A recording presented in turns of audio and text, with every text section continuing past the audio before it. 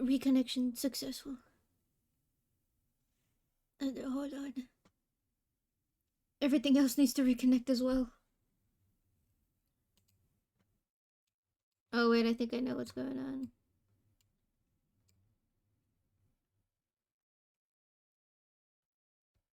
Okay, closing that. I'm opening this. There we go.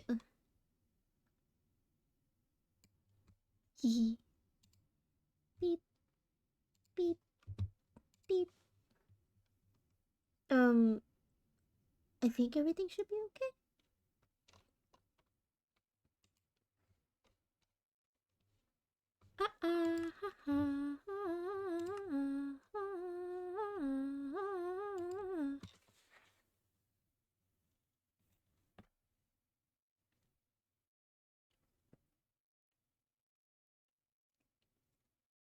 I didn't even check how many people were online.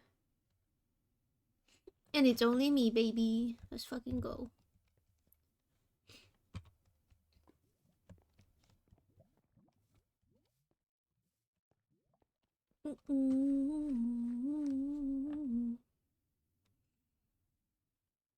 Level 25. How dare you?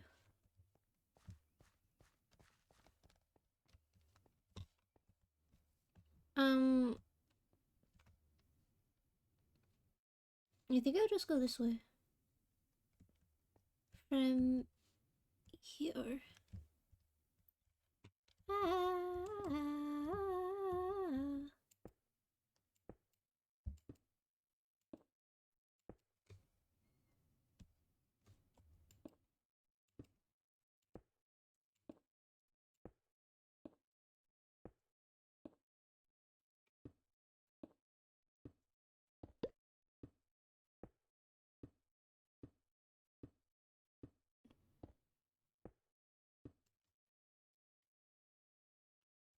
Hee.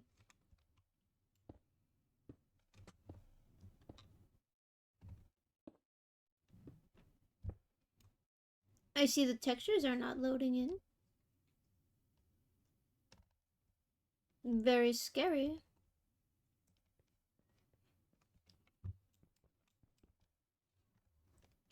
I don't trust that. Hee. Ooh. So two little creatures appeared here.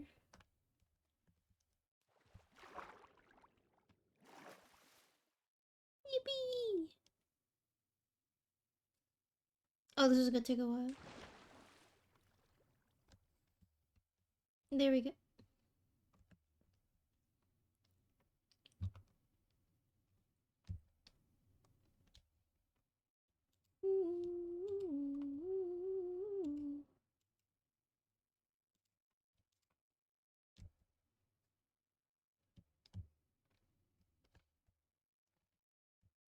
Hmm. There we go. Let's see, let's see.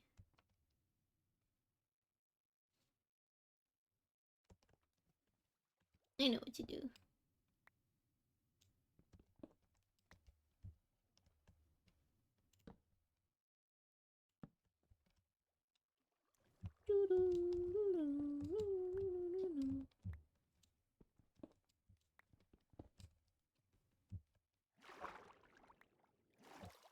There we go.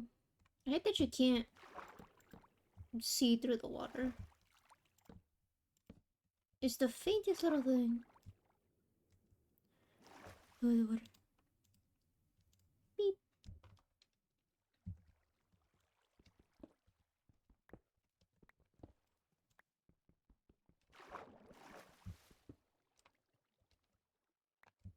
Hee.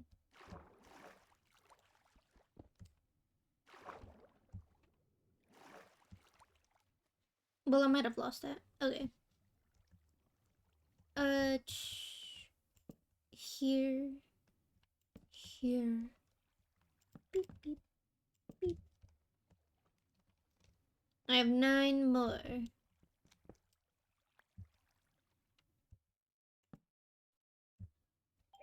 Beep. Iggy is ready to evolve. Oh my god. Beep, beep, beep. Wait. Look at her. She's so cute. Hello, Iggy. Welcome. Welcome back outside, I guess. And then to evolve you, I think I need a Dawnstone? Question mark? Beep. There you go. Do, do, do, do, do, do, do, do, do.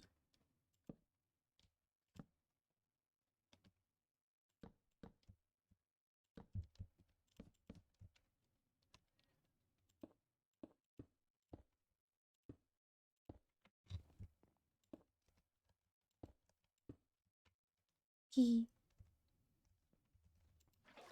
Beep.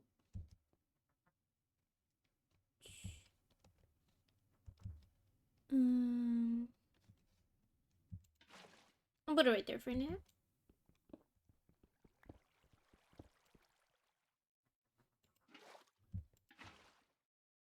There you go. I have no idea if this will work.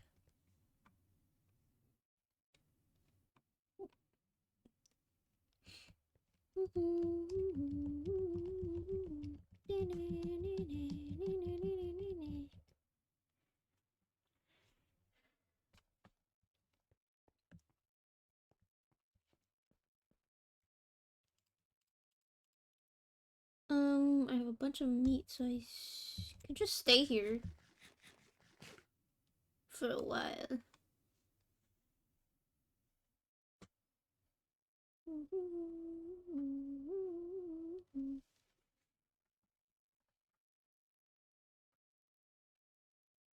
Let's see.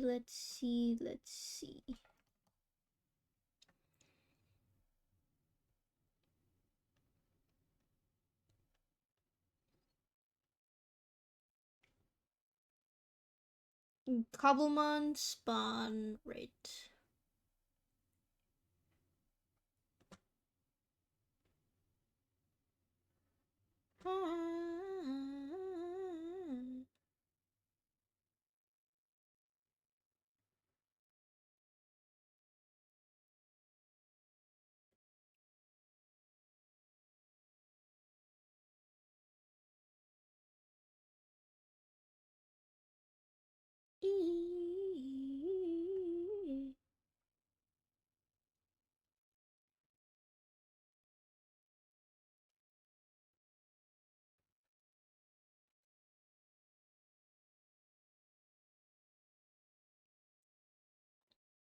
Water.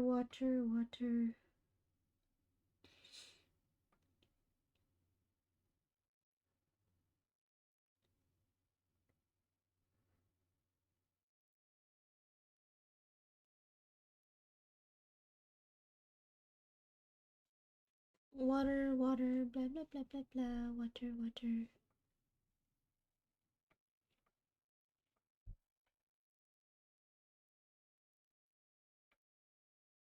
Let's see.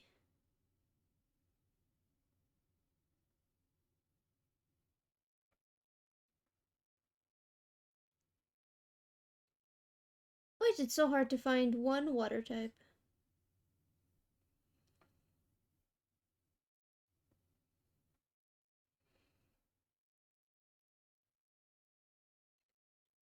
Ah.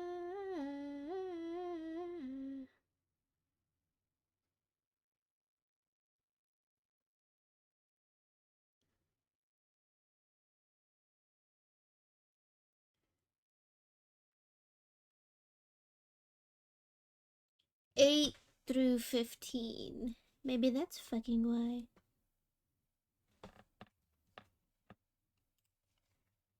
Beep.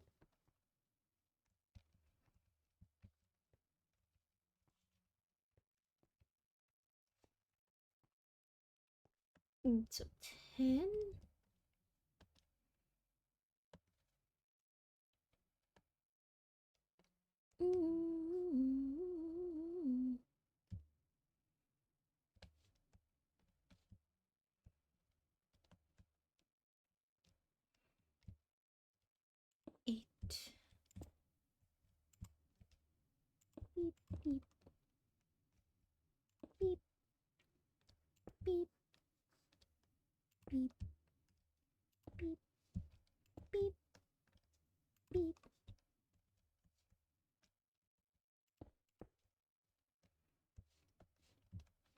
Okay.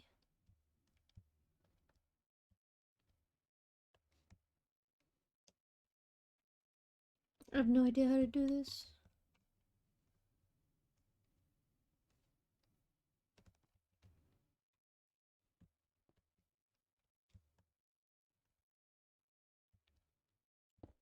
You could just beep beep. No, no, no, no, no. I kind of want to build a platform. Hold on. Beep. Well, I lost all of that. I want to build a platform for it to spawn on.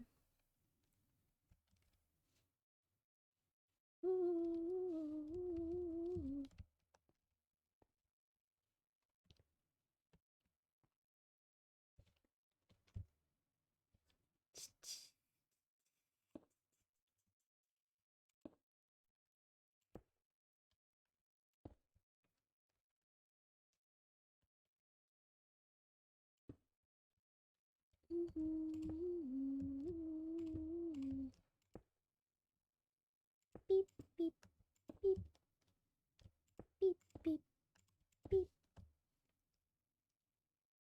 beep, beep, beep,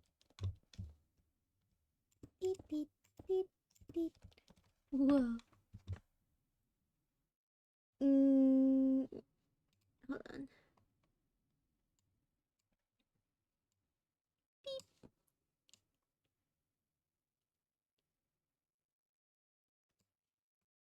Okay.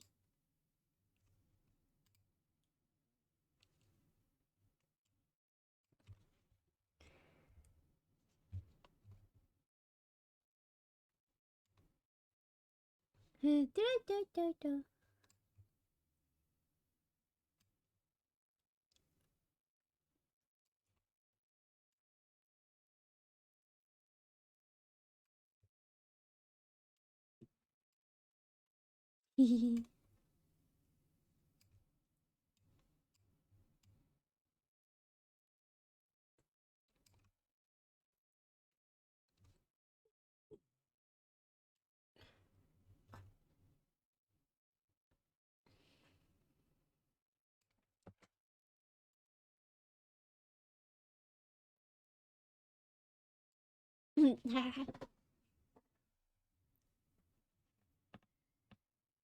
beep, beep, beep, beep, beep. Fresh water.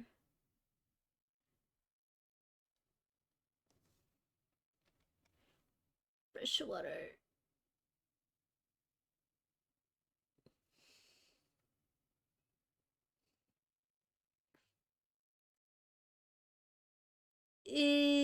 I think right now I'm looking for a Psyduck.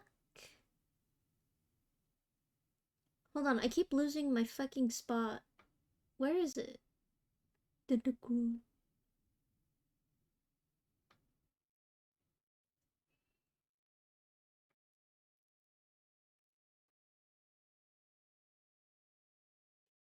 Tentacruel, Tentacruel, blah blah blah blah blah.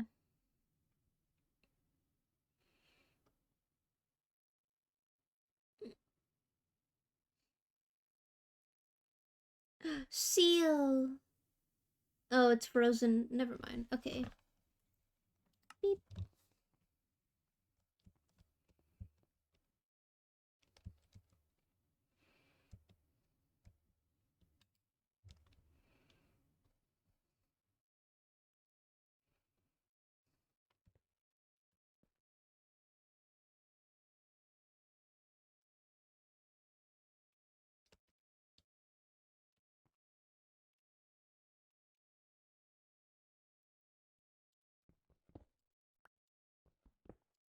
Okay. Beep. Beep. Okay. There we go. Yippee.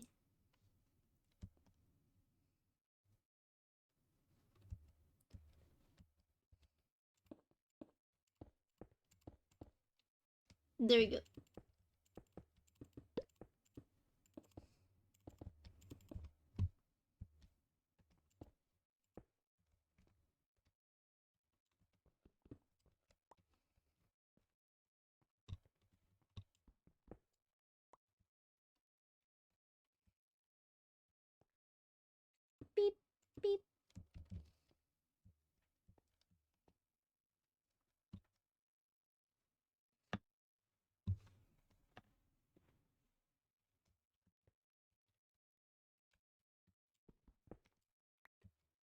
Okay. I just need one more slab and then I could fucking...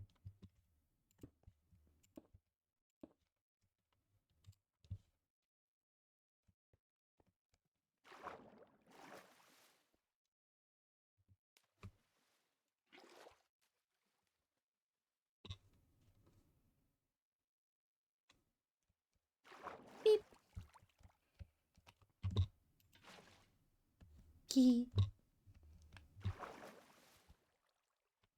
Eat.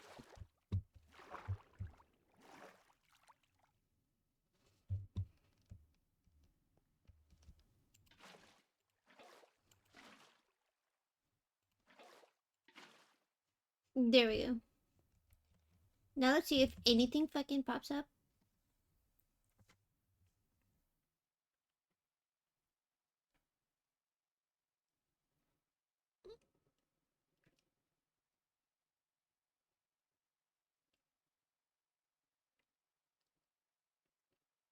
Hee hee ha ha.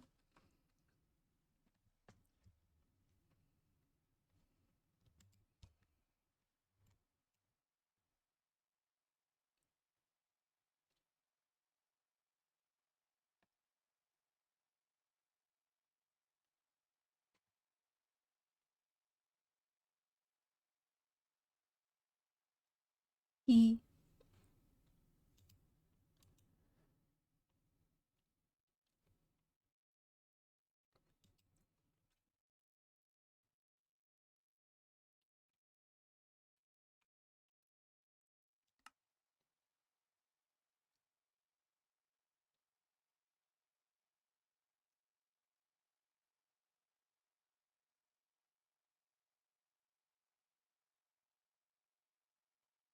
Oh my god, I'm hungry.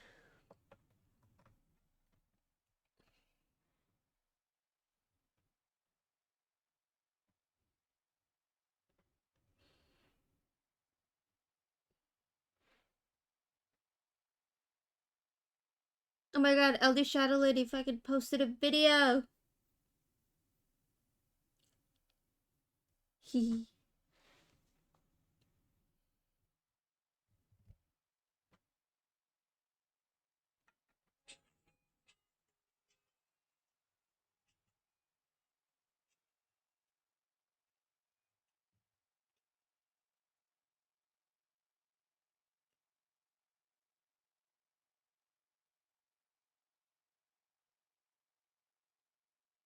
Hee hee.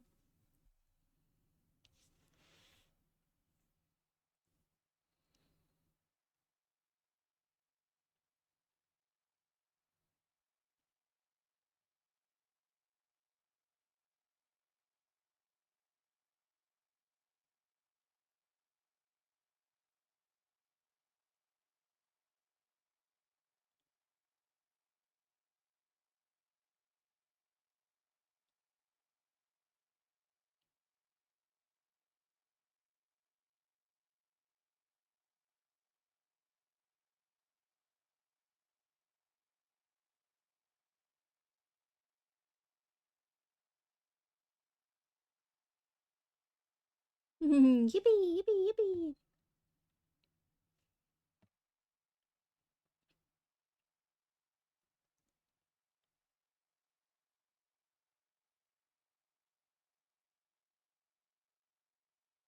Ah.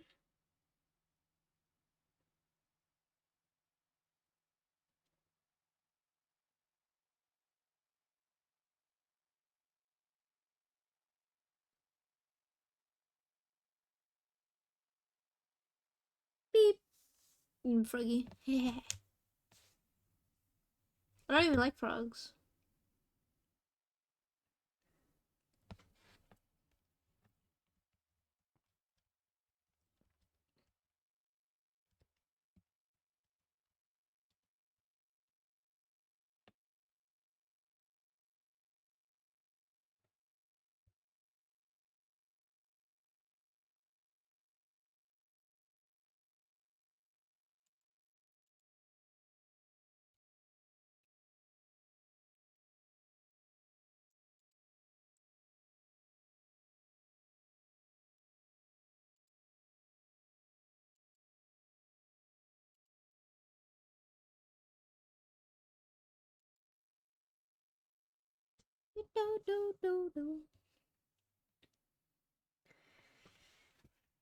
That little jingle has been there for many years.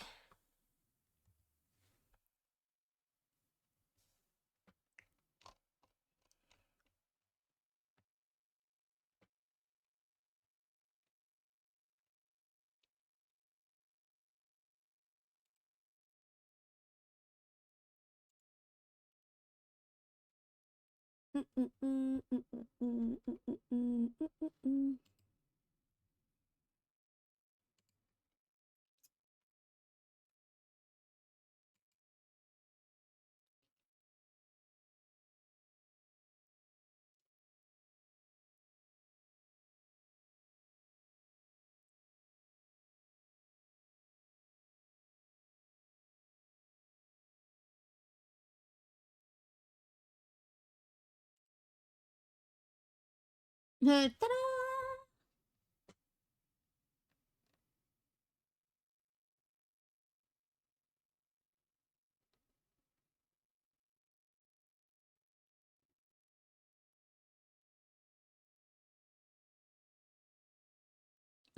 Hold on.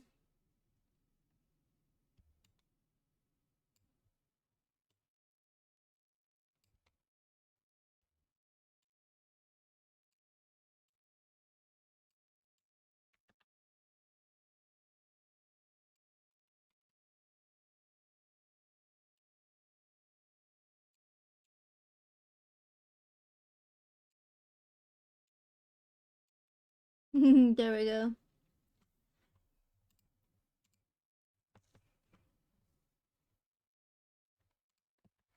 Entertainment while we fucking wait for a water type to show up. If it does.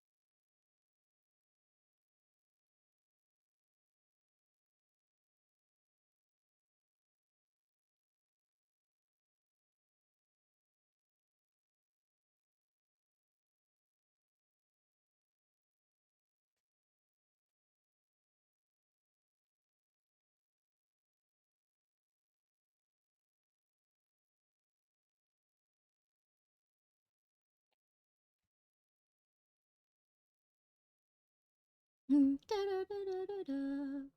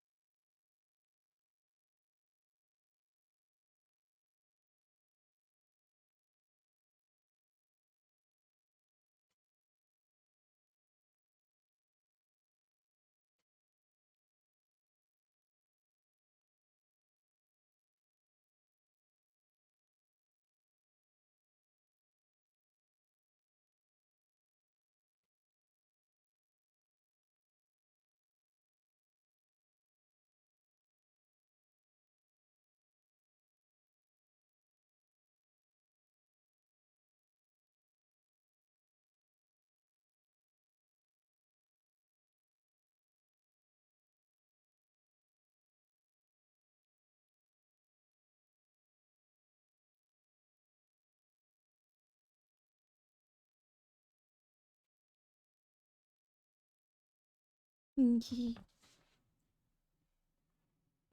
do, do, do, do, do, do, do.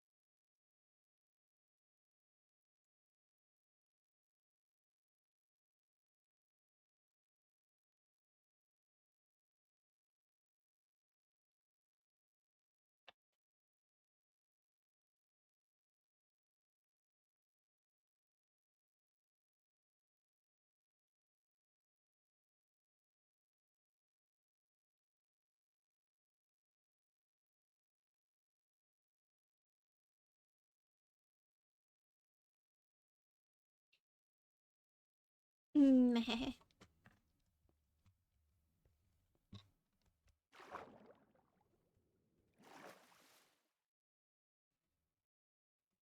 Do, do, do, do, do, do, do, do. Ooh, oh,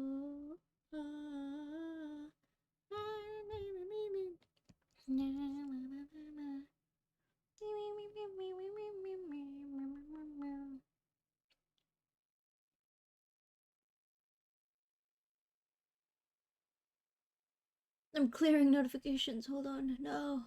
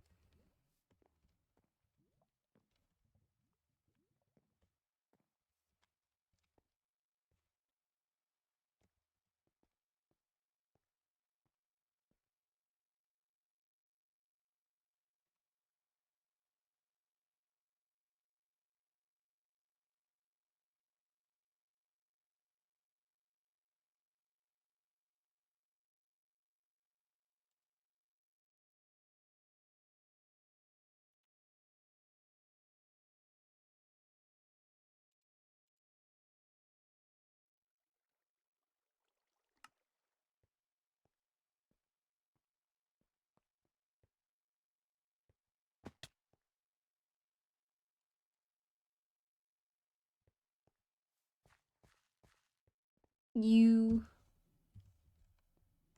Beep. Beep. Um.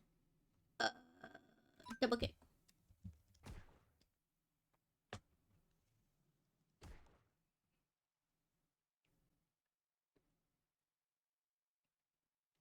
Oh my god. Beep. Beep. Beep. Beep.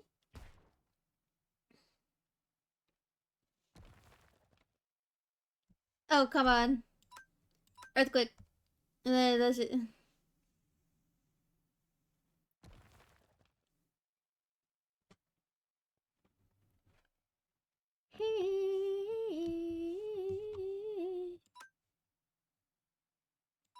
Iris power. Go, Stally, go! Oh, thank god. Yippee! There you go. Hee.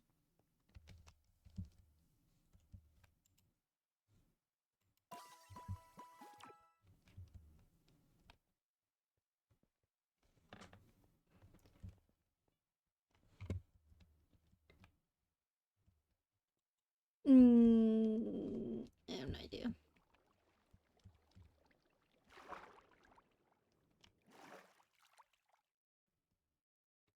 Hee.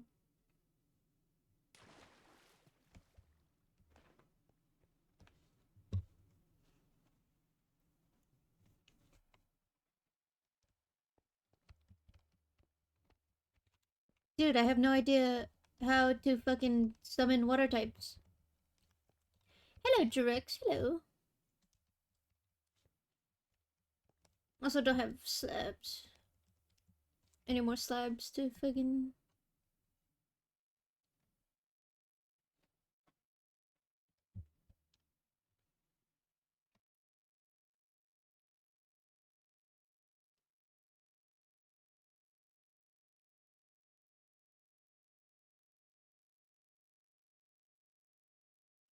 I ended up putting a fucking YouTube video on while I wait for something to show up.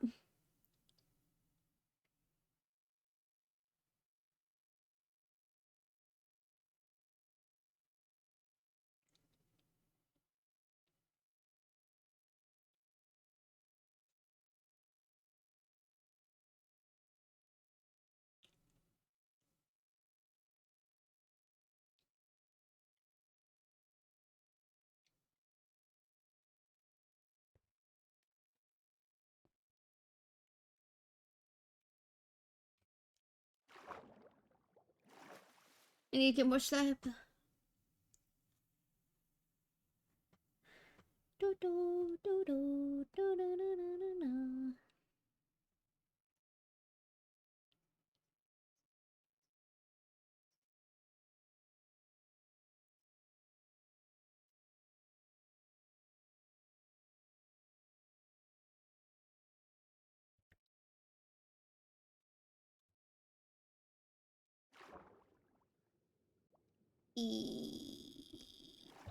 There we go. Also, I do cancel. There we go. Let's see what I can find to watch.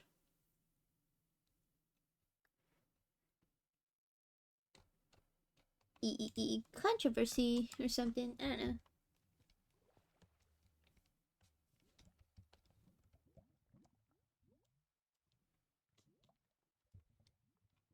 Mm-mm-hmm.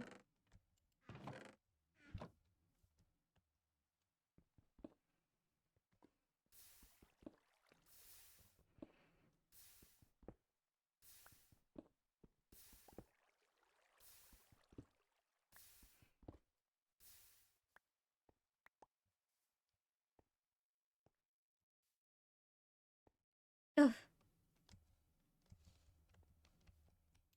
Hold on. I'm gonna make some slabs so I can fix that fucking little step. Beep.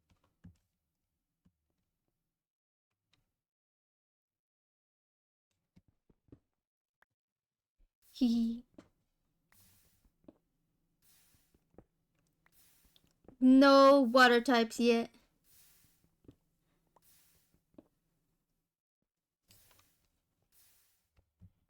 Why does everything keep going towards the fucking lava?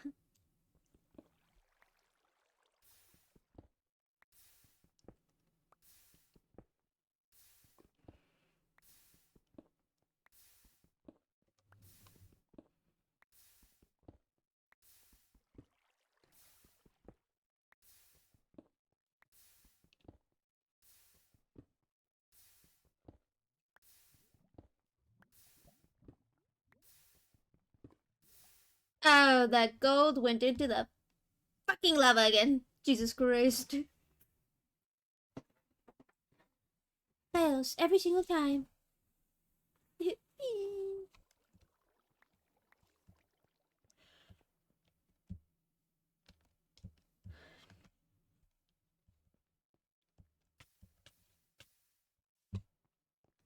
I fucking swear to God, what was that? Jesus Christ.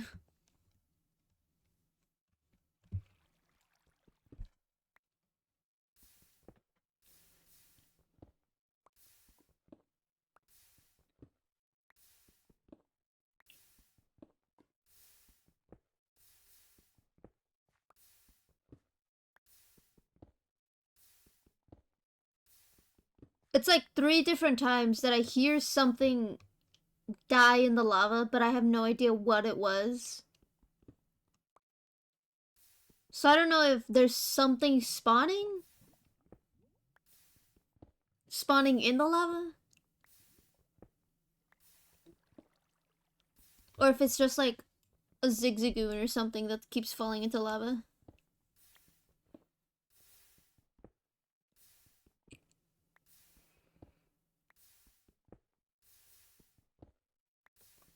Everything keeps falling into the fucking lava. Far-fetched.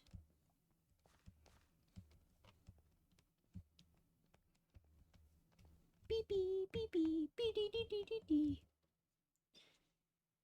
Hold on.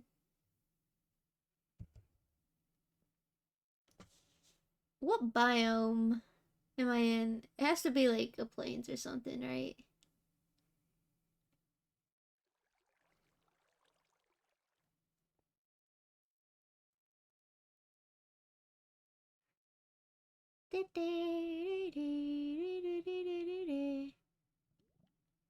Yeah, we're in a plains biome right now. Beep, beep, beep, beep, beep, beep, beep, beep, beep. No, why would a water type fall into lava? There's no water near you. Hold on. There you go.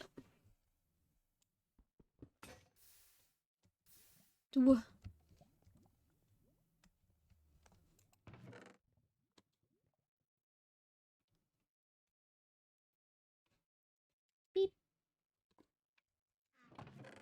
beep, beep, beep, beep, beep, beep, beep.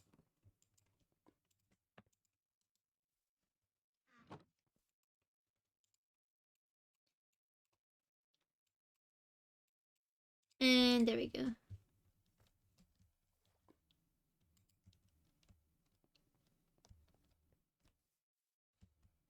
Hee.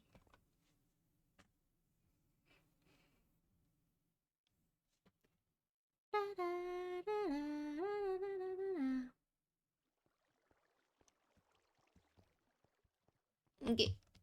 Beep.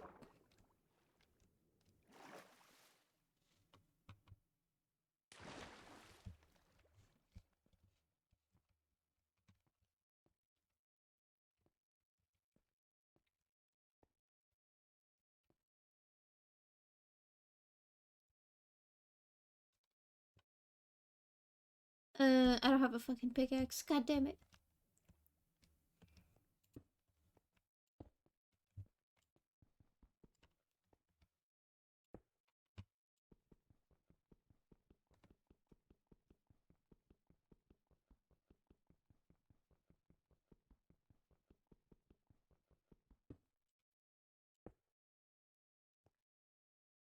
Hee. Beep, beep. Ah.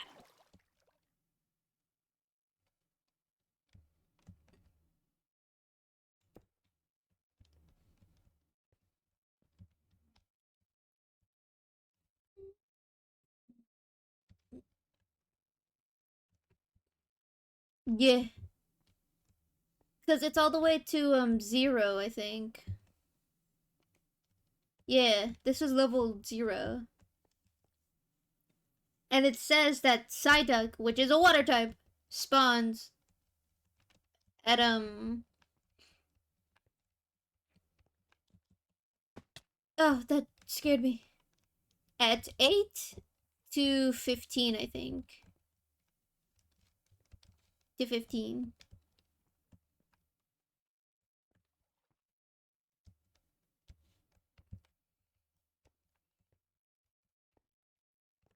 And I don't know.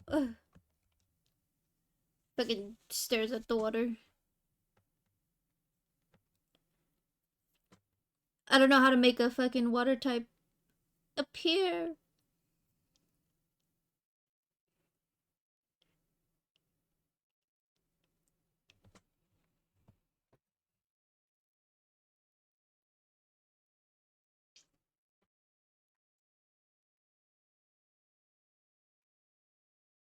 Ah.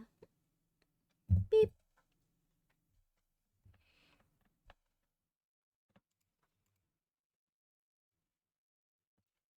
Me, me, me, me, me, me, me.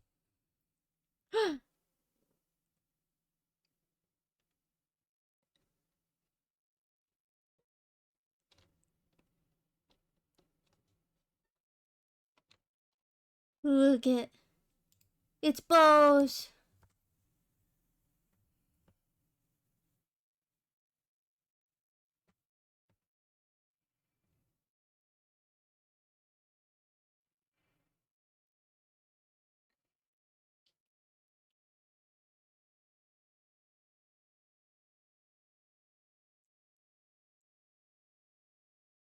It's bows.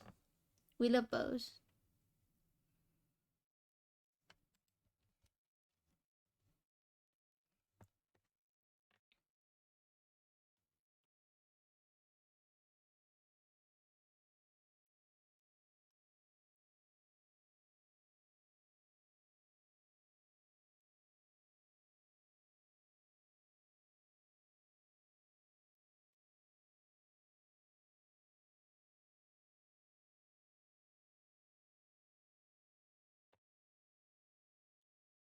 What's the number for um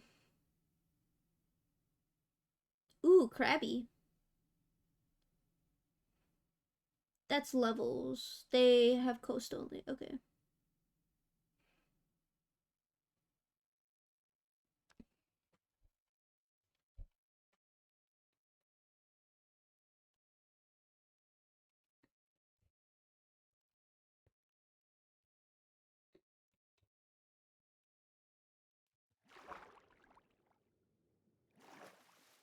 Okay.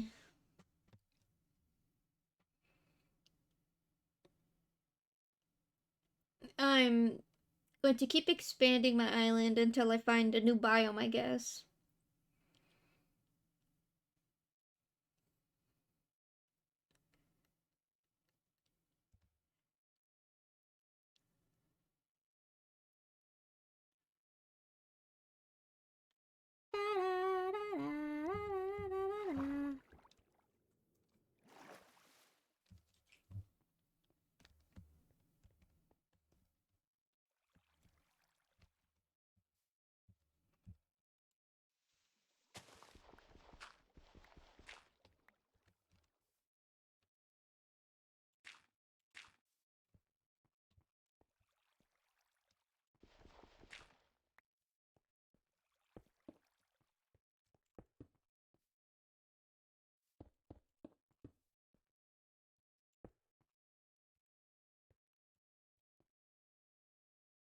Oh yeah, hold on.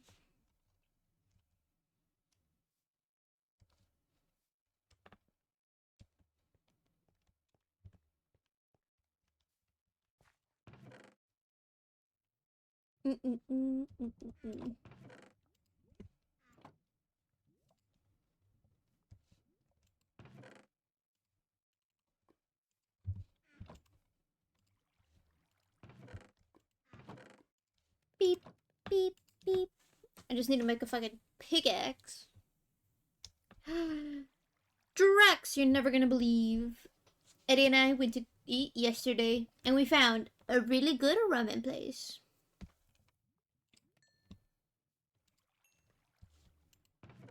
And that was it. I ate the whole bowl too. Okay, I have the iron.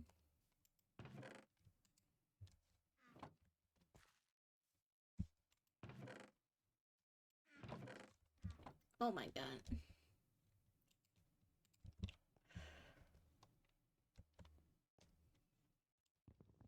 Beep, beep, beep, beep, beep.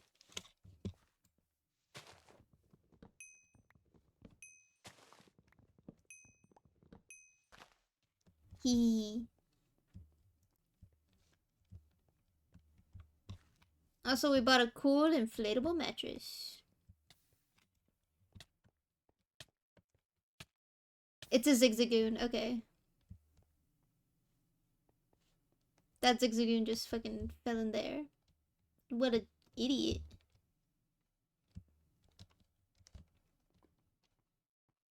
Oh yeah, I needed sticks. That's what I needed. Beep, beep, beep. Gimme. Gimme.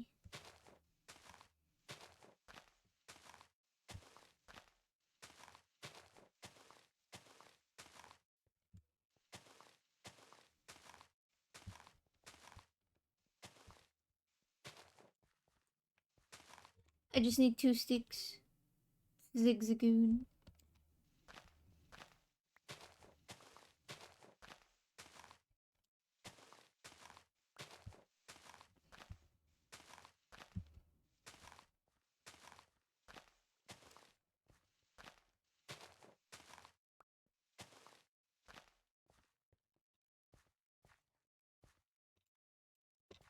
The wheat has grown! Yippee!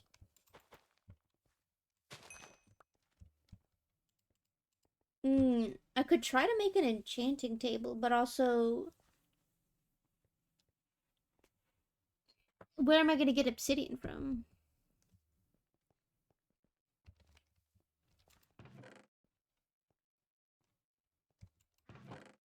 And I need 2 diamonds, and all my ores just keep fucking running here. What a dumbass.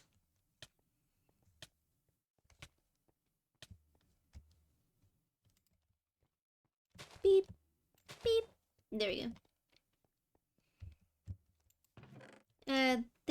All of this can go in here.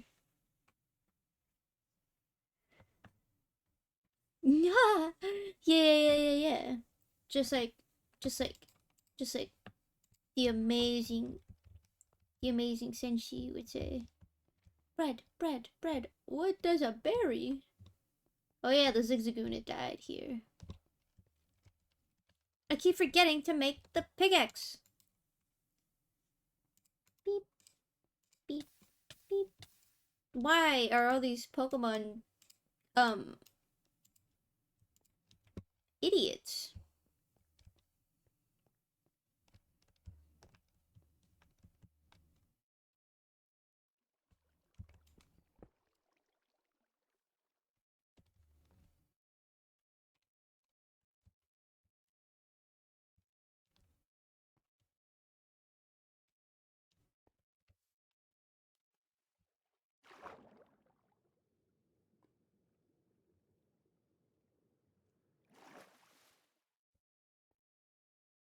Okay.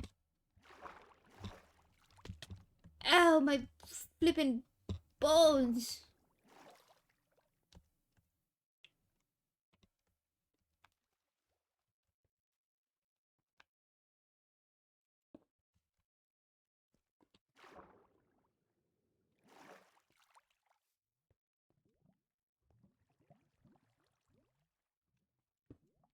Oh, whoops.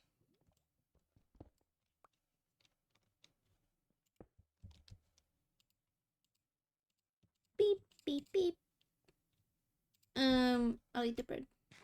Yum, yum, yum, yum, yum, yum, yum. I already evolved in a Lickid.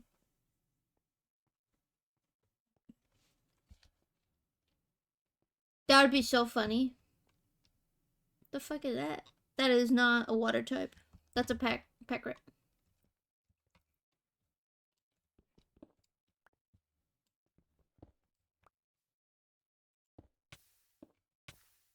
Okay, well that idiot.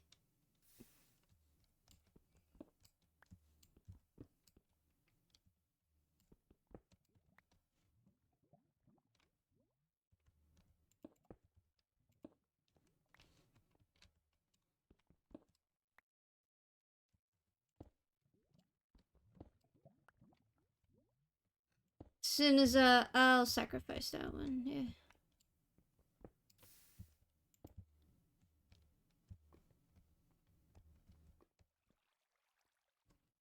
There we go. Cottony! Hello, Cottony! Hello, Cottony! I already have a Cottony, but I don't have a fucking what is it? Sunstone that I need to evolve it.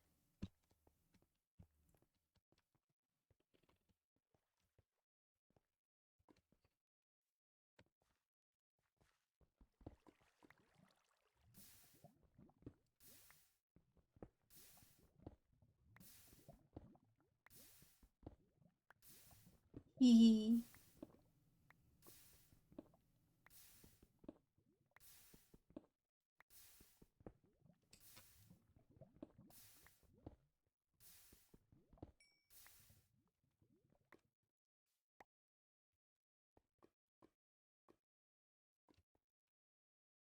Beep.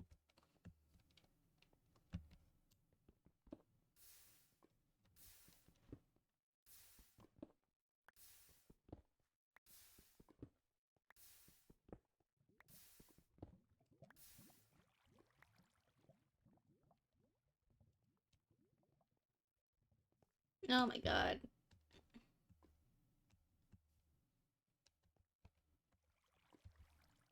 Beep, beep, beep.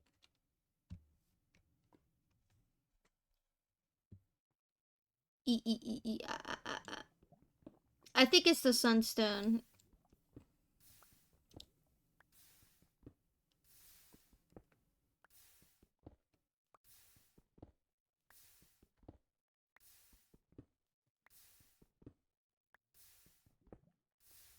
I'm just gonna keep going until this thing breaks.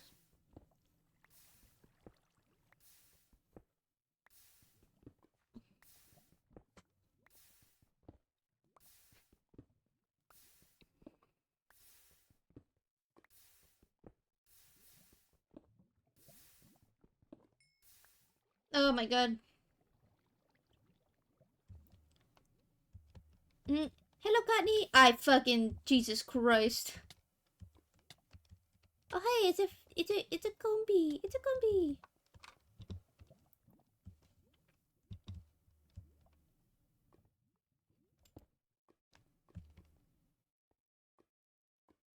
I don't think this is gonna stop these things from.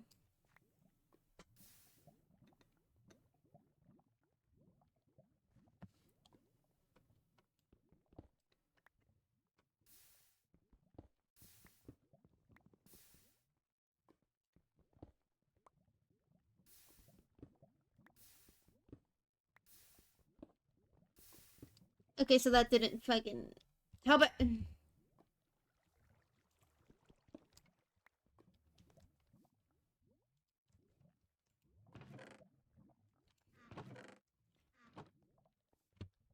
Uh,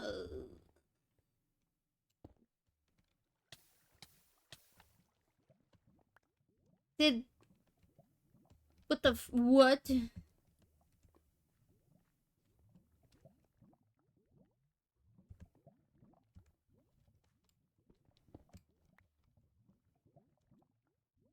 Beep.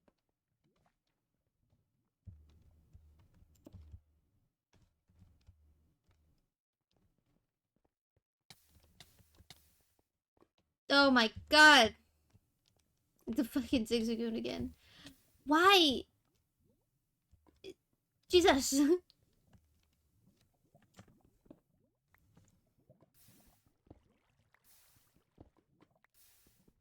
Fucking Caterpie, Cottony, um,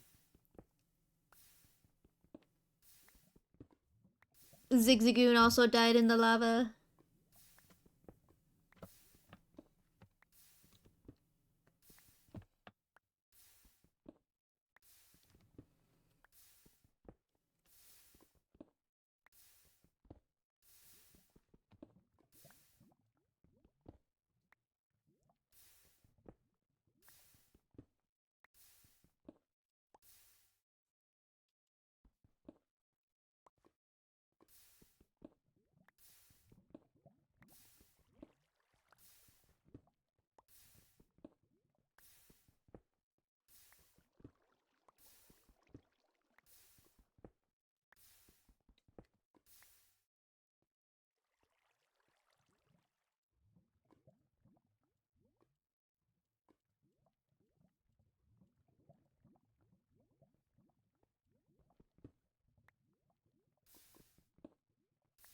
There's a Bunnelby over there.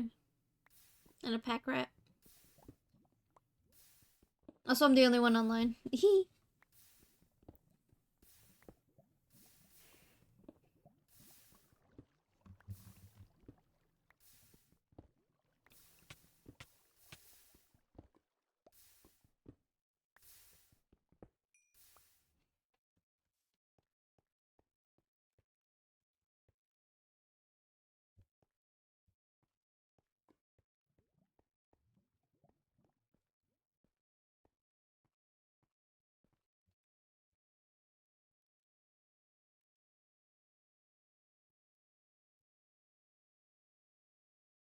E Yeah, I don't know, for some reason these are invisible.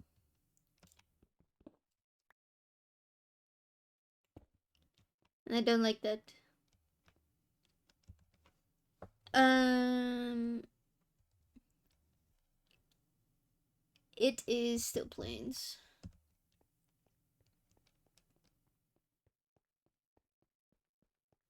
Plains, plains, plains. Do do do do do do do do do do do. Plains.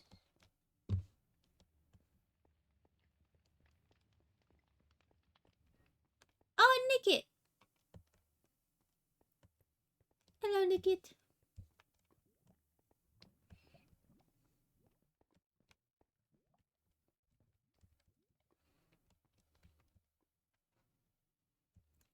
Okay. Beep.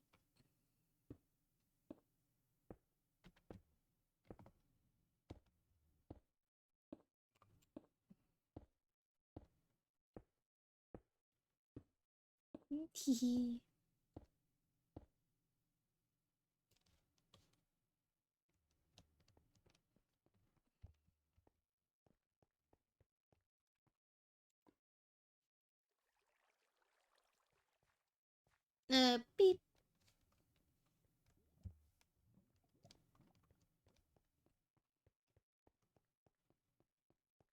Beep.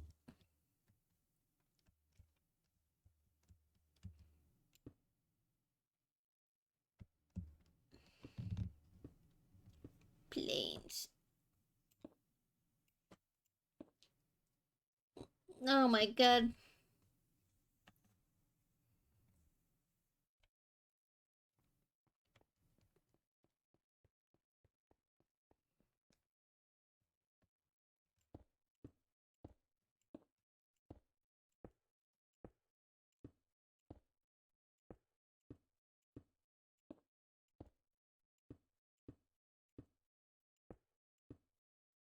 Beep, beep, beep, beep, beep.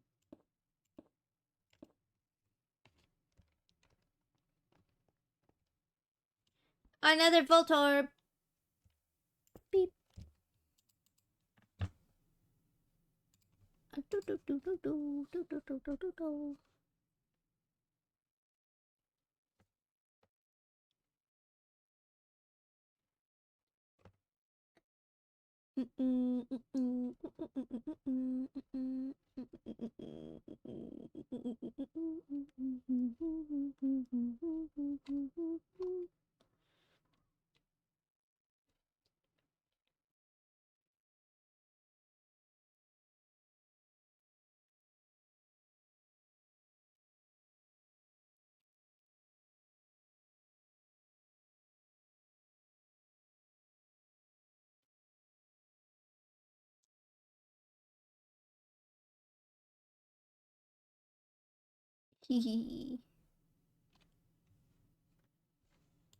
Beep.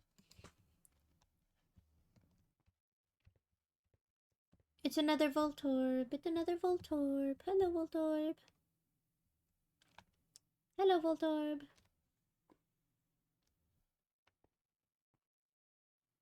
Hello, Voltorb.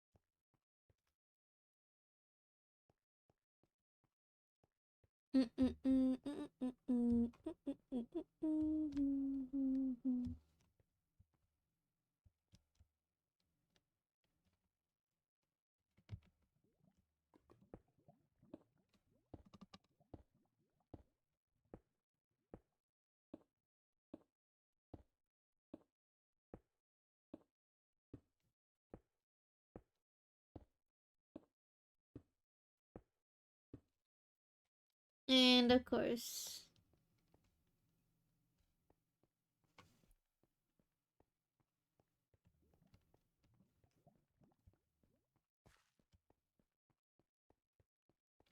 Beep, beep, beep, beep, beep,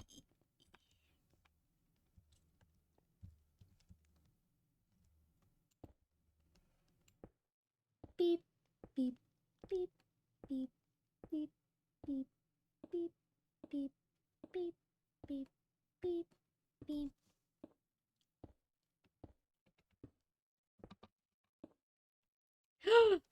Okay, I fell off the platform. Whoop. Ugh. Ooh.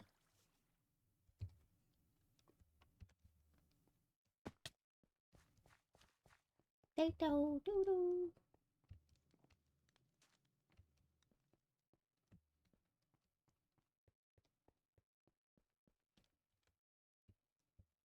Mwah.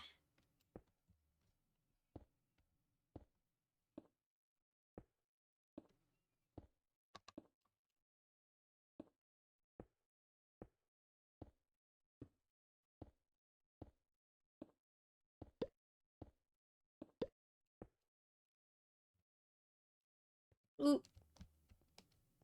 Do do do do do do. Time to make more slabs.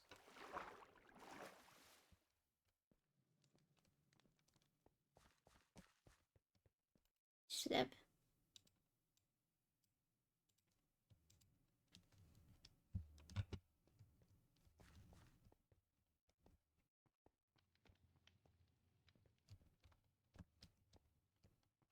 Beep beep beep beep beep beep beep.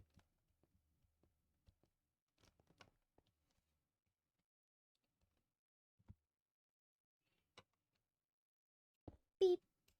Okay.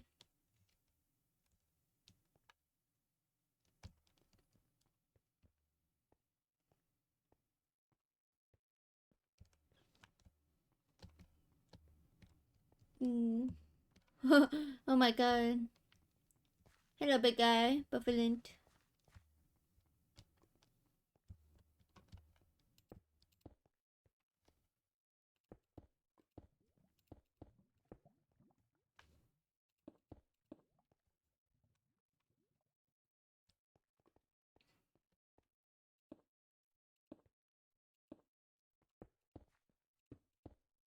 Beep beep.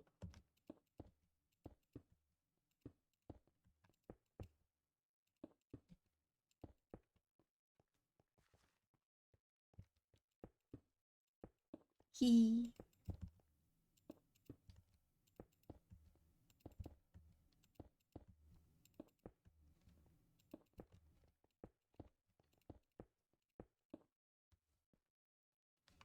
He. He. Make it bigger. Another person has joined. Okay. Beep beep beep.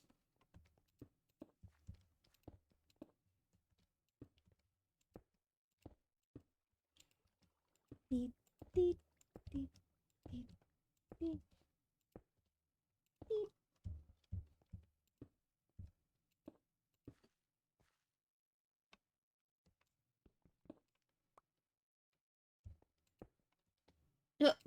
Okay, so they just fucking left.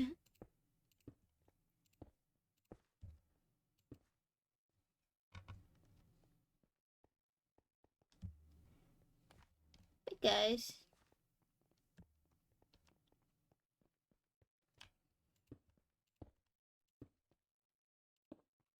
Beep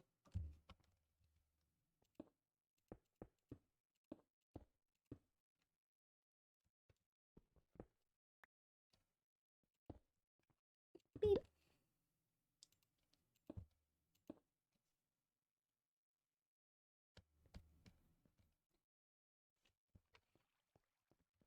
Hee.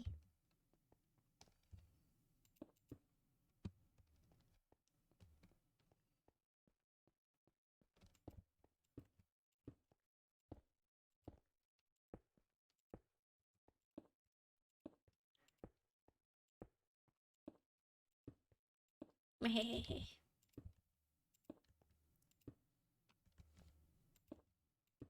Yippee.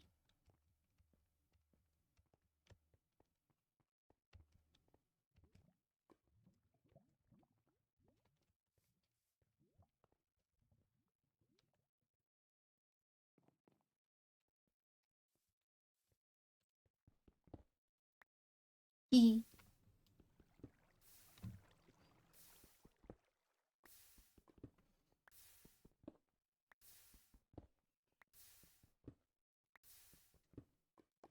Hee.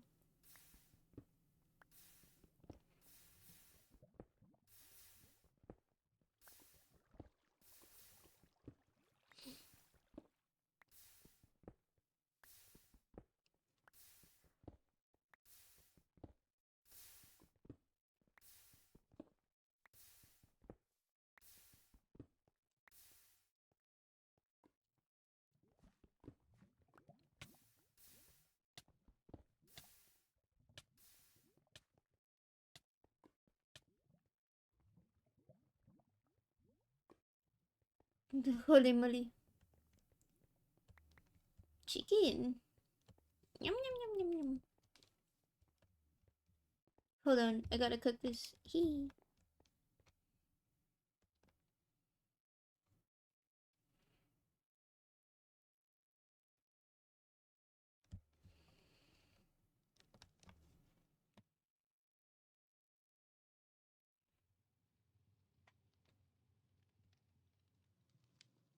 Yum yum yum yum yum yum.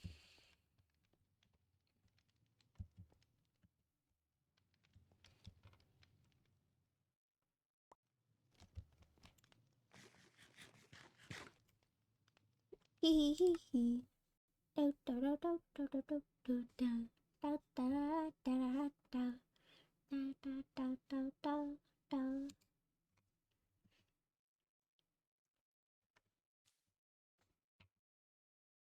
Oops, hold on. Hee.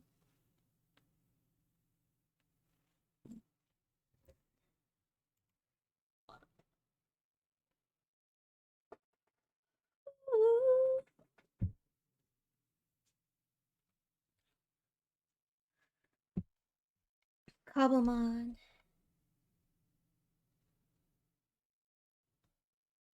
Uh,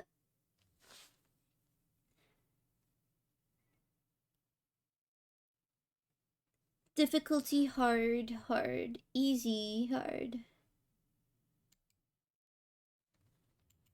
Oh man. Um, hmm.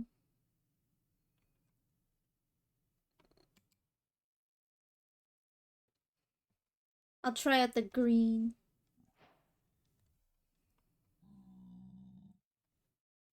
Big guy.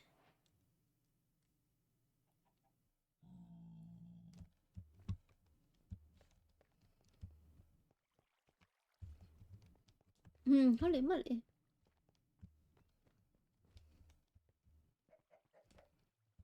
The nether.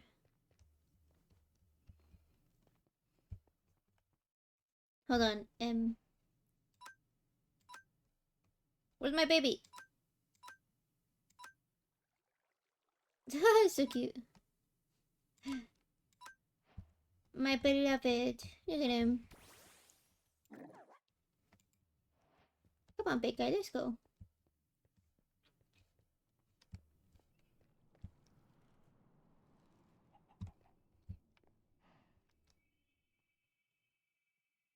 Whoa.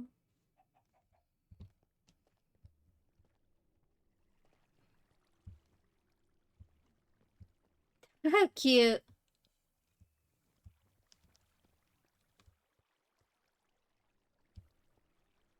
Whoa. Do do do do do do do do do do. Let's see what's here. Ooh. Lore shop, tournament shop, TR. Do do do do do do do.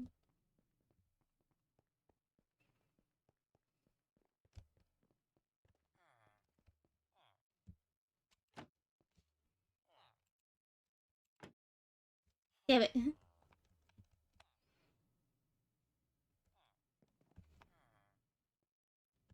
Huh.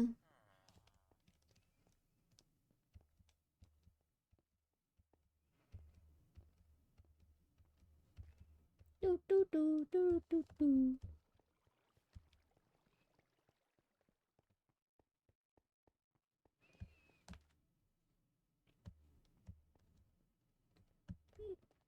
Whoa.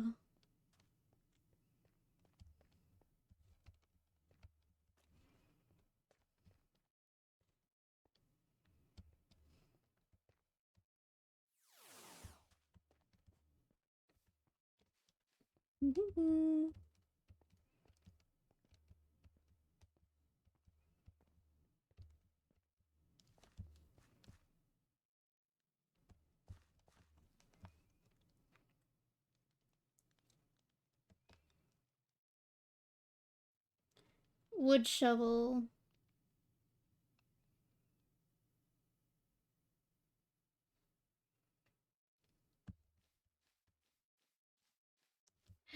Little guys.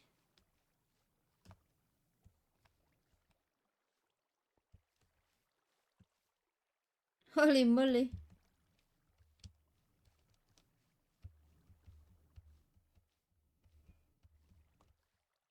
I love the floating zombies. A regular Voltorb.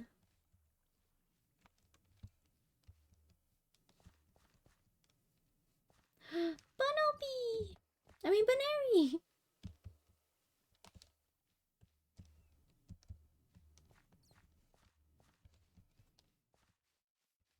Do do do do do do do do do.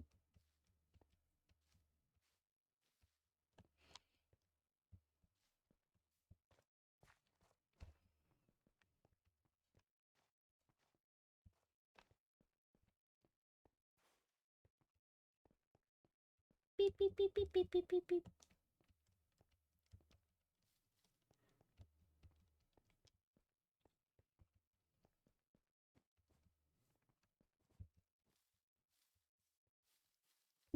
Dearling.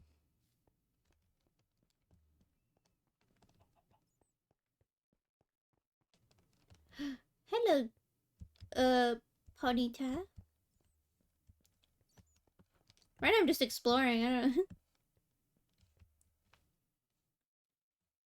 Whoa. Do do do do do do do do do do do. Whoa.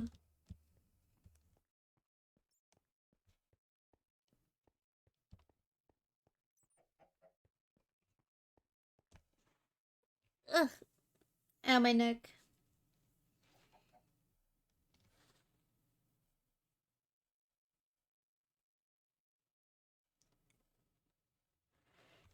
Hee.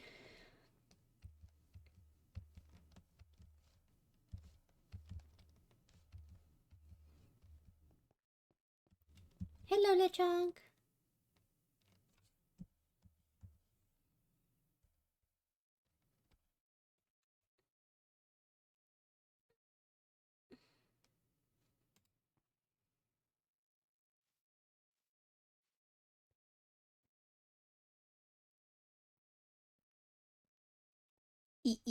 Yeah.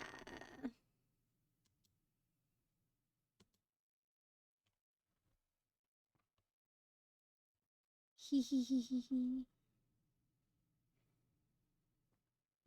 Holy moly.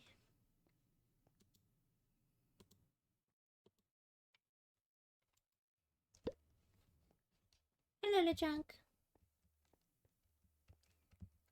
What Pokemon should I catch first? Whoa. Beep beep beep beep beep.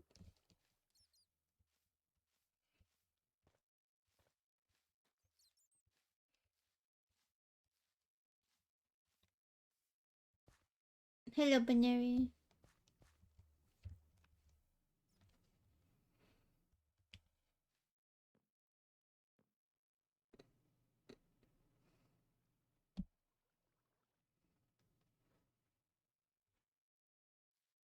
It's one of apparently it's one of the oldest Cobblemon servers out there, so it's kind of hard or something. I don't know.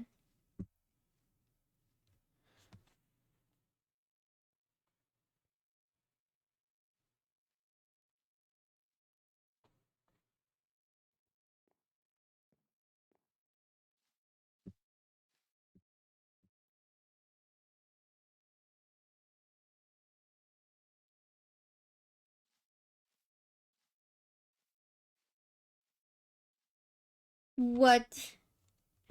Drex, you didn't tell me?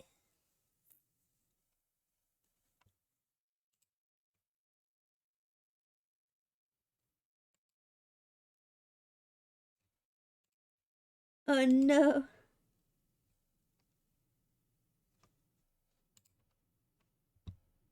EP Blaine. Me.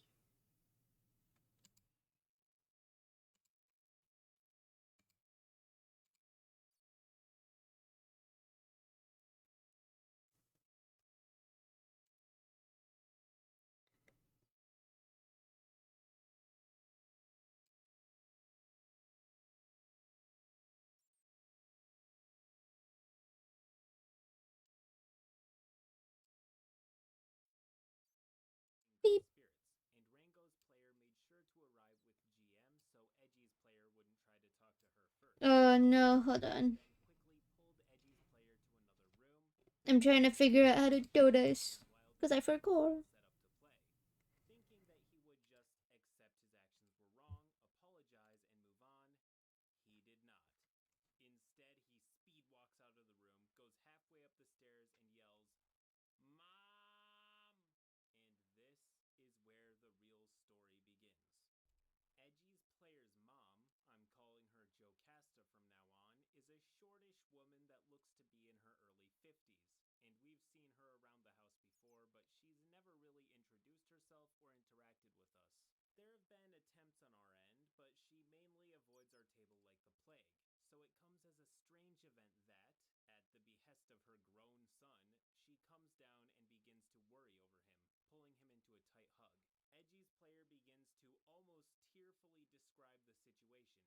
Of course, he made it seem like he did absolutely nothing wrong and that Rango's player was just a mean girl rejecting him. And GM was just Hold on. as Jocasta continues to wrap her arms around his shoulders, comforting her poor baby boy, she starts to scold us as we explain what really happened. Obviously not believing a word we're saying. The entire time, Edgy's player is interjecting with lies, getting more and more frantic as he realizes his story isn't making sense, and getting more and more comforting shoulder rubs from Mama Jocasta. There we go, okay. Edgy's player breaks Can you down and starts see that? Can you see that? Rango's player, who looks just about ready to fight him, and Jocasta turns all of her attention to him. She shushes him, holds him close to calm him down. Can you hear it now? Can you hear it now? Finally, Beep. she kisses him. I'm not talking about a sweet little mama kiss on the forehead. I'm talking about a kiss between lovers, with passion.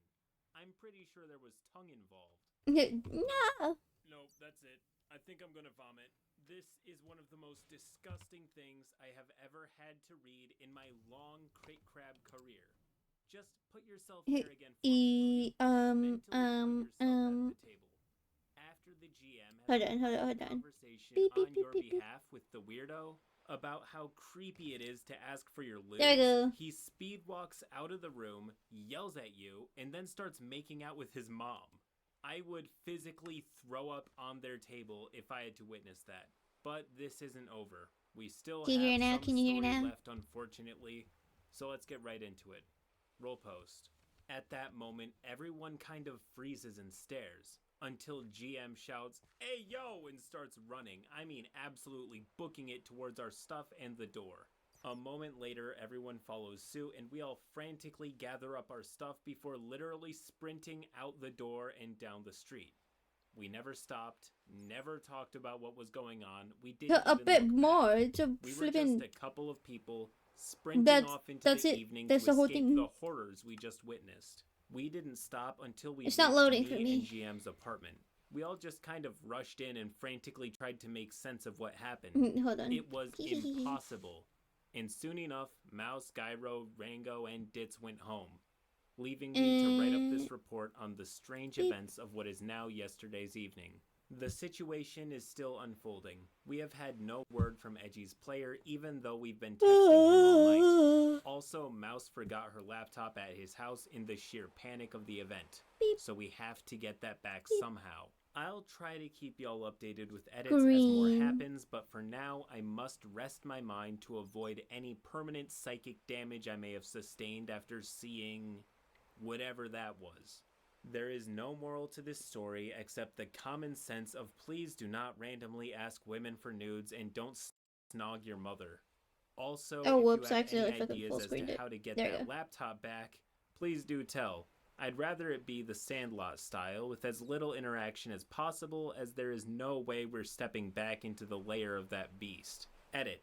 It was decided that if Edgy doesn't respond by midday today, about a half hour from now, the guys of our group, me, GM, and Gyro, would just go and get it, making sure to record everything if there's a problem. There we go. Edit 2. Yeah, this is gonna need a part 2. Things have gotten a little bit more criminal. This is powdered Busy right snow. now, but I'll update as soon as I can. End post, but in case you thought this nightmare was over, you're in for a sour surprise. Unfortunately, introducing part 2. Roll post. Content Oopsie. warning, same as last time with creeps and incest. Well, today has certainly been a day. After writing the last installment in this saga, I took a quick nap and woke up to make a plan for the day I in died. dealing with Edgy. Me, GM, and Gyro were to visit his house, politely ask for the laptop, and initiate no other conversation. Hee. Drop it off at Mouse's place. There's a bunch of and leave snobs. this What whole does thing snob turn as into? far behind us as possible. Snob. Never to be brought up again. It didn't end up working out like this, but the whole thing basically ended without the police getting involved. So does sorry snob if you turn were into? hoping for that as a plot point. Bunny- First hurdle, nobody Gyro had to knows. leave to go do some stuff.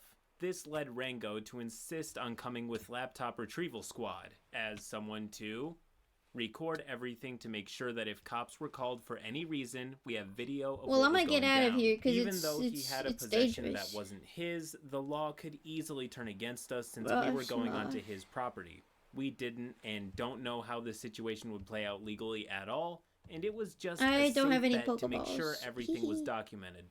2. Getaway driver. No joke, Edgy is a known legal gun owner. He's bragged about it a lot, and he's even shown one to Gyro at some point. Even though he didn't seem like a straight up murder guy, at this point we had no clue who he was, and we were pretty careful when handling him. This plan was accepted, and everyone hopped into the car and went to Edgy's house. He still had not picked up his phone, and we were unsure of whether he even knew about the laptop, but we planned to just ring the doorbell, ask him to bring it and its charger out, and wait on the porch to make a nice clean trade-off where we could all walk away. This only worked until step 2, when upon us ringing the door, very Edgy cute. immediately told us to, editing out the expletives and slurs that didn't match the race of anyone involved, "Get out of my house," ignoring the fact that we weren't in his house. After a couple moments of just pleading with him and even warning him I'ma out get of the some, potential you legal know, consequences little of his classic actions, Minecraft note that tools. this was all done through the door, he never opened it, we decided to just go back to the car and regroup. We updated Mouse on the situation, and the poor girl sounded like she was going to be sick. She really did not want to get the police involved. She's had traumatic events involving the police in her past, and was almost ready to just give up. After talking a bit, we came up with the idea to see if we could find a friend of Edgy's and ask them to try and convince him to give us the laptop. And so we searched. We sent out texts to various school group chats, basically asking if anyone knew Edgy. After a surprisingly short amount of time, GM was contacted by a guy, henceforth known as Guy.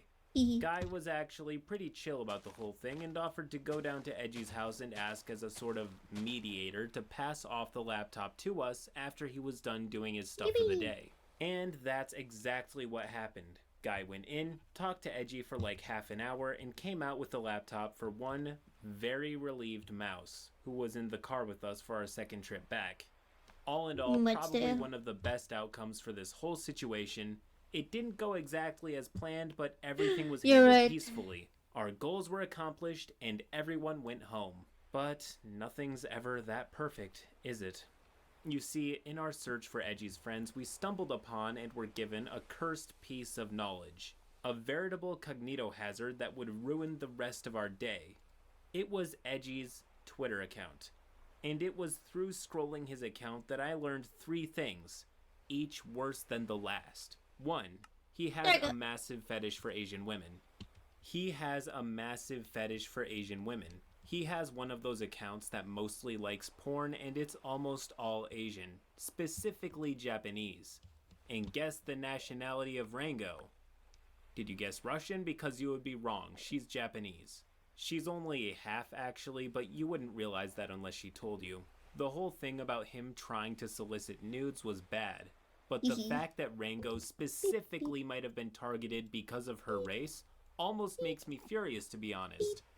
And I kind of want to punch the guy now. I won't, but I want to.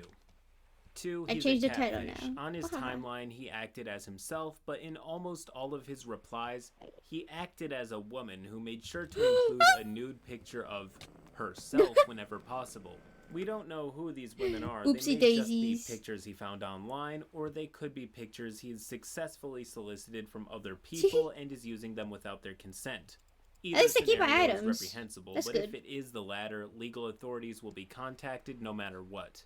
The fact that none of these pictures are coming up on a reverse Google search is frightening though, and this may just go from a silly RPG horror story to Water. a criminal case really I don't soon. have. 3.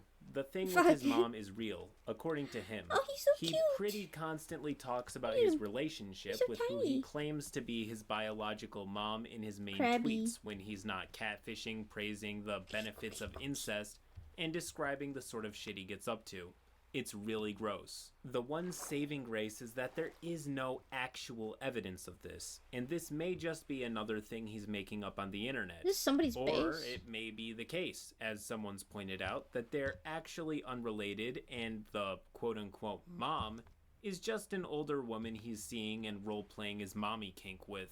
In that case, it's not my place to be involved, but if they are actually mother and son, then that kiss between them was not normal, and help needs to be had with all parties involved. I forgot I about don't sweet know berries. how that whole situation works out, but damn if this isn't messed up.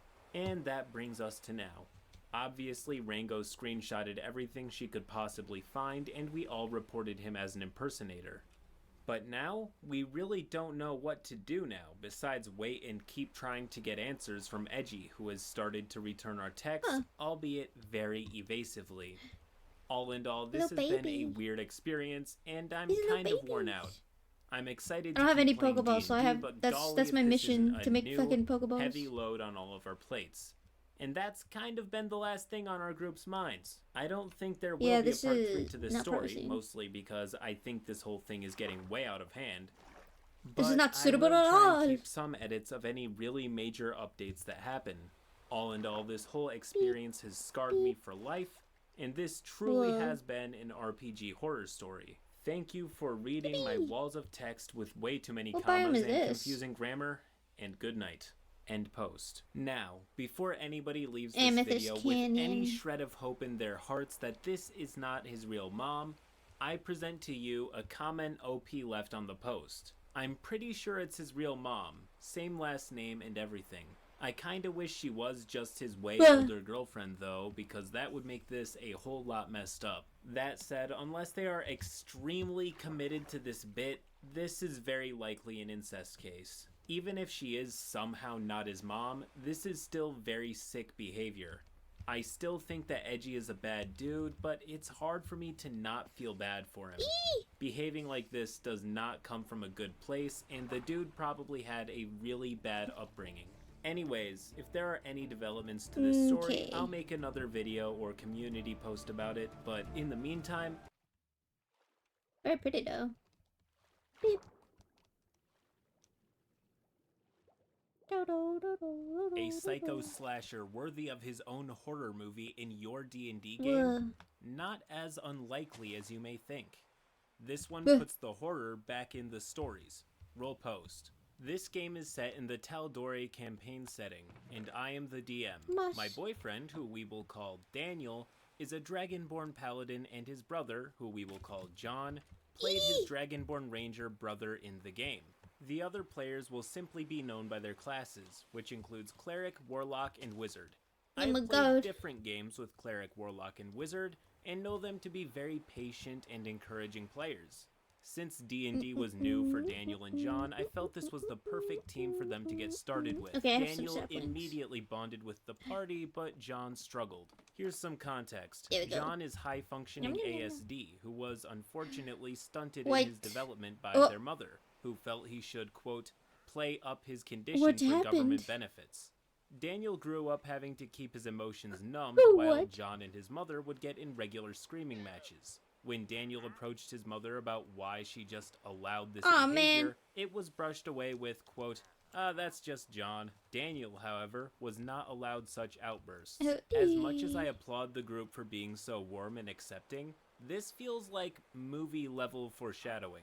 Like Stanley Kubrick himself took a break from torturing his staff and sat down to write an Ah, RPG flip. horror story on Reddit. How that foreshadowing shadows forth? It's Let's back. find out. More context related to the game. During our session 0, I sat down with both Daniel and John to construct their characters and explain the basic mechanics of D&D. Daniel named his red dragonborn Barash and played into the lore of dragonborns.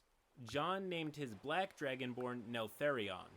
Neltharion is, to my understanding, an existing character in World of Warcraft that is driven insane by a voice in his head and becomes Deathwing the Destroyer. So, you know, the big bad evil guy. John wanted his dragonborn nickname to be Deathwing as well, and wanted to have a voice in his head driving him insane. I mentioned that this was not an evil campaign, and asked if he would be open to Neltharion potentially overcoming the voice in his head, or actively fighting against it. He agreed at the time. Returning to our D&D game, we began playing online during the beginning of the pandemic. This game started out well enough, with the Dragonborn brothers being from Wildmount and unfamiliar with Tal'Dorei, which was a great way for them to play as first-time players. The rest of the party was from Tal'Dorei and brought together due to a mysterious book the wizard has that communicates future events with him. Events progressed fine, until I introduced the Clasp, an elite thieves guild. The Clasp had manipulated some kobolds into petty crime, with the desire to see how capable this new race to Tal'Dorei was. The kobolds stole precious items from each party member, including the Book of Future Events. John's ranger really shined here as he was able to track down the missing items and the lair of the kobolds in the sewers beneath Emon, the starting city. This is where things begin to unravel. The party enters the sewers, and for some reason really struggle with the rat swarms. I had about 8 swarms for a party of 2 players. One character was even knocked out in the process. The players then joked that the real villain of the game were rats. In fact, it's still a running joke in our group, no matter which campaign we're playing. No! But John was not amused. This sewer is disgusting. I'm out of here. And his character storms out. The At least party they tries got to rally some him and stress Pokeballs. how much they need him, but he RTP. refuses and splits the party. So I put on my improv DM hat and thought of a way to use this in the story. This is where I made a mistake. The party faced more rat swarms and tried to call out to John, who was sitting on the beach enjoying the breeze. The party eventually made it to the kobold nest, who were surprised to see him and cautious of their approach. It was at this point I had John roll a perception check. He rolled a 9. As you're enjoying the beach and the fresh air, you miss the footsteps behind you, and suddenly, your vision goes black. What the fuck? I attacked them! You can't attack them currently. They got the drop on you with that low perception check. But don't worry, they aren't trying to kill you. Your character is safe. I thought this was his worry, so I wanted to address it even if it meant tipping my DM cards some. He seemed to accept this explanation. The DM tipping their cards, so to speak, in an effort to comfort someone who they know have ASD is excellent handling of the situation. Many DMs feel insecure that they'll ruin the game by giving players an inch, but it's important to remember that it's still a game and to prioritize player happiness. Back at the kobold nest, the Clasp revealed themselves to the party, which immediately put the entire kobold nest on alert. Remember, the Clasp was using the kobolds. Never once to be unprepared, the Clasp produced a tied-up John and began negotiation. John being cursing up a storm, making the players visibly upset at the slew of profanity. So I gently explained that John was gagged as well, but that the Clasp was using him as a bargaining chip. He wasn't to be harmed. I did allow him to make strength checks periodically to see if he could wiggle out of the restraints, but a low strength mod did not help his lower rolls. He accepted this and roleplayed the scene very well. The Clasp needed the adventuring party's help with a rival gang and explained that in exchange for John, the party would be in contract with the Clasp for one mission. The party agreed. John was passed to the group and the Clasp disappeared. The kobolds, seeing that they were on the same side, provided levity for the end of the game with some silly shenanigans. The next session, however, John left the party to go hunting in the forest. Daniel decided to go talk to him and figure out their next move as brothers. John pulled his brow on him. Come any closer, and I'll kill you where you stand. Confused, Daniel asked why his brother was mad at him when he was the one most concerned with getting him back alive. You allowed them to attack me and didn't fight them. There were only 3 of them. Daniel explained that, yes, there were only 3 class members and a whole nest of kobolds. Not only would John have died, but maybe the entire party. Well, you have to prove yourself to me and help me kill Luck, the main Tabaxi class member of the trio. Daniel explained that they had to complete this quest for the clasp not only to get closer to them again, but to be strong enough to fight them. You see, when the game ended, I explained over the next several days to John that the setting was meant to be intimidating for the party, where they had to make a difficult choice. John didn't realize the kobolds were technically against the party, and that the difficulty was a bit high for a party of level 2 adventurers. He began to understand, and then asked when he can kill Luck. I explained that they were too low level at the moment, but promised him he would get his revenge. Back to the game. Well, then you aren't my brother. Stunned, Daniel, as a character and as himself, checked out. He went back to the party and they left Iman without John. I kept asking if John wanted to track them in the shadows stealthily, to which he declined. I paused the game and explained that I wouldn't be able to do one-shots with him as this full campaign required most of my attention, so he wouldn't be able to partake in what the party is doing. He said fine. I thought maybe he decided this group wasn't for him or that he wasn't jiving with my DM's style. However, John made it very clear that he wanted to play in this group still. He just needed time to figure out where to take his character. I'm going to speedrun through what happened the next several sessions. 1. He still joined the table when his ranger hadn't rejoined the group and kept saying how inept they were without him and how lost they would really be if he left. He kept interrupting the game to explain what he would do if he were there, to which I finally stated that he wasn't and that his comments were not helping the party. 2. When he finally rejoined, he decided to actively hate Cleric both in-game— God, Cleric, you really are stupid, aren't you? Why are you mad? I was joking. And out of game, which I really was not okay with. Cleric has severe depression and didn't always have financial means for his medication, so when he was off his meds, things hurt him worse. 3. The party enjoyed an NPC I created, a Kenku who owned a tavern and is trying to cobble enough conversation from her patrons together to have her own voice. Her name is Squawk.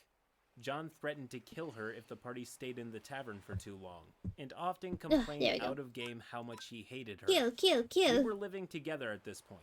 4. Anytime they leveled up, he would start the hunt for Luck all over again. I would let him roll survival checks and investigation checks to try and appease this obsession. But finally, I just had to explain out of game that Luck was way too high level for the party at this moment, and especially for John alone. I promised I would let him know when the party could go after Luck without risking a TPK. The biggest issue of this was I had to set up Luck to be a Rakshasa in disguise. I didn't want to reveal this to John as he admitted he couldn't keep anything I told him a secret. 5. When the campaign focused on other players' backstories, he would interrupt the game by asking if he heard the voice in his head. I did make it a point to have the voice make an appearance every so often, but I didn't do it every game, especially when the voice did make an appearance once in one game, and John responded that it was creepy. The next session, he asked if he heard the voice again. 6. He was always playing Pokemon Go at the table, loudly, and was never prepared when his turn came up in combat. Daniel would have to constantly ask for him to turn it down so the other players could hear me. I know it's hard to stay focused on one thing in the world of TikToks and constant stimulation, but please turn your phones off in-game. It can make the DM insecure that you're not interested, and the other players will be pulled out of the experience. It's not something everyone can just do. I know that. Even I check my phone during games too on occasion. But if you're not already aware, just please try and be aware of when you use your phone and try to limit it. Unless, of course, you're playing online D&D and you're watching a Crit Crab video in the background. Us crabs gotta support each other. Anyways, 7. We often provided snacks for the group, but John liked his goldfish, which we always had 6 boxes of in our house at all times. Wizard asked if he could have a handful, to which John responded, Orange. sorry, but no. The only reason this bothers me is because he didn't always pay for the goldfish, as he did not have a job and the government assistance was having issues paying him at the time. 8. He constantly talked over Cleric and interrupted him whenever his character was trying to say something. So one time I asked him to wait so Cleric could finish. John shut down and was not paying attention when I asked him what he wanted to do in combat, or how Neltharion was responding to a given situation. This is when Daniel broke. He's mad that you asked him to stop talking over Cleric, so he's gonna be a child and not play anymore. John glared at his brother. He started to participate a bit more, and when the session was over, he packed up and went directly to the car for us to drive him home. 9. He was very annoyed whenever the party wanted to strategize before a big encounter, and would often run in without them if he ever felt they took too long. Some party members would get really injured in the process, and when they confronted him, he got belligerent. So they stopped confronting him after a while and instead planned less. I'm not sure who all noticed what just happened, but on top of just being a laundry list of bad things that John did, it was also a list of clues to point to how Daniel is about to explode. From his belligerence when confronted to his hostility towards Oh, there's so many specific spiders. people. Jesus Christ. With a flair for vengeance and a penchant for rushing into things without thinking, this has been a spirit bomb of red flags slowly charging up, and we're about to witness the consequences. I kept checking in with Daniel to make sure that he was still enjoying D&D and even suggested that we pull the plug on it altogether. He did enjoy the game enough with the rest of the party, so he wanted to keep trying, but did admit he was very close to calling it quits himself. The final session we played as a group.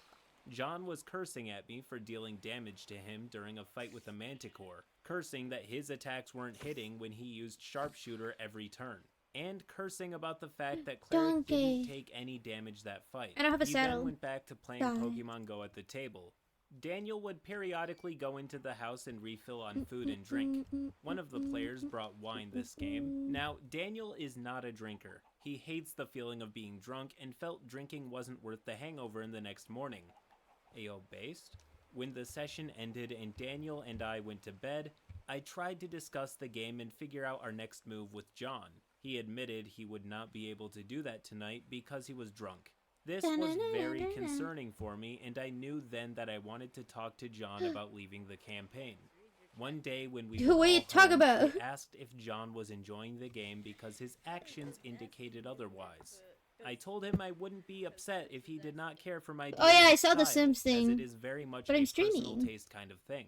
He said he And I was don't think enjoying the Sim game just fine. and everybody else Daniel would want then to asked if appear he in the liked the stream. other players, to which John shrugged. I mentioned that if he didn't like the players, perhaps a different campaign without them would be more suitable. He then realized what we were trying to suggest and stated, I don't like being left out of things. In fact, I get very mad if I am left out. It's an obsession of mine. This wasn't a plea to stay in the campaign, but a threat. Daniel admitted that he was scared of his brother that night. I ended the campaign the next day.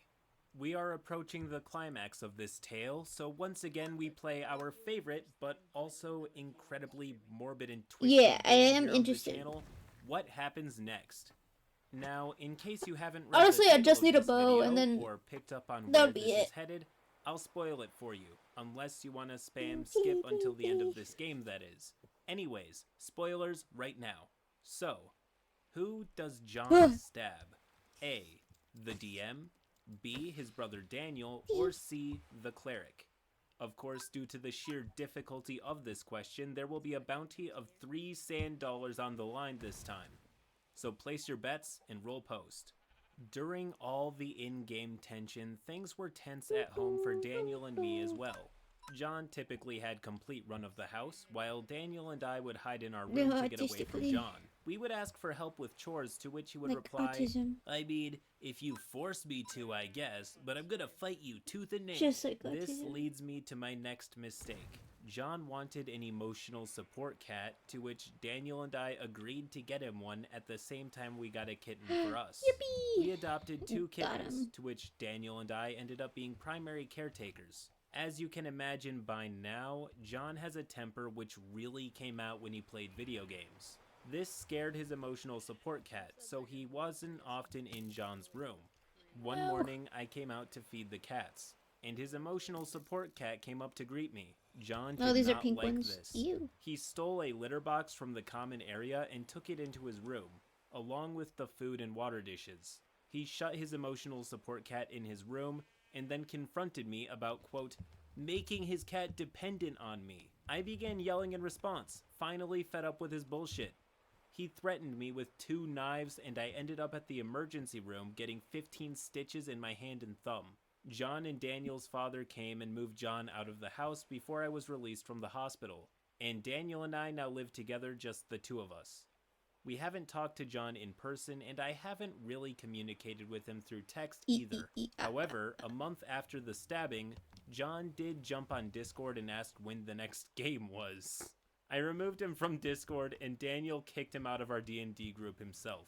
I have a large scar across the palm of my hand, but am otherwise fine. John recently went into a mental health center as he was diagnosed with schizophrenia, after admitting he has sometimes had thoughts of stabbing his father. The takeaway? Sometimes D&D First time characters Shadow. are What closer is to my their name? players than you initially Welcome, May. realize. Welcome, May. I'm So playing please, don't outright ignore troubled Cobblemon. characters There we go. I during had to remember creation, real quick. and always check in with your players after tough sessions. And I'm Okay, trying for to get one, a whoever seed got for the John into black a mental health apricorns. hospital deserves a medal. Secondly, while mental health issues can But I explain forgot awful where- behavior, there comes to a point where they still need to be Yeah, no, held come account back. for their actions. I'm all for forgiving he's a and little giving people with baby. severe mental brain problems a pass. You But ruining my I moment. cannot be convinced that John lived his entire life stabbing free, but What? suddenly How? simply could not No. control himself at all. I know this because mentally ill people I'm never can gonna also find be another some of the fucking nicest phantom and sweetest again. folks out there. I may be revealing myself as not a psychologist, and I'll probably be corrected in the comments, but as of the recording, Lechonk.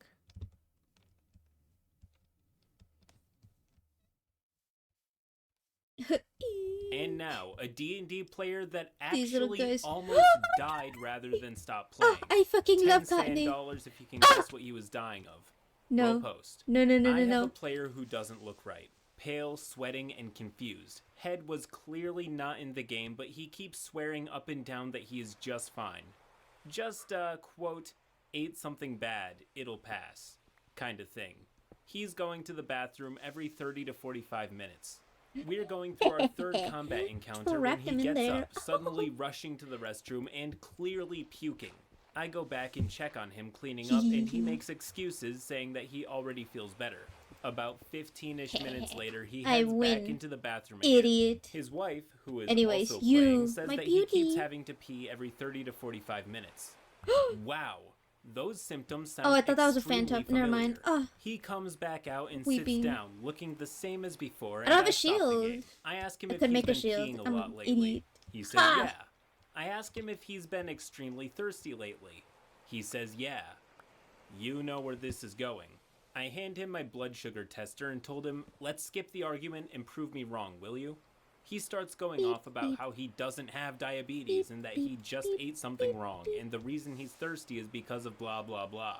I just smugly tell him to prove me wrong. little So baby, he does, little baby, and I hello, hear a little baby. sound my No! blood sugar tester Stop. has never made for me before. Sigh. says It's a hi. guy. On my tester, if it says hi, I have a it means thing it's where I over only 500 catch blood sugar. the women, For those who do except not for know, my this starter, is head to because the it's hospital always going to right be a now guy for me, territory. and I don't want Over to spend 500 BGC a for bajillion too hours long, trying to and get you a little start going kid, into a little organ lady. failure. He wants to continue playing. No, I am not So, kidding Courtney, you. it is He with a wants heavy to heart continue playing. that you will die. At Oh, come first, I go on. along with it, and we finish out the They combat paralyzed when me. I kind of snapped to my senses. I forcibly ended the game and made it very clear to his wife that he will die or be permanently changed Drex, you if were the he one does that- not that go called to it, the hospital now. I convince his wife, and he The starts flame acting like a run. child, saying he will refuse to go inside and to just leave him alone. I remind I'm him that we watching work Crit at the Crab, same place and and he that his talks about insurance like is D&D PPO like stories. He talks about D&D stories. Yeah, I have it in the background because I don't know. Music sounds bad in the background for me. Hehehe, ha ha ha. Just let me know if it's too loud or something. So a hospital visit won't break the bank. His wife finally got it in her head I am being deadly serious and lays down the law on him. But Whoa. she says that she will call her family doctor and visit them whenever they're open. This starts an argument with me, her, and the other players, whom all saw what I went through before finding out I was type 2. Conby. So she compromises and calls her doctor's 24/7 Buenobi, line. Cutie Fly. When she tells the 24/7 line that his BGC I'm was gonna over 500, try to get the the lady Conby that's over asks here. for her I'm gonna see if it's a location little and lady. if she's close to a hospital. The seriousness of the situation sunk into both of them at this point, and they went to the hospital. All throughout, he was angry probably that we were change not his name. continuing the game. It wasn't until he kind of admitted to Hold on, himself let me back that away no, from he these was not guys. fine, that he realized something was wrong. He got put on metformin, which means he spent roughly 2 months on the toilet until his body acclimated to the I drug's have side played effects. Cobblemon before. Okay, It's just does this is my anyone first else time get playing vibes like that one this character server. in a zombie movie who refuses to Beep, admit beep, that they've beep, been beep, bit? beep, No, I'm fine, I Please. swear. In all seriousness, diabetes is the silent killer. Few get as many warning signs as this guy did. It doesn't help that poorly controlled diabetes can cause delirium, so it wasn't really his fault. I'm so He sorry, very well Drex, might that have you can't died if watch he the didn't stream show up for anymore. D&D Oh, it's that not. night. It's So not the little props lady. to the DM and everybody who gave him that final push to go to the hospital. You guys are heroes. This video Ow. isn't over though. OP had another experience. That's a huge Roll post. tower. This was a very long time ago. When I was 26, I Zibziboon, decided to quit smoking Wooloo, after smoking blah, blah, since blah. 16, cold turkey. After 40-ish false starts, I finally Ooh, beat I should it, probably but go- it made me a very I should probably frustrated, go fly-off-the-handle a-hole that nobody wanted to deal with. to Longtime friends just learned a to taiga avoid forest, me or 'cause ignore then me that's if where I I'm gonna started to find go the, into a Nick fit, what is it, and that's how they Galarian? would deal. Zigzagoon? Until it got a little too much for my D&D group. So The we're in the middle Galarian of a Zigzagoon. 3.5 campaign, and I'm playing a halfling bard. Hooray. I do not remember exactly how I pissed the host off to the point of no return, but it happened. Apparently, he had told someone he never wanted me around again.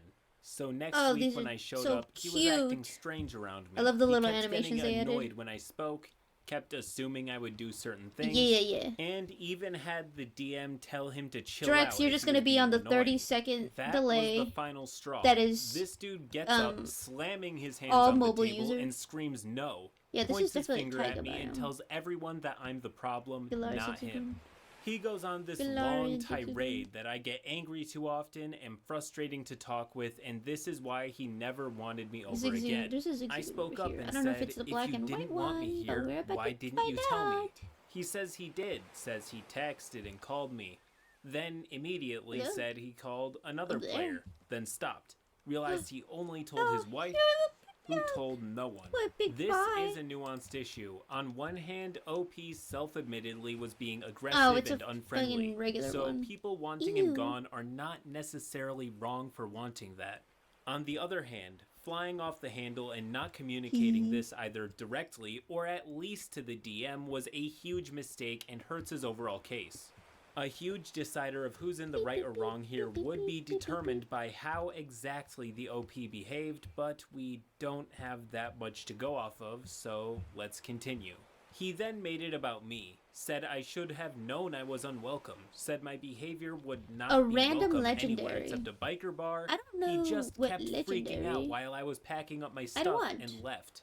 Okay, once again, what that guy's after There's not that many isn't legendaries that I unreasonable. love. OP's I been can't an think of a-hole anything, for 5 any months, legendary right now. but the way that guy is behaving totally is unreasonable. Expecting anyone to be able to just up and read your mind and know that they should leave because of how one person lashes out is unrealistic. My friends, Seed well, up, see, blah, they were blah, blah, actually blah. on my side here. They had seen me go from Snow completely run. There's a snow unreasonable run. to frustrating to be direction. around to finally someone they learned to ignore as I got closer and closer to beating the habit. There's a They snow were run. There's a telling snow him what I was going through and how I'd been close to 5 months at that point when I walked Yeah, out. that's if I win. I actually but I'm- wasn't mad. It was more of a self-reflection moment for me. I'm a casual. I thought I I'm a had myself casual. under control, but apparently I was a hassle to deal with at this time. My Where's group the snow actually run? decided to host at my place and cut the dude out Damn. from then on due to being an ass about it. Okay, it's really cool of his friends to be tolerant and stick I thought by that was a him, snow run. but God I damn have it. feelings about throwing the other guy out.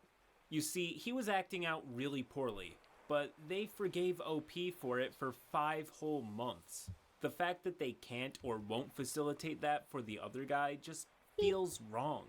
It's not my table, and I don't have the whole But I love context. coughing. Maybe the other guy was also short-fused, but with none of the baggage of addiction to help people feel sympathetic. Or maybe there were out-of-game Fermentous. things that even the OP didn't know about. But judging by what I know, I would have tried to at least have both parties apologize for their behavior I would not mind and having a move forward with Fermentus on both my of them. team. That's just a Talking Crab's 2 cents. Anyways, roll post. Not D&D, but I like spreading happiness. Okay, My I'm gonna local catch game this store has been thing. open for a few weeks now, and my friends and I have been overjoyed to meet up again in a gaming den with leather chairs, cheap snacks, music, TVs, etc. We've I'm a been little playing casual. I'm a D&D, casual little Shadowrun, guy. and Warhammer there. OP's I'm living an the awkward dream. kind of fellow. Now, Oh, to no. understand this story, you need to understand a running joke that I think most people may have lost the origin of. For years, I've been the edgelord of my circle of friends. The source of this joke comes from the fact that I never really had a, quote, I'm "Fuck scared you, of using a Dad," or fucking- life is pain phase. I'm scared But of using I grew up with Tim Burton, actual horror move movies, on this heavy little metal, guy. candles, and books since we couldn't afford to have Tackle. lights on all the time. If it and kills it, I'm computers were still crying, I'm really crying, I'm expensive crying, I'm at the crying. time. Okay. And I began to wear makeup from a young age after helping my mom do her makeup for church. Essentially, I didn't set out to become an Come here, my edgelord, little but baby, come naturally here. gravitated towards dark makeup, horror movies, Marilyn Manson, and the Dark Eldar as I got older. It's always been a Yes, shock for people yes. to I have a meet little me, baby then with me. react Hello, when little I'm baby. normal when speaking. So when we play games, I joke about being super evil so and stuff. In Warhammer 40k, for example, my Dark Eldar Warhost is always I out to love do some this of the little most guy. despicable, horrible, that's a cruel, and coughing. inhumane I shit still you want can that possibly Zigzagoon. imagine. Got that? All good. So, a few days ago, I was sitting in the game should store show with up my in friends, this getting ready to taiga play area. 40k. And while they were playing a game, I was fixing up a few of my older models I've been meaning to repaint. There I am, sitting with my paints, My playing tummy Marilyn Manson grumbling. on my phone, and suddenly I hear from beside me, "Excuse me, ma'am, how are you doing that?" Insert a young ginger lad I shall dub Michael for this story. He looks exactly like Ron Weasley from Chamber of Secrets with Harry's glasses and the kind of acne Hollywood doesn't like Oh, to what a say cute little guy. exists. I chuckle and ask what see he's that? talking about, and the poor lad was Fido. shocked for a moment when he heard my voice and realized I was a dude. After a laugh, he asked me to show him how I got my metallic, glossy look for my units. He then showed me Zigzagoon's his over small there. team of Tau Fire Warriors and an Ethereal, a sizable there's iron starter over here, army so I'm of gonna get around that real 500 quick. points, I'd guess. And they could have used some thinning. I do Before need could a false say swipe little anything, guy. The guy next to me says as such, and immediately you can see I know Michael curl Farfetch'd up like has someone false, just kicked his puppy. learns false swipe. This is I know, when I channeled my inner Sean Bean. except Farfetch I'm needs to be like sorry, level were you 30 a master something in order to painter at learn 13? Farfetch'd. I actually don't There's, know how old Michael is, but I guess he's around that age, and he Which never was the other corrected one me. that I used? That got Ninjas? into Shrug and Shut Up. Should While Ninja? my friends were still playing, I broke out That the Windex evolutionary and a line also toothbrush, has false helped him swipe. scrape off the I remember globs of using paint, that a lot then when basically showed him how to prime and I countercoat, how to played wet actual wash, and Pokemon. how to do a wet detail finish if he wanted to make his guys look dirty while retaining a clean style. It only took us maybe an hour and some change, and he had a cool team of guys ready. He asked then if, once they were dried in about 20 minutes, if he could use them to play with us, since we were technically there as a gaming group / club thing hosted on Discord. I said sure and went back to finishing up my own guys. Cue the that guys. Not everyone in this gaming group is a personal Okay. friend of mine, and some of them are definitely the kind of guys RPG horror stories warned you about. Typically, I ignored them, but given the fact that this keep store that. is just I do reopening not need now, this everyone or is crowding in. this. Or this. When Michael talks about joining, Air one camp balloon, of that I could guys probably were find talking about his sept being tiny reason. and not very optimal place since to it's use that. just infantry with barely any drones. He said it was a birthday gift and he built it the best he could, but they tried telling him to get mechs and more drones, to which he just whimpered, but the sets only came with these drones. On the other side, there were a camp of the aforementioned people who were in on the edgelord joke, but didn't understand it, and were taunting him with in-universe character threats like, "Ooh man, Roby's coven will fucking skin your dudes alive," or "Just wait until he leaves your blueberries screaming in the dirt," and shit like that. Clearly, Michael is not taking this well. He's looking like he's about to cry, and I suppress the urge to stab someone with a paintbrush and invite him to sit down so I can help him go over his Tau and make them a bit more effective with upgrades and extra war gear and stuff. He likes the fact that I can help him explain how tactics work, though he's still nervous since he's never played before and wants to watch me play around first.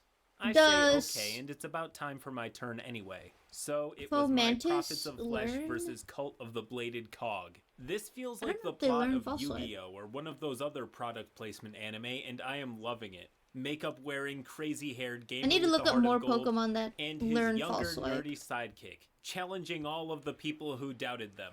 And now, to see the results of the battle. I mention this specifically since the Dark Eldar and Genestealer cultists have an in-universe thingy going on, but unless you know the lore very well, you're not going to understand that, so I begin playing. I'm explaining the phases and such to Michael for the first round, though he clearly doesn't like the game stopping for me to explain things to him since it puts all of the attention on him.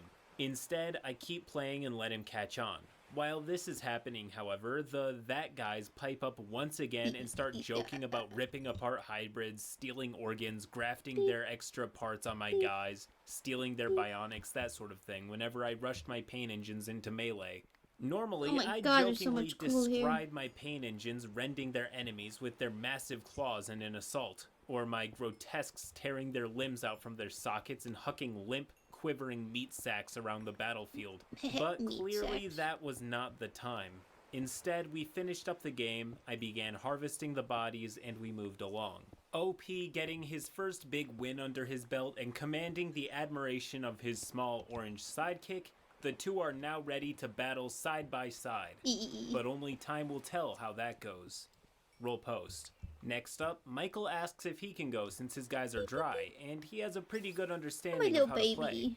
I'm fine with that, and so are the others since we're not totally evil. Then that guys piped up yet again. See, we played 2,000-point games for the most part, but Michael's entire force with upgrades wasn't even 1,000. Again, I think it was maybe 2 to 3 boxes of Fire Warriors and an Ethereal HQ. I'm not a Tau expert though. Still, the attitude quickly jumped to, well, we can't let this kid play since he doesn't have a real army. Matching his small force with an equal force was also out of the question since that would be depriving his opponent of a, quote, real game. Yeah, seriously. Now one of that guys begins talking in a ridiculous girly voice, going on about how he wanted to purify the filthy child of his Xenos taint. And honestly, it sounded like he just wanted to throw his 2,000 plus Sisters of Battle order at this new kid with a basic combat patrol. Then another guy starts joking about how it would be an easy purge. This there's a lot of redstone here. What happened here? Hey, if you want 2,000 points, can I just group up with him? That guy. That would make it a 2v1 game though. Yeah, but the armies would be balanced. Oh, this is laggy. Oh my god. We don't do 2v1s, man. I don't mind if you team up, but then it would have to be 2v2. So that guy and a second Sisters player. Oh my god, there's so many Pokemon here. Yes, to make the game fair, 2 full Sisters of Battle armies are ganging up on a new kid's quarter-sized army and a single normal army.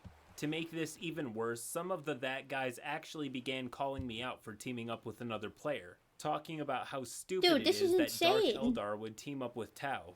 Again, there's lore reasons for this, but I genuinely don't care, and Michael just thought he was getting teased by these assholes twice his age. Alright, these are available. This is the time where you get to play my favorite game, What Happens Next. Do A, the main characters win spectacularly against all odds, or B, like Rocky, they lose the battle but win at life with heart and friendship. If you guess correctly, you get a sand dollar. I'm gonna make if some you black guess wrong, Pokeballs. you have to like the video. Them's the rules. Place your bets because here we go. Roll post. Commence game. Michael does pretty good with his fire warriors. He basically formed a firing line from the edge of the board while I moved my pain engines, grotesques, and racks to tangle up the I have sisters white in melee. seeds. I want When some red Seraphim got past the seeds, melee too. line, I left my raiders in the back from I don't Michael's need warriors wool right and they now, relocated out of their range while still being able Beep. to fire at the sisters. Basically, Michael was able to gun down the sisters at range, and they couldn't get into melee since my wall of flesh was holding them down. This worked well, and we ended up actually winning, despite the point difference. This actually upsets the two that guys we're playing against. They start getting defensive and tried passing the loss off as a joke, something that only happened because, yeah, if the Drukhari and the Tau actually work together, sure, but that's stupid and doesn't happen. Me. Of course they could work together. It's a big galaxy with a lot of shit going on and warp fuckery and cloning and all that crap. Don't rain I'm on just his gonna eat victory, man. raw stuff. That guy. Why though? The Dark Eldar hate everyone. Why would they ever team up with the Tau? Me. They saw the Tau fighting humans and wanted to join in. Easy food, easy specimens for research. That guy. What, and they wouldn't turn on the Tau? Why fight the Sisters of Battle? Me. Because I felt like killing something beautiful. That was the dumbest, cheesiest edge line I could think of, and it actually shut them up from its sheer stupidity. Finally, the that guys just waved us off, grabbed their models, and cleared the table. Meanwhile, Come on, little Michael's guys, let's happy go. that I helped him and amazed that we won. In honor of his first victory, some of my actual friends and I chipped Ow. in to get him some more fire warriors and 2 mechs that my Tau playing friend assures me are good. I know this isn't D&D related, but I felt like I had to post it after I just saw a Discord message on the game group server. One No. of my friends invited Michael, and he showed me the new models all painted using the style I taught him. Oh He my followed God, it up with so a post cute. challenging anyone who dare calls his boys 45, blueberries. Jesus I Christ. wanted to stand up and say, "Fuck yeah, Michael." 39. Let's go. Now I'm just waiting for their tournament arc. Seriously, Okay, everything's between burning not now. only sticking up for the little guy, but There's a also winning, Zigzagoon, but that's not these the one guys I deserve want. their own anime. I think that's a good time to close the story. If you enjoy No. Okay, there you go. Hello everybody, Crit Crab here with Oh another my story. God, you're so this one about a cute! DM who wanted to play D&D with his friends, only to learn that they all had wildly different expectations, to say the very least. I'm gonna try We'll to. post. So Never I got mind. here from Crit Crab. Go Crit Crab Nation. Hey, let's It's a go. it's a little And this guy, has been on my not a mind little for several lady. years now. And just to get the frustration out, I decided to write on this. In this long story, I know I could have handled it better as a DM. I just and need should one have, but I seed, wanted them to and then I enjoy should a be game that I good have to long go. enjoyed because one of them was my girlfriend at the time. And I just Yeah, I only wanted have one her seed and I of to each. bond Holy more. moly. Little did I know, it was just going to drive us further apart. So we start by me Only little dating ladies this girl. allowed in Met this her at team. an anime convention, and I knew right off the bat that she wasn't the most stable, but What is that's way that? off topic. And there's more underlining issues that don't belong in this subreddit. Is this a head? One night, hanging out with her friends, most of which Oh I my didn't God. like either through drug addiction, alcohol addiction, or just plain out not good people. One of the people bring up the topic of tattoos, and they ask me about my forearm tattoo, which is a set of dice down my arm. I tell them that it's from D&D and explain to them what it's about. Several of them just kind of brush it off and continue, but a couple of them come to me later and tell me they've been interested but never played. At the time, I've been playing since 4th edition, and at this point 5th edition is out, and that's what I explained to them. Then, in that drunken night, some of them asked me if we could give it a try, so that's where this long Okay, I story got some of begins. The The characters weed. include the DM, myself, Lil Nomi, GF, Hagrid, call him Bill, Baldrax, call him Gajiro, and Barbados, Why are you still sleeping? It's call him daytime. Marine. So most of who talked about playing that night didn't actually want to play, just my girlfriend and Bill. The other two, Gajiro and Marine, we added later. They were friends of my girlfriend and were nice enough guys that There's I a thought would Mime enjoy Jr. it, over and there. those Holy two were moly. actually I wanna really see it. good. This story doesn't really revolve around them, they were just idle RPG players. They tried to get into the story, do things their characters would do, and went along with whatever was going on because they wanted to be a part Mime of the world. Jr. Also, No the events I'm baby. about to No share baby. didn't all happen back to back. I don't like I'd say the mime, so I'm not shortest gonna amount of catch time it. was about 5 sessions to the next event, and between them was a lot of combat. We started on Horde of I the do want to Dragon fight Queen. this thing. I knew it was a new player-friendly campaign, and my GF was really Beep. into Game of Thrones at the time, so she wanted to give it Time a shot to as start well. fighting. We got my girlfriend, who rolled up a halfling rogue, Bill, who did a human wizard and wanted to be all fire and ice, Gajiro, a dragonborn barbarian, Yeah. and Marine, a dragonborn fighter. Right off the bat, I noticed issues with my girlfriend. When combat What came, she typing made is comments the entire Frostman's? time of how Grass? she wasn't Oh, doing I the thought it biggest was damage of the bug. group. I simply tell her that Does while it she's a evolve rogue with into a only a grass and dagger in bug level type? 1, you weren't going to really be doing big damage just yet. That she was sort of fine with, but when I told her that with a fighter, barbarian, and a wizard beside you, you'll probably be doing the less amount of damage out of the group come later Damn. levels. Then she really wasn't pleased. She made a couple comments about killing off her character already before they even reached level 2. Fine, And I I'll run asked her to give away. it a little bit, as rogues are really good Ooh, red. at not getting hit and doing things outside of combat. She still wasn't happy, but kept going. Here's an This continued oddish. for several more sessions as they got rid of the dragon, saved the monk, and are now making their way on a 3-month in-game road trip. They're all level 4 now, and outside of the game, she has told me that she wants magic items that will make her Okay. amazing. Bill Now hung that's out all at the our house a lot and apricorns. agreed with her, and wanting to please my Done. girlfriend, I decided to come up with an in-game No, no, no, activity no, come that back, I come thought back, come was back. challenging, fun, Not involved killing. everyone to work together, and if they came out on top, then they got magic items at level 4. The first mistake already, I understand. Oh my god, Come time for the reverse activity, orchid they mantis. find a cave that was That's spilling magic incredible. out of it that Bill could not ignore. They go over and notice a giant chessboard with a time wizard there whose name was Just in Time. A little pun that girlfriend and Bill hated. It was a little Harry Potter style chess game where they were all pieces that could only move on their turn. Each piece had an armor class, so you couldn't take it out unless Sigh. you rolled high enough. And taking the king meant victory. Incinerate? Marine Holy was moly. excited. He played chess and knew the rules. Moves, I never didn't used know Lear, chess, but so still tried his beep. best. As for girlfriend and Bill, however, they did not want any part Bite. of this. Hell yeah. They saw this as a brain challenge and basically killed their pieces early on to sit on their phones while only coming back when Marine basically soloed the whole Is thing that a in little one. fun? I was a little more than upset as I went outside the book and tried something that they Frost simply mask. ignored because it wasn't combat. Fomentis. Now to the magic items they won. Before I'm you gonna try say to fight it anything, with I mine. no Oh, longer never do mind. this for anyone. Never mind. The magic items level I gave 22, them never were mind. way too strong for their level, and honestly strong for any high I need level something appropriate for characters. my little guy. First, Gajiro the Barbarian. He got the Horn of Valhalla, of the Oh, highest man. tier, and Everything's Wade, 25 here. a sentient trident that worked with his character because he had already had Floette. a sea god. Marine, the The fighter, Floette here got the somewhere. Defender Sword and Black Razor, another sentient longsword. I gave them these two items because in-game they were brothers, and the There it is. bond/rivalry the two weapons had, I found interesting. Ugh, Bill 34, the Wizard Jesus got a Christ. fireball necklace and the Rod of Lordly Might. This one was on me Vivian as I read half of the Fomentis, item, saw it turned into a flame blade, and only noticed I made a mistake when I explained to him what the item did. Next is Girlfriend. She got a cloak that basically let her cast Disguise Self when she wanted, 8 Ooh, times a never day, mind, and a not going over lockpick that there. never broke, and had amazing modifier and boots of spider climb. In my head, I thought she could do more rogue things and be Okay. sneaky and be a really good party player. Boy, was I wrong. She immediately made a comment of how they got weapons and she didn't, and that these items were useless. Then she said that the wizard's name was terrible. I already Hello, felt hello, bad that they hello. didn't like this encounter, and now that she didn't like the items, it made me feel worse. So I ended the session there and played another day.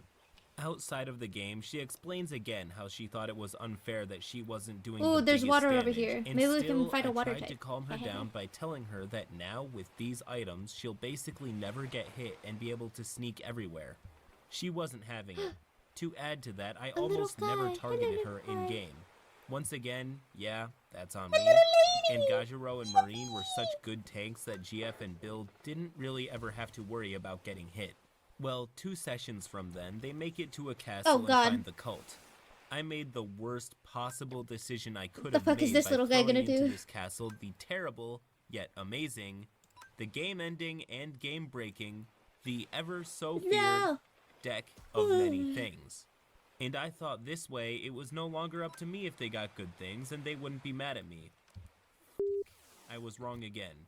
Not wanting to kill their characters, I took out the 2 cards that just wipe your character. They drew from the deck and got a good card, think it was one that gave them gold. Girlfriend made another comment of how she wants the deck to reset every day so that they can keep drawing from it, and once again, I made the mistake of allowing it. They ended up drawing really good cards most of the time. Bill pulled the card that destroyed all of his magic items and was upset. That's right. But I got a little eventually lady. we threw him the fireball necklace What should I later, as he name? really liked it, but the rod wasn't coming back.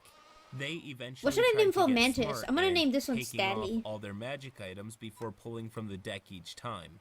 Gajiro and Bill ended up with keeps of their own that they decided to Statly. combine into Hello, a Statly. fortress-like thing that they still had Welcome to to clear the out. team. They make it to the end of Horde of the Dragon Queen, all still alive, and Girlfriend commenting literally every single session that her rogue doesn't have the biggest stick in the group.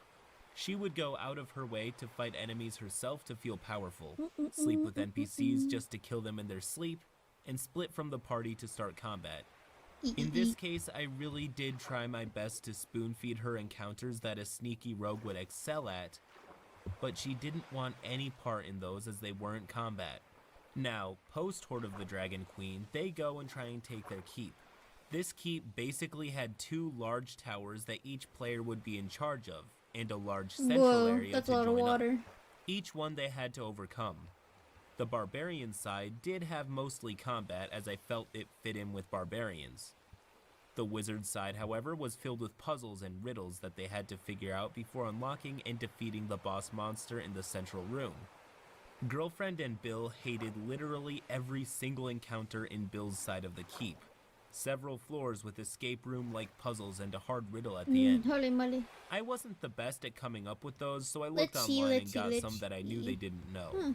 Well, after about one Magic try, carp. There's a magic Girlfriend carp and over Bill there. are on their phones looking up the answer while Gajiro and Marine are trying so hard to figure it out. They came up with ways to throw in test dummies so they wouldn't die and spent about 10 minutes before Girlfriend just shouted, "This is the stupidest thing ever, we gotta do this," referring to her phone. "Nobody's gonna think to do this." Girlfriend and Bill found the answer online and unlocked the boss room. Going back down the tower, Bill said that he didn't want this keep if it was just filled with puzzles. I just told him that he could make it how he wanted, and right before the boss fight, Girlfriend and Bill said that this Seeking. better Oh not my be another God. puzzle, while I already made hints that this was a Beholder's Lair.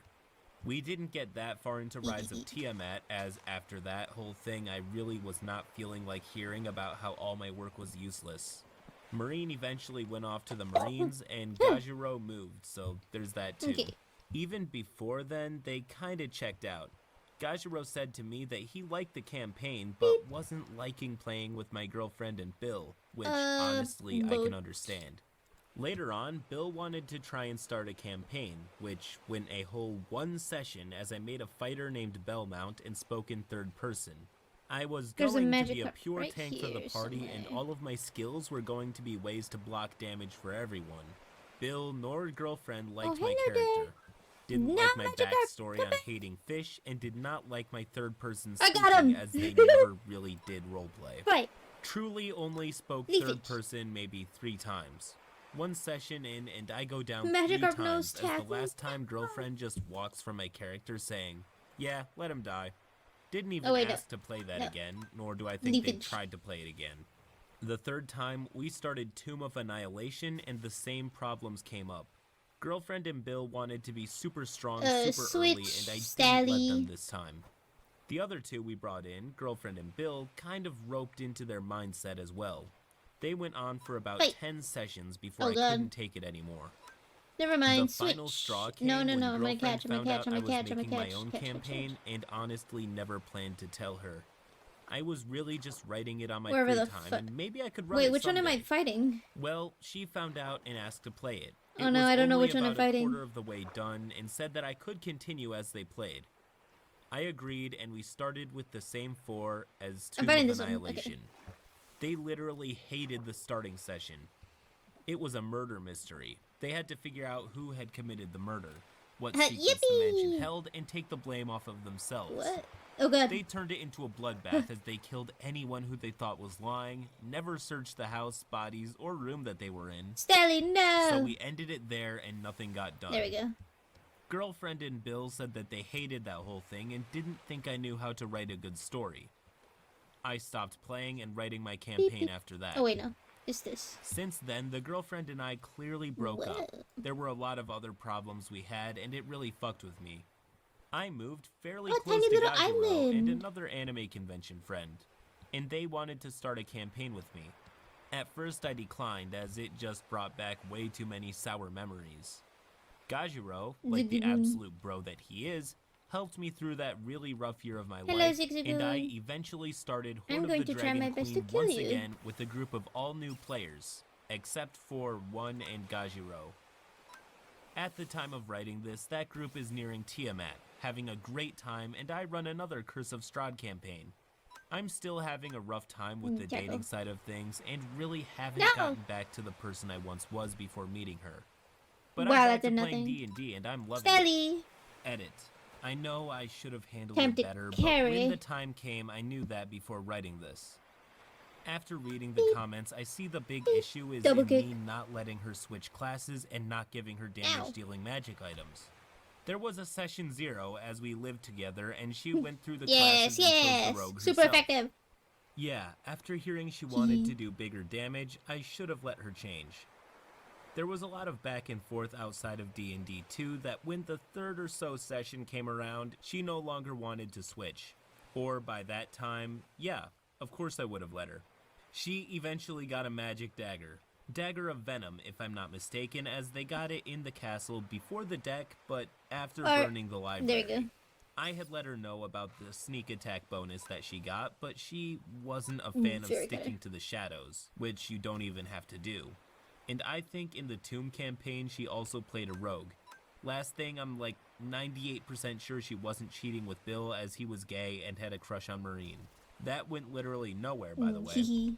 Girlfriend, myself, and Bill all lived in a townhouse at this time, if that helps at all. Also, if she said anything at all other than I want focus to do energy. the biggest damage, Double kick. then yeah, I would have changed up the campaign as I had No! already made plenty of changes. Last Oh edit. no. I would have dropped I the have nothing. campaign if they Fuck. really were not having a good time, but she and Bill were the main people that got the group together to play. They were always talking about what to do next and enjoyed their character. They at least said that outside of the game. I enjoy reading anyway, so I was basically ready at the drop of a hat, and the campaign would happen whenever I heard they were on Oh, their way no. over. These were just the main points that really stuck out to me, and believe there's more in this, the Abyss campaign and Tomb campaign. Fight. I threw harder good. monsters at them to really try and sate their Aw. lust for blood, but honestly, I think Well, that just made it worse. Literally that's what I so get. much so that they pissed off the council at the beginning of Rise of Tiamat and had to fight the Ow, champions ow, of ow, the council. Gajuro ended up going down, as at this point he told me that he just was not having a good time with the way Girlfriend and Bill were controlling things. They also blew up a shop while just doing a normal buying Can I run, go to so spawn? yeah, maybe I should have just ran a campaign of gladiator Oh. arena combat. End post. First off, I just want to make it so? clear that while the DM could have done a lot better, these are I all can go to lessons that you spawn. usually learn just by playing Anyways, the there's game, a and the DM seems to have here. learned them. I mean, I personally made very similar mistakes when I was a newer Why is it DM. raining so much? Oh my So god. for that reason, and to save us some time here, I'm not really going to rag on the mistakes he made that would have made this all a bit more avoidable. It's obvious now, though, that the girlfriend go. wanted a very different game than the DM was offering. He wanted a game full of puzzles and roleplay, while she would have been much happier with a I don't dungeon have crawler anything where in you the kill the PC bad because I guys haven't and caught get the that many loot. Pokemon. That's why it's important to use a session 0 as a way to clear the air and see what everybody enjoys and wants out of the game. It's hard running games where there's a group of people who are genuinely fun to play with and are engaged, There and a is second group a that drags shop the here. experience I don't know what they down, sell 'cause I but haven't are checked what also they sell. inseparable from the former group. Sometimes it's worth gritting your teeth and getting through the bad moments. Other times it's just too much and you're made to feel like you're letting the good friends down when canceling the game. I'm just here to say that D&D is not the only social outlet, and if you're not having fun, or if the bad times outweigh the good, then by all means don't continue to waste your time like that. What? Maybe find another activity that suits your group better, like video games or board games. I personally have friends that I love hanging out with and Okay, are amazing this is like people, the but guy I that teaches really moves. just can't see them being a good D&D party. Water, and fire. that's okay. Also, aside from Ooh, that, these are I just want to go on a bit of a TMs tangent. Who the Googles the answer to a DM's riddle? Having to read that sentence out loud made me want to rip my eyelashes out with a roll of duct tape. What the Do, do, do, do, do, do, do. Hello everybody, Crit Crab here with another story. This one is a double-parter about a player that tried to assume lore total control types. of the game, not only Yeah, I'm as not one doing of that, the though. players, but also as the DM, and got really whiny when they didn't get their way. Roll post.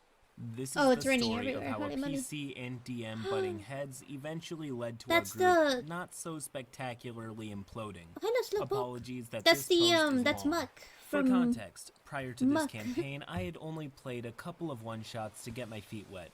I hit it off with one Oh, of it's the level DMs 30. and I we won't be able became to fight friends. it. No. He wanted to try running a homebrew campaign and knew a couple people that would be interested. It's important to note that the DM was friends with all of us Well, I have separately and played with all of us separately. nothing. I can't we didn't fight. know each other prior to this and had never I'm played so together. weak. So the Oh, I'm cast so of weak and characters, frail. we have the cleric, me, the Yeah, fighter, the druid, Lola. and obviously our DM.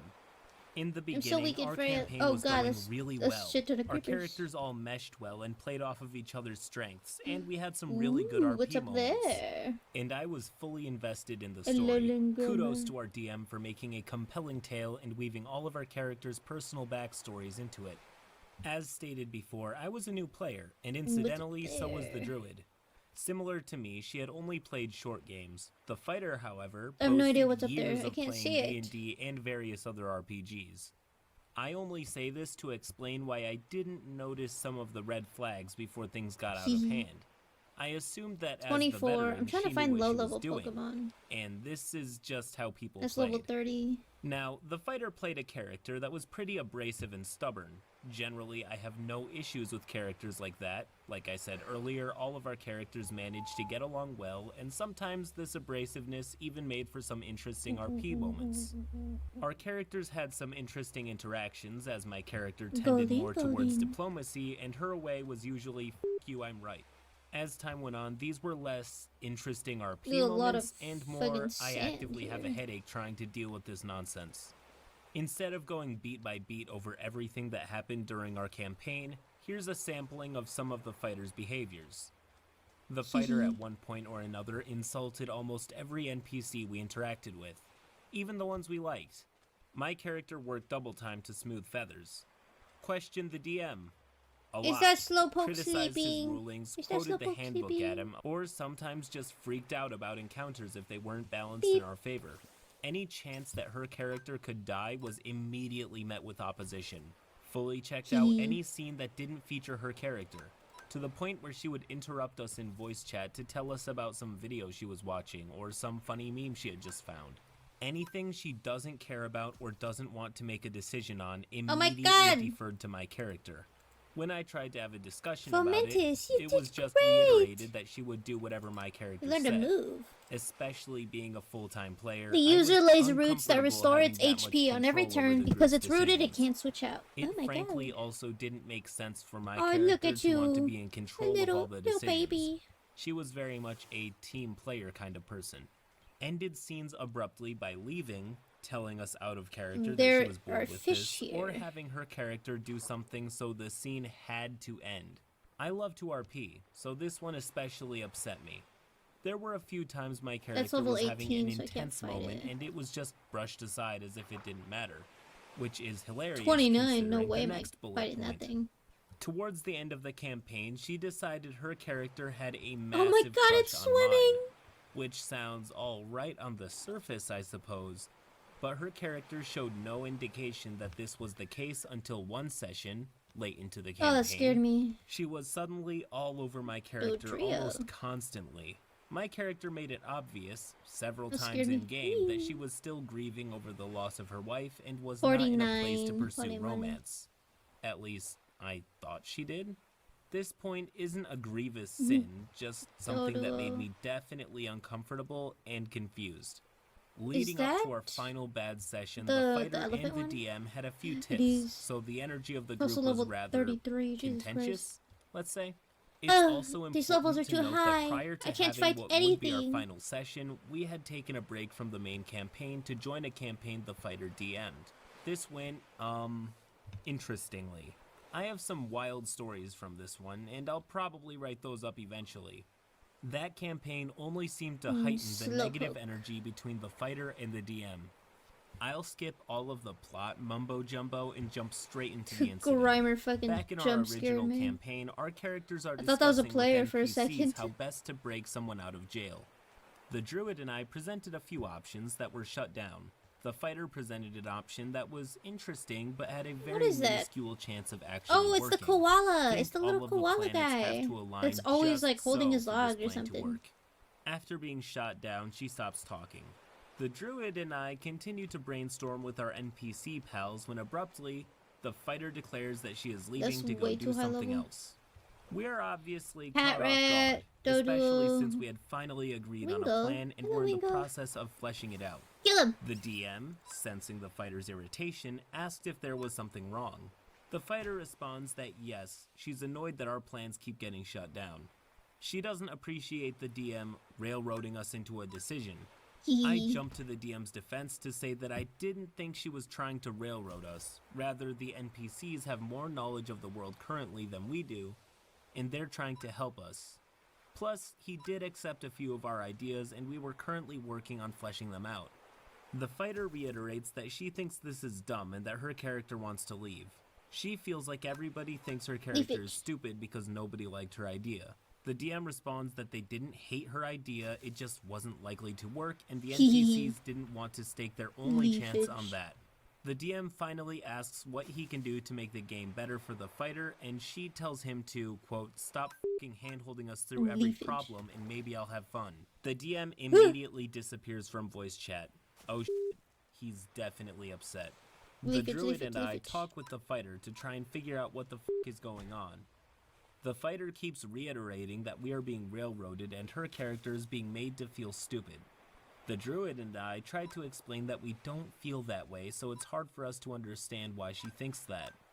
We ask for examples to help us understand, but the fighter just repeats the same thing over and over. Oh my god, Eventually, I fucking did it. leave Holy to just shit. talk to the DM and make sure he's okay. He is definitely not okay. Oh my god. In fact, he's pissed. He rants and raves to me about how the fighter always pulls this shit and he's finally done with this. Apparently, You he has did pulled great, similar things in other Fomentis. campaigns he ran. He's not coming back. He never wants to talk to her I'm again, gonna and name he's just you fucking phone done. me. I leave the chat with him, rejoin our group, and inform them that the DM is not coming back You right did now. great, phone me. He's upset, needs some time to cool off. Maybe we can reconvene later, but for now, When he does just needs Foamy some time for evolve? himself. The fighter continues Or to is it harp like a on friendship him, thing? Or is and it I just stone? leave. The aftermath. I finally get a chance to talk to the DM after everything cools down, and he apologizes for his behavior. He also explains how the fighter's behavior had been slowly grating on him, and apparently the fighter had been Let's equally see, critical to the DM Pokey outside of our info. game, via calls, private chat, etc. While this incident wasn't a huge deal, it was more the straw that broke the camel's back. I told the DM that he Okay, should level probably air his 34. grievances with the fighter so Oh. that they can try and make amends. He agrees, but he It just says needs level time. 34. It's a friendship I one? informed the fighter and the druid that the DM just Don't worry, needs little guy. time to cool off, You and can sit he on my will shoulder. reach out when he's better. That's level 17. Over the next few Ooh. days, the fighter becomes increasingly annoyed. She messages our group every day asking for an update Oh, all the about Pokemon are the clear. DM. She says that she's messaged him a bunch of times, but he has apparently blocked her, so she's contacted him through every means possible. Apparently, Yeah, she's just left kidding. a ton of voicemails as well. Actually, she's been trying to contact him since the blow-up happened, so Taggles. much for letting him cool off, I guess. The druid and I reiterate that the DM needs space, just give him time to think. The fighter refuses. She actually told us no, she needs You were to looking talk at to him right Rylu. now. Oh my god. How dare he not consider how she I haven't even feels. seen a Rylu. Eventually, she realizes that Yet. the only way to talk to the DM is through us. So she asks for the druid and I to pass along a message to the DM He to stop acting like a killed toddler, on otherwise he's sight. going to lose a friend. She asks Blaze, us you ready several to times evolve? over What do you several want, Blaze? days, most of which I try to ignore. Not My my little circus, not sombrero. my monkey. I love After you. ignoring these messages for a while, I finally cave in and tell the fighter that this isn't my fight. I care about both of them, but I don't want to be the Oh, it's mediator roasted. or messenger between the two of them. Come I'm on, guy, not let's go. comfortable being in the middle of this fight, and if they want to talk it out, the fighter needs to wait for the DM to reach out when he's ready. Capstick, Fimpy. The fighter then blocks me, deletes all of our chats, deletes the server made for her campaign, and disappears into the night. So that's how my Squawkability. first D&D group and first campaign ended. It's been several months since it happened, but I'm still sort of upset about how it all went down. I think the situation definitely could have been handled better on all of our parts, but it is what it is. End post. The fighter in this story sounds like a bully and even a manipulator. While the DM could have benefited a lot simply by talking to the fighter and kicking her if she wouldn't get with the program, these kinds of people can be very hard to stand up to, What especially time is after they what have their type hooks in is you. Would it have been the Fampy? better thing to do? Yeah. But can it honestly be expected 'Cause after there's a few their Fampies assumed here. history It's together? grand. Not really. Wait, don't Also, a quick Quantity? side note, the always angry, Okay, so abrasive I lone have- wolf type player, when done wrong, is almost as annoying as the edgelord. While it can be charming at first, sure, it gets old pretty quickly if you don't take the time to add any quirks or personality traits other than always pissed, angry, and hates everyone. Anyways, this story is about the fighter's attempt to run a game. Next post. Hello again, lovelies. As promised, I'm back with some stories from my other campaign No! run by the fighter. Fuck, I was trying to in the get some last story. XP because I don't have Let's XP jump in, share. and again, apologies that I'm long-winded. Our cast of characters for this campaign: the Tiefling Artificer, played by me; Sigh. the Shifter Wizard, played by our previous DM; the Catgirl Paladin, played by our previous Druid. This was a homebrew race specific to the campaign. So, let's start with some context. Once again, this was a homebrewed campaign. Our DM for this campaign created an entire world that was very rich and full of lore. The reason Bulldoze. for this was that she was writing a book set in this universe. I thought, wow, that's really cool. Making your own world is hard, and I'm excited to play. Ah, to be young. This happened a few months ago. Dumb, still true, and naive, also probably still true. The world consisted of a few different nations that had the D&D races, as well as some homebrew races. For now, Bulldoze. we'll discuss two races, the anime animal people and the technology aliens, which both had real names, of course, but this is more fun. It dropped. The play. anime animal people were basically cat girls, bunny girls, cowgirls, yeehaw, etc. Our paladin was a member of this What type race. is The technology aliens Komala, were is descendants it grass of aliens type? who couldn't do magic, but instead made really awesome tech that did You're magic similar normal? effects. Ew. That last point is important, as it's the basis of my character. My tiefling artificer was neglected for most of her life. She I thought it was found a book grass. about the technology aliens and started making Because inventions of its like the theirs. giant tree stump, Hence, you she know. became an artificer. Now, I'm going to Double gate. emphasize that she didn't do magic, she built machines. I discussed this with the DM prior to our session 0 to be sure that we were on the same page. The DM agreed. All Oh of my my artificer's God. spells were actually just gadgets that she uses to achieve the same effect, like throwing a grenade God. instead of casting fireball or something. But again, she does I'm not gonna win do this, no. magic. Also, just a quick side note, I don't know if this is how everyone runs artificers, but this is what we agreed on for the campaign, as it fit with the That lore kind of of the implies that the world. log is the There were Pokemon and already not the characters koala. that could not use magic and instead made tech to imitate magic. So session 0 went great. I had a blast. I was playing a character drastically different from my first. My artificer was basically No, I'm young, asleep. impulsive, could be rather selfish, but just wanted to make friends with everyone. Also, she swore a lot and flipped everyone off, which was just a fun time for me. And whenever I cast a spell, I would explain how I imagined the tech would work. The DM was all for it. We end Damn it. session 0 All my with Pokemon everyone are in the dead. same big Ow. city. Then we get to session 1. I don't need Typically, play we right had now. our sessions the same day and time every week. But the day of session 1, I had a family thing and asked if we could delay an hour. The other two PCs agreed. The DM vetoed that decision and just said I could arrive late. Alright, no big deal. I told them to just have my character chill at the base or something until I joined. Where will I be I able to sign on about find an hour late as expected, and everything is chaotic. Gibble? My party is running all over the city while the DM is posting an ominous countdown in the He likes chat. caves. They Okay, so try I'm to not gonna catch me up find to him out speed here. while still being productive, because the countdown didn't pause to let me get Sigh. context for what the was happening. That would be too easy. Yeah, double check. Basically, just to here's make what sure. happened. Wizard So I don't and remember Paladin met if up, it and was Paladin Savannah or informed something. Wizard that there was a prince in the city who was trying to assassinate his mother, the queen, who was also visiting the city. The Paladin knew that the prince had some sort of plan, but wasn't sure what. So they investigated and found out that the prince was building a giant mech to destroy the city. I think? Anyway, they warned the queen, and that's when the doomsday counter started. No explanation for why, just a doomsday counter. The two were What? trying to find the location of the mech when I joined. Now, you must be Where? wondering, but buddy, Is there any what place about your specific, or is character? it just Did anywhere? she just chill at the base? Haha, no. Apparently, the DM had my character go on her own adventure, with neither of the party members, just by herself. And on that adventure, she fought some cultists and met a, quote, small-breasted cowgirl. Yes, this was her constant description, who fell in love with my character on sight. Okay?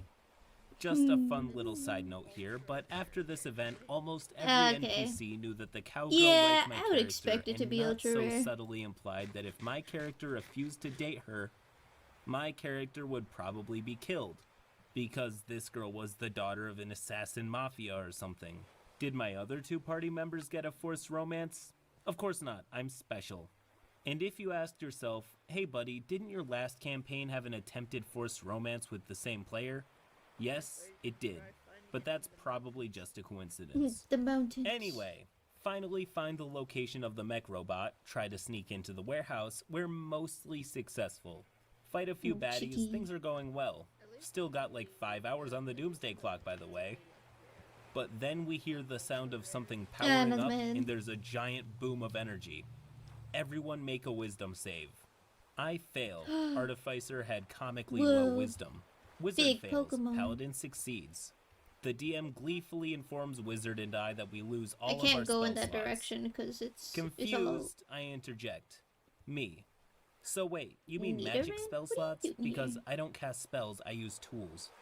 Oh, I don't have any DM, fucking. you lost your spell slots. You can't use any magic. Hee Me. Spawn. Okay, right. But I'm saying I don't use magic. probably I use settle down tools. in the so cherry if it's like blossom. an anti-magic thing, then I should still be okay. DM, no. Oh, you that was failed loud. to save, so you lose your spell slots.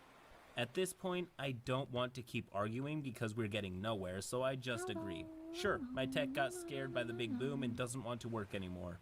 I'll just roll with it. Edit. I've made a comment addressing this point, but I'll put it here too. Yes, I know Raw has artificers as It's so magic loud. users. My confusion came from the fact that in this homebrew world, the technology aliens did not use magic and instead made pure technology to imitate magic. I just picked up a random If head we that was used floating on the detect ground. magic on their technology, it did not register as magic, since my artificer learned her craft from them. I assumed her tech would be the same, if the DM had clarified that I used magic cores or something, or that the magic wipe was also a sort of EMP, boat. I would not have been confused. Anyways, the giant mech thing bursts from the basement and is being piloted by the prince. Oh snap, what drama, what danger, what... Hey, wait a minute, aren't we just level 1? It quickly dawns on all of the players that we are woefully underleveled to handle this sort of encounter, but we don't really have options. The warehouse is located outside of the city. 21. All of our allies are in the a bunch city, of and we are Grimmers far here, but enough they're all away that we level could not 30. reach them in time. We have no means to contact anyone, and this giant mech thing wants to destroy the city anyway. Guess we're going out in a blaze of glory. Oh, and the doomsday clock? Still counting down. The wizard is slinging cantrips, but the mech keeps absorbing magic. Great. Our paladin is working to cut off its gun arm. It had one grabby arm and one gun arm. While my artificer is trying to smash her way into the cockpit with a hammer. The paladin manages to break off the arm and we all cheer. Hurrah! DM, as the arm falls, you see the gun turn to train on you and begin to power up. Paladin, wait, How does it still have power? I detached it. DM. No, you detached the other arm. Entire party. What? Despite the paladin specifically saying that she was hacking away at the gun arm, you know, the biggest threat, Ooh. the DM somehow thought she was hacking away at the other arm. When we explained that we all thought she was focusing on the gun arm, the DM just told us no. Alrighty then. So I'm Got a trying to woo bat. smash my way into the cockpit, which has a glass Oh, yeah, I windshield gotta with find my a woo hammer, bat. but I'm barely making any progress. a Even when I woo roll a bat, it's a crit, woo the thing bat. hardly cracks. Oh, and I'm rolling strength checks, not attack rolls. My spaghetti-armed tiefling child shockingly does not have high strength. Eventually, the mech does 21. another big blast and catapults all of us into the water surrounding the city. 23. The mech charges up to shoot a laser at the city. We 19. try to intervene, but the DM says that we're all I stunned won't be able without to fight rolling to that save. guy. The mech shoots the laser. We're all thinking, well, until a giant force field covers the city, absorbs the laser, and shoots it back at the mech. The mech is destroyed and the city is safe. So the session ends, and I realized that we were entirely unnecessary for this whole scenario.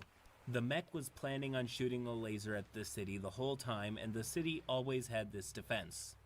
We could have done nothing, and everything would be fine. Aren't we supposed to be heroes or something?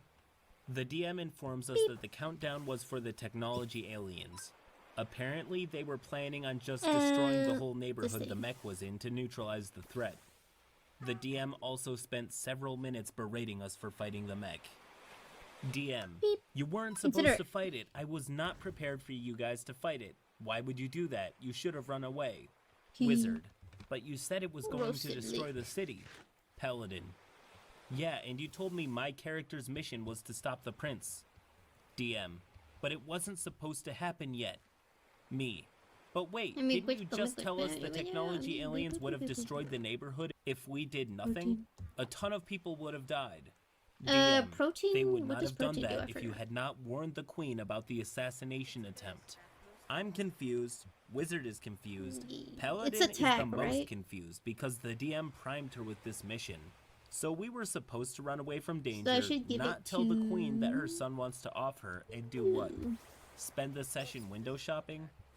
I thought it was odd, especially because most players want to play heroes. But little did I know that this was just an omen I gave for it things to to come. to Foamy. TLDR, party is told that a mech is trying to destroy the city and assassinate the queen. Warns the queen about the assassination, tries to fight the mech. In the end, the party is useless I because was the city thinking, has a what magic would force be field to best for defend ball itself. swipe? Then the DM And that was yells it. at the party for trying to save the city. End post.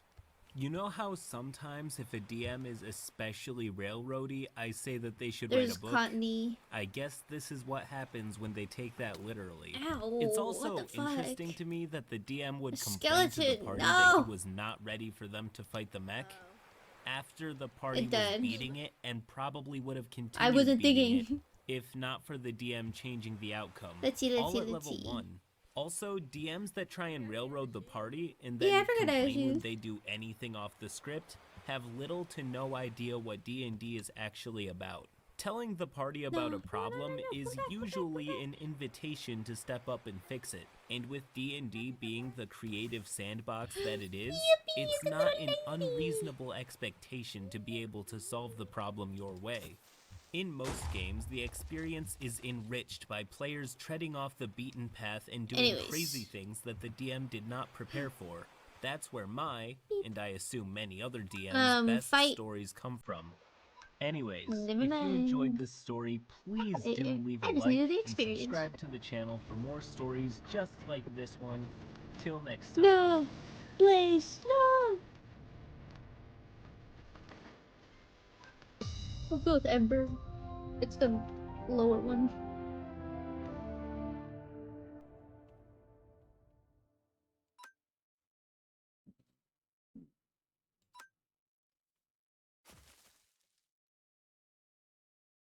And now, So this was this past Monday. I have never had such an odd and terrible RPG experience before, and something I've played died around me. RPGs and D&D specifically Hee. for decades. Background.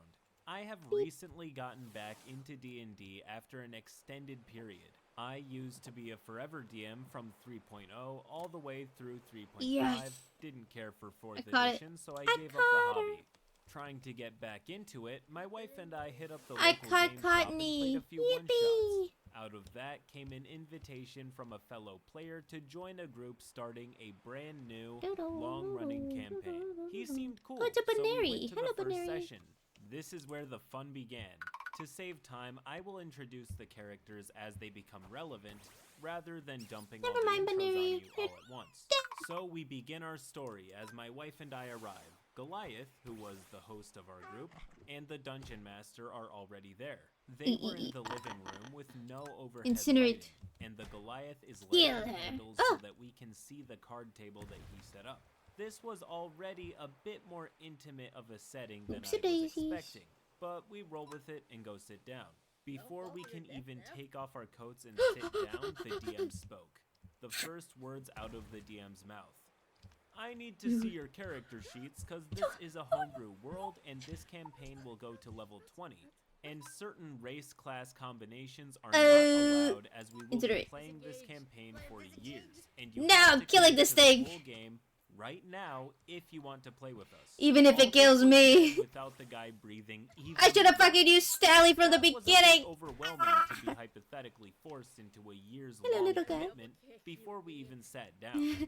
I forgot that Stally we had double came game. with pre-made level 1 characters because the DM indicated any core Sneeze on. 5e class race. The Praying, literal praying, words praying, used praying, by praying. The DM in the Facebook chat were no restrictions. They had Praying, already praying, held praying. a session 0, and later we found out there were actually 4 of them. So It's a little suddenly, lady, the it's a little DM totally lady. changed the options. I'm all for a good session 0, but just one should be enough under most circumstances. 4 session 0s indicates either internal struggle within the group, or the DM having no clue what he's doing. My guess is this Foamy story is will level have a lot of both 14. moving I don't think forward. it's gonna. Unfortunately, both our characters Fully passed kill it. inspection. The DM got super excited that my wife was playing a dragon. Ralt is level He 17. immediately started to tell her that she grew up on a specific continent and her egg, she was playing a male, but he ignored this repeatedly, was mutated by an Leafage. evil warlock with poisons, and all Dragonborn are evil and part of an evil army that she grew up in, and still owes allegiance to the evil warlock, etc. Fucking was catch. totally against her neutral good alignment, acolyte background, and deity. My wife, still being a bit new, did not know what to do with this info dump and got a little upset, saying that she wanted to be a good cleric, and the PHB did not say that she had to be evil. The DM said, "Too bad, this is my Don't kill it. world." Don't. In Kill it. hindsight, we should have walked out right then and there. Okay, so there are 2 major schools of thought here. Okay. There is an element of this being the DM's world that they crafted, so certain races would have their own place in I don't have life. any copper. And there are others that will bring up the fact that the player characters I fucking should be allowed got to her. be unique, as they are the world's main characters. At the best of times, these 2 desires are not at odds. Her name is, And while I can understand her people name is who gonna be say that the Rally DM now. is still well within his bounds, I personally have Yeah, a hard I time don't know why relating it's to a Rally. DM that exercises this Hello level there, of baby. control. I'm not a fan of this DM style very much, and it makes it harder to be on his side. Where's The Foamy? DM loved my They are rogue both on my character shoulders now. and backstory. And that It is where fit they will his sit. magical realm. The DM starts telling us about the world and how he has been developing I the have 2 world shoulders for after a all. long time, and each and every NPC we will meet has had Yeah, a long and detailed backstory. He is so excited to let us play in his magical realm, and just knows that we'll love it so much. So then, the Not sure what I'm sorcerer, looking for. paladin, Oh yeah, I'm and looking gnome bard arrive. Gnome Bard for a was place to straight up stay. a rip-off of Sam Riegel's Oh, this is a character little from lady. Critical Role. He But it's even level named him 26. Scanlan. Turns out the bard needed to actually make his character since he changed classes since the Me, last it's level session 0 26. they I can't do For that. some reason, the DM has no issues Wooloo. with the straight-up copyright infringement, even with the weird arcane rules of this world that he Okay. has lovingly birthed. After over 30 minutes of idle chit-chat while Gnome Bard As I has fall into the powdered finishing snow. touches made, we start. I shall now narrate exactly how this all went down. DM, you are all on there's a some boat. You Zigzagoons over all here. received a letter from Hopefully a it's the ones mysterious I person want. that said you must come to the I swamp need city copper. of Tic-Titulus Fuck. to meet Illuminatus. Right here, copper. It was signed by a mysterious person none Oh, of you know, and only was 2 pieces signed of with a copper. single large hello, X. hello, Speedbot. Me. Okay, so how large is Hello, this itty boat? bitty Can you Speedbot. describe it Hello, for us? Speedbot. The DM draws a Is this boat what on Speedbot's the grid supposed to map. look like? It's a large trading vessel about 50 feet long. You are on the deck with everyone else. Speedbot has The yellow wife. eyes. Okay. I asked the captain how much longer till we arrive in Tiki Titty Oily. The DM, visibly upset a player mispronounced the city name. It is pronounced Tic-Titulus. Do you need me to spell it so you can write it down? Me. Okay, anyways, I think it's a legitimate question to the captain. How much longer till we arrive? DM. Everyone make a dex save. Me, wife, and Goliath. For what? Make a dex save or die. The whole party's like, what the hell? We all roll, but only sorceress and wife succeed. DM. You all see the sorceress fly 20 feet through the air and land on her feet like a cat as the boat crashes into the dock, destroying it completely. The captain and wife are crushed between the boat and the wall. Me. What the hell? I Did have made sorceress cast Pokeball. Featherfall or something? More What's Pokeball. going on? How much damage did it deal? That wife is dead. We are level 1. You can't throw save or death at us like that without warning or a way to avoid it. I allowed a dex save. Wife. Yeah, but I'm a big dragon man in armor. My dex is one of my lowest. That's a stats. regular That's really Zigzagoon. not fair. She failed Oh, too. then this isn't a Points at Tyga. sorceress. I I am, really is it? don't know why the DM is doing this. Making the first roll in the game a save or death is terrible design objective. Either they succeed and nothing changes, or they die and the game is over. I might find the a good best one. possible scenario here is if the DM planned for them to Since die they're over early as a here. plot point, but even that is awful, Where are you? unsatisfying railroading that only leads to cheapening the weight of death. Oh, I think yeah. I was right No, I'm earlier when so I said the sorry. DM does not know what he's doing because there's no good reasoning behind his actions. So we've established so far that the DM is running around like a headless chicken at Yeah. best and being Hope it's a little unnecessarily lady. petty for no reason at worst. At Little least, lady. it's not gonna get any worse. DM. Yeah, but she's the main character and has high-level magic items. Yeah, Never I'm mind. just fucking It making sure can, that in fact, I don't need this gets thing. so much worse. So not only are we dealing with a okay. DM that will kill without any rhyme or apparent reason, but he also has a stripe of favoritism. It should not be a surprise that choosing one person to be the main character in a D&D Ugh. party is the wrong move in almost every Thank single you. game. But here It's we a are. 24, Consistent, so selective that's- focus and treatment towards one player and ignoring the rest is the not-so-secret recipe Thank God to Courtney is getting level everyone 28. else to check out and stop caring. This is awful, but it's made critically worse Poison by the powder. fact that the type of person to do this is usually not above making other terrible Oh, DM fuck. The choices, Zigzagoon is immune. leading God to damn it. absolute train wreck stories like this one. What makes this DM so special is that he is so blatant Giga about it. Drain. He's not even trying to cover it up. I would have guessed that the DM was young or inexperienced, but at Okay, least and two now of I the can players are try to married, throw one so of these. we're genuinely just dealing with a case of preventably bad DMing. Me, bristling at the main character comment, come on man, we want How to would I play, find an but be XP fair. share Also, do our thing characters in- know about the magic items? Ooh. No. In, Okay, fine. Wife calls on her evil god and Cobblemon. succeeds. Me. So moving on. Where is the rest of the crew? There is no other crew. Wife, who has some sailing experience. You said that this was a large 50-foot long boat. You can't crew a boat like that alone. There's no one else on the boat. But wow, no one's mourning the captain? I expect the evil cleric to not care, but the rest of you? We didn't know the captain. And why is there no one else Oh on yeah, the I wanted boat? to look Do for we a know snow where the vent. crew is or what happened to them? The boat is still crashing into the docks. Don't you want to get off, Gnome Bard? How do you craft There's it? a ramp on the docks up to the deck of the boat. You mean the XP docks I shit. just crashed into and destroyed? Are you getting Oh. off or not? Me. Okay, we get off the boat using the Deus Okay, Ex Machina ray. saving that. Okay, you walk up to the sorceress and are in awe of her and her nimbleness. She's otherworldly and beautiful, and she has I'm- a oh my 25 God. points in charisma. I There roll you go. my eyes in obvious disgust. Personally, if I were the sorceress, I would feel uncomfortable, oddly fetishized, It's EXP and for my ask little the DM ladies. to please stop insisting on my character. While we're here, I would love to read a story from the perspective of someone who had the DM I'm not seeing simple any as their snow vents character. here. If that's you, drop one in my subreddit, I'll give it a look. But it must feel so awkward and gross. Honestly, I can't imagine how creeped on you must feel having the one person in control of the game gawk over your in-game character. Okay, never mind, she's into it. Sorceress sees my eye roll. First thing she says in character. I see your greedy eyes looking at my jewels. Keep your eyes to yourself or you'll get a fireball to the face.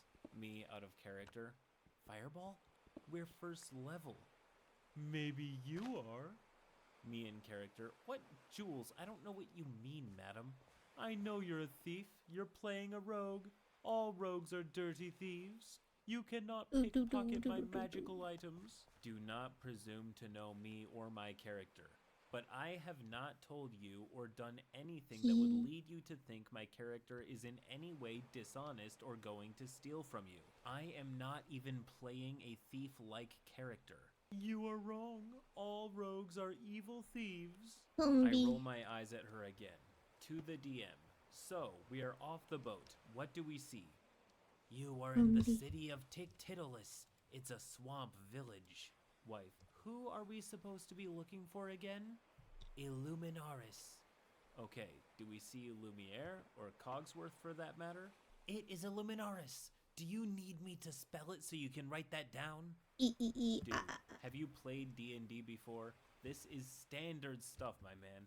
Players are going to constantly mispronounce your NPC names or give them nicknames they can remember. Lighten up. Illuminaris is a human, not a candlestick. You do see him, and everyone else in town looking at you all. I saw a little disapproving, combi, but they have the crashing little your boat into swipe. the Oh, docks, shy. destroying them. Scanlan. It wasn't us, man. Farts nervously. He asks the guy where the nearest house of ill repute is. I want to find some women. My wife, trying to deflect the inevitable roll to have sex with the wench scene that we're sure is about to follow.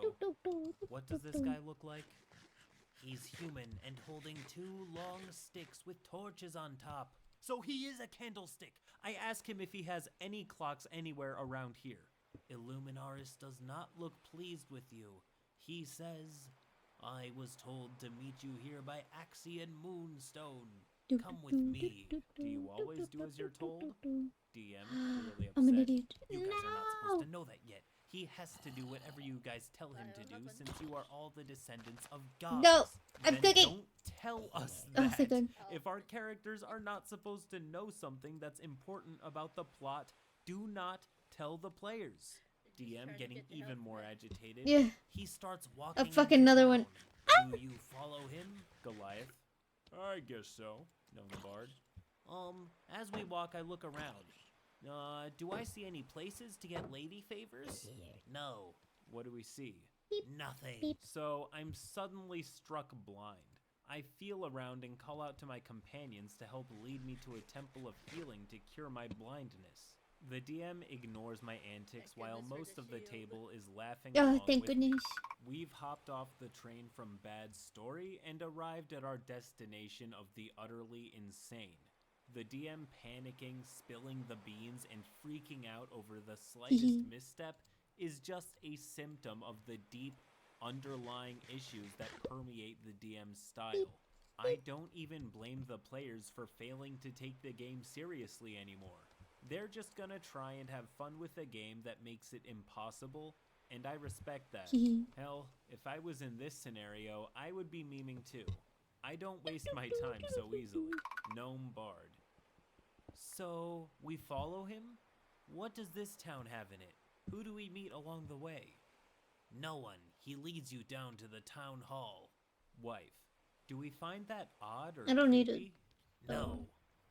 Is this a ghost town? Is it nighttime and everyone's just asleep?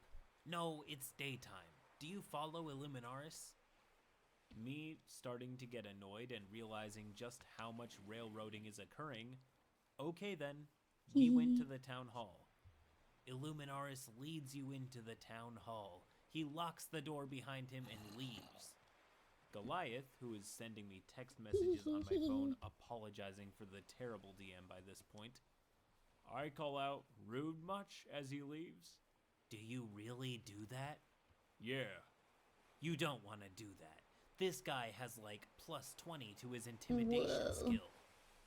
Me, don't tell us that. Show, don't tell. Fine.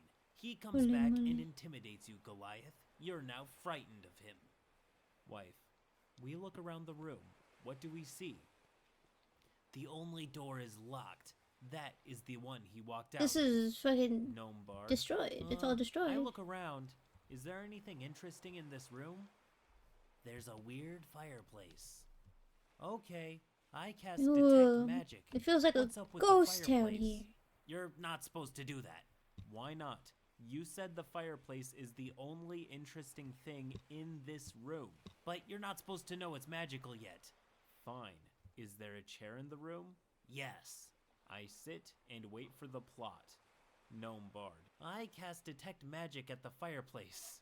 It opens a revealing hallway with a light at the end. Goliath. That is not the way detect magic works. He should know it's magical, but that doesn't make it open.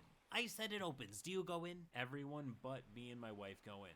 I'm still waiting for the plot to begin since clearly we are being railroaded hard. Goliath and I are texting back and forth, trying to somehow find some fun. Wife is also texting me saying that she Ooh, does not mountain like this area. and wants to leave. The DM misses all this texting because of the low candle light. in the Time to find room a keyboard. and his total focus on what he still thinks is the most amazing story ever told. I believe it. I've personally played with worse DMs, and the lack of self-awareness is a staple. I think the DM is too defensive right Holy now to moly. even allow himself to think that the game is failing. This is exhibit Just over that there. the players are trying to ruin it with those pesky questions and rules. And the Maybe if blue the DM's squirrel. really good, he'll realize at some point after the game that this has been a total failure, but I think that might be giving him too much credit. Yeah. Roll post. You guys enter what appears That's to one be a exactly. wizard's study. It's full of books. Suddenly, a woman appears in the middle with a puff of smoke. You are not supposed to be in my father's study. Get your filthy butts out of here. Sorceress. I go where I please. Yeah, they'll go in the or chair. I can burn the whole building down with you in it. The DM as the holy NPC. moly. Are you threatening me? I'm fifth in line to the throne. Sorceress. Hello, Pandari. third. Hopefully back you're a off little before I hurt lady. you. The DM tries to You're correct her, not. but the sorceress quickly fireballs her in the face and burns the whole building down with a cackle. Actually, you don't want to do that. This is blah blah. She has over 400 HP and you will lose. Me, seeing an out to this campaign, once again, that is not knowledge we characters would have. If Sorceress wants to TPK, I say we let her. DM. She slaps you, Poison Sorceress, and as she poison does, she powder. forces you to relive all the trauma from your childhood when your father used to beat you to death, almost. You take 5 Poison powder, but it psychic missed. damage and fall prone. I don't think it's Sorceress, missing. wait, my Can father Baneri be never affected beat by me. That poison is not powder? in the backstory I have at all. We worked this out. My father was kind to me and showered me with riches. That is where all my magic rings Okay, and fucking necklaces finally. came from. It What? finally kicked in. Wait, now you're telling her what her character's background is? Can we not make our own characters and backgrounds? DM, this is my world, and I say her father the king beat her all the time. She just doesn't remember what we talked about. What And now followed double was a kick. 10-minute argument between DM and Sorceress about the background and the world that they supposedly worked out together. What I got from it was the DM changed her entire background without notice and would not budge because he planned some long, drawn-out redemption arc that he laid on us in detail. This is the absolute funniest, but also worst part of the story. The DM has no clue what it means to be a dungeon master and completely and utterly fails to grasp Kill. even the basics of storytelling and cooperative play. Wow. Even first-timer dungeon masters do not make these mistakes. So for anybody out there watching this who's maybe a little insecure about being inexperienced or not good at DMing, Come on, just take it Steady. from Let's me, get the out of horror here. story expert, that you cannot possibly fail this hard without deliberately trying. Now we're at How the am I gonna part make it all where the way up OP there? Hold on, buddy. desperately tries to escape a game that he hates. Roll post. I, at this point, was looking for any out. Even a train wreck like this can only be experienced for so long. The humor of it was this. My wife did not want to be rude and just walk out. That was my plan. I texted What my is mom that? while they were fighting and told her to call me in 5 minutes, all upset, so that we would have a valid reason to GTFO.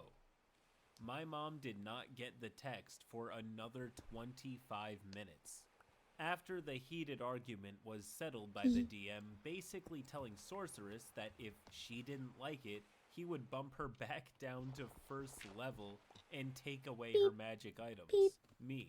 Okay, so I guess me and wife are still back in the room that Candlestick Man It's an locked us in. Aaron. Does anyone come in Aaron? to get us? NPC woman throws The you little out of baby. The town little hall. baby. Illuminaris is there. Okay, so why did he lock us in the room in Baron, the first yeah. place then? Sorceress. I still want to burn down the building with that stuck-up bitch still inside. You can't do It's that. a little She has man. plot relevance later. Ooh. I ask Candlestick Man if he has seen Cogsworth again. He What type is not it? Lumiere from Beauty and the Beast. It is spelled Illuminaris. Stop ruining my world. Me. Well, your world is empty Get the train. except for a dead boat captain, a candlestick man, and a mean woman with plot armor so thick I'm surprised she can walk. What is the plot even supposed to be? Get the train. You are supposed to find Axion Moonstone. He sent you a letter. Okay. I ask Candlestick Man if he knows where ExxonMobil is then. Axion Moonstone! Me. Whatever. I ask him directly where Please. Axion Moonstone is. I would like... Oh, would finally I like killed it. desperately to find the plot. Illuminaris is forced to tell you that Axion Moonstone is in the capital. I got one piece of Okay, iron. And how far away is that? A few days' ride. Okay, can he give us horses? A to lot of get iron there? here. No. Me learning the magic words. Okay. I ask him directly, can he provide any transportation? Yes, he arranges for a wagon. Great. We head for the Oh, capital. it's so Do tall. we have any I'll never be able to random get up there. encounters along the way? The DM I wish I could stubbornly, ride my "No, Pokemon all the way up there, this but I first can't. session was supposed They're little to be babies. role-playing only. I had no combat planned at all. Wait, so if there was no combat planned, why do we have the minis and the battle mat out? Are we just not going to get XP this session at all? I'm using milestones, and the first milestone level up isn't planned until session 4 or 5. You guys are too squishy for any of my world's encounters. Me, my wife, and Goliath just sit there, dumbfounded. None of this was discussed beforehand. We all like some tactical combat in Oh, our spit. D&D. All roleplay was not Nice, advertised I have, at like, all. Gnome Bard. Half a stack right now. Great. So, in the capital, can we find a tavern or place to find ladies of ill repute? DM. No, I don't have the capital finished yet. I didn't think you guys would get this far. Goliath. Wait, let me get this straight. We had a 5-hour session planned for tonight, and you only had the first village planned out? A village with a total of 2 NPCs in it? No combat encounters at all? What did you expect Trying to find my was way up going there. to happen? Well, Yeah. you guys could have Yeah. talked more with each other or engaged with the NPC and listened to their detailed backstories. You guys just Trying to made fun of parkour their my way names up there, and but I were don't want rude to them. build. I don't want to. Okay, I don't want to this is build. interesting. The DM totally deserves to be Parkour, parkour. interrogated by the players for sure, but it's hard not to pity him. Did When I you're catch a this Baneri already? hopelessly bad at DMing, it feels kind of low to mock him. That being said, I'm not against the players I see a throwing the Baneri over DM's there. stupid behavior in his Eh. face. He completely deserves and also needs the reality check. We're about to find So out. while for Oh, it's a most 34. bad game masters, I say It's a little lady. slowly get better at it, don't beat yourself up, and learn with your party. But I can't say that for this guy. He doesn't even understand what it means to run the game and needs a fundamental Okay. realignment of Baneri how he poisoned. perceives D&D.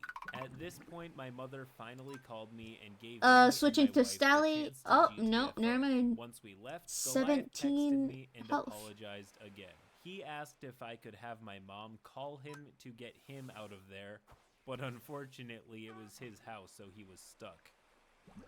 Needless to say, we will not be back for the next session. The guy needs to write a novel, not try and run a D&D game. Only saving grace I don't know, is Ember. I now have the story to tell. Thanks for hanging out. Till next time.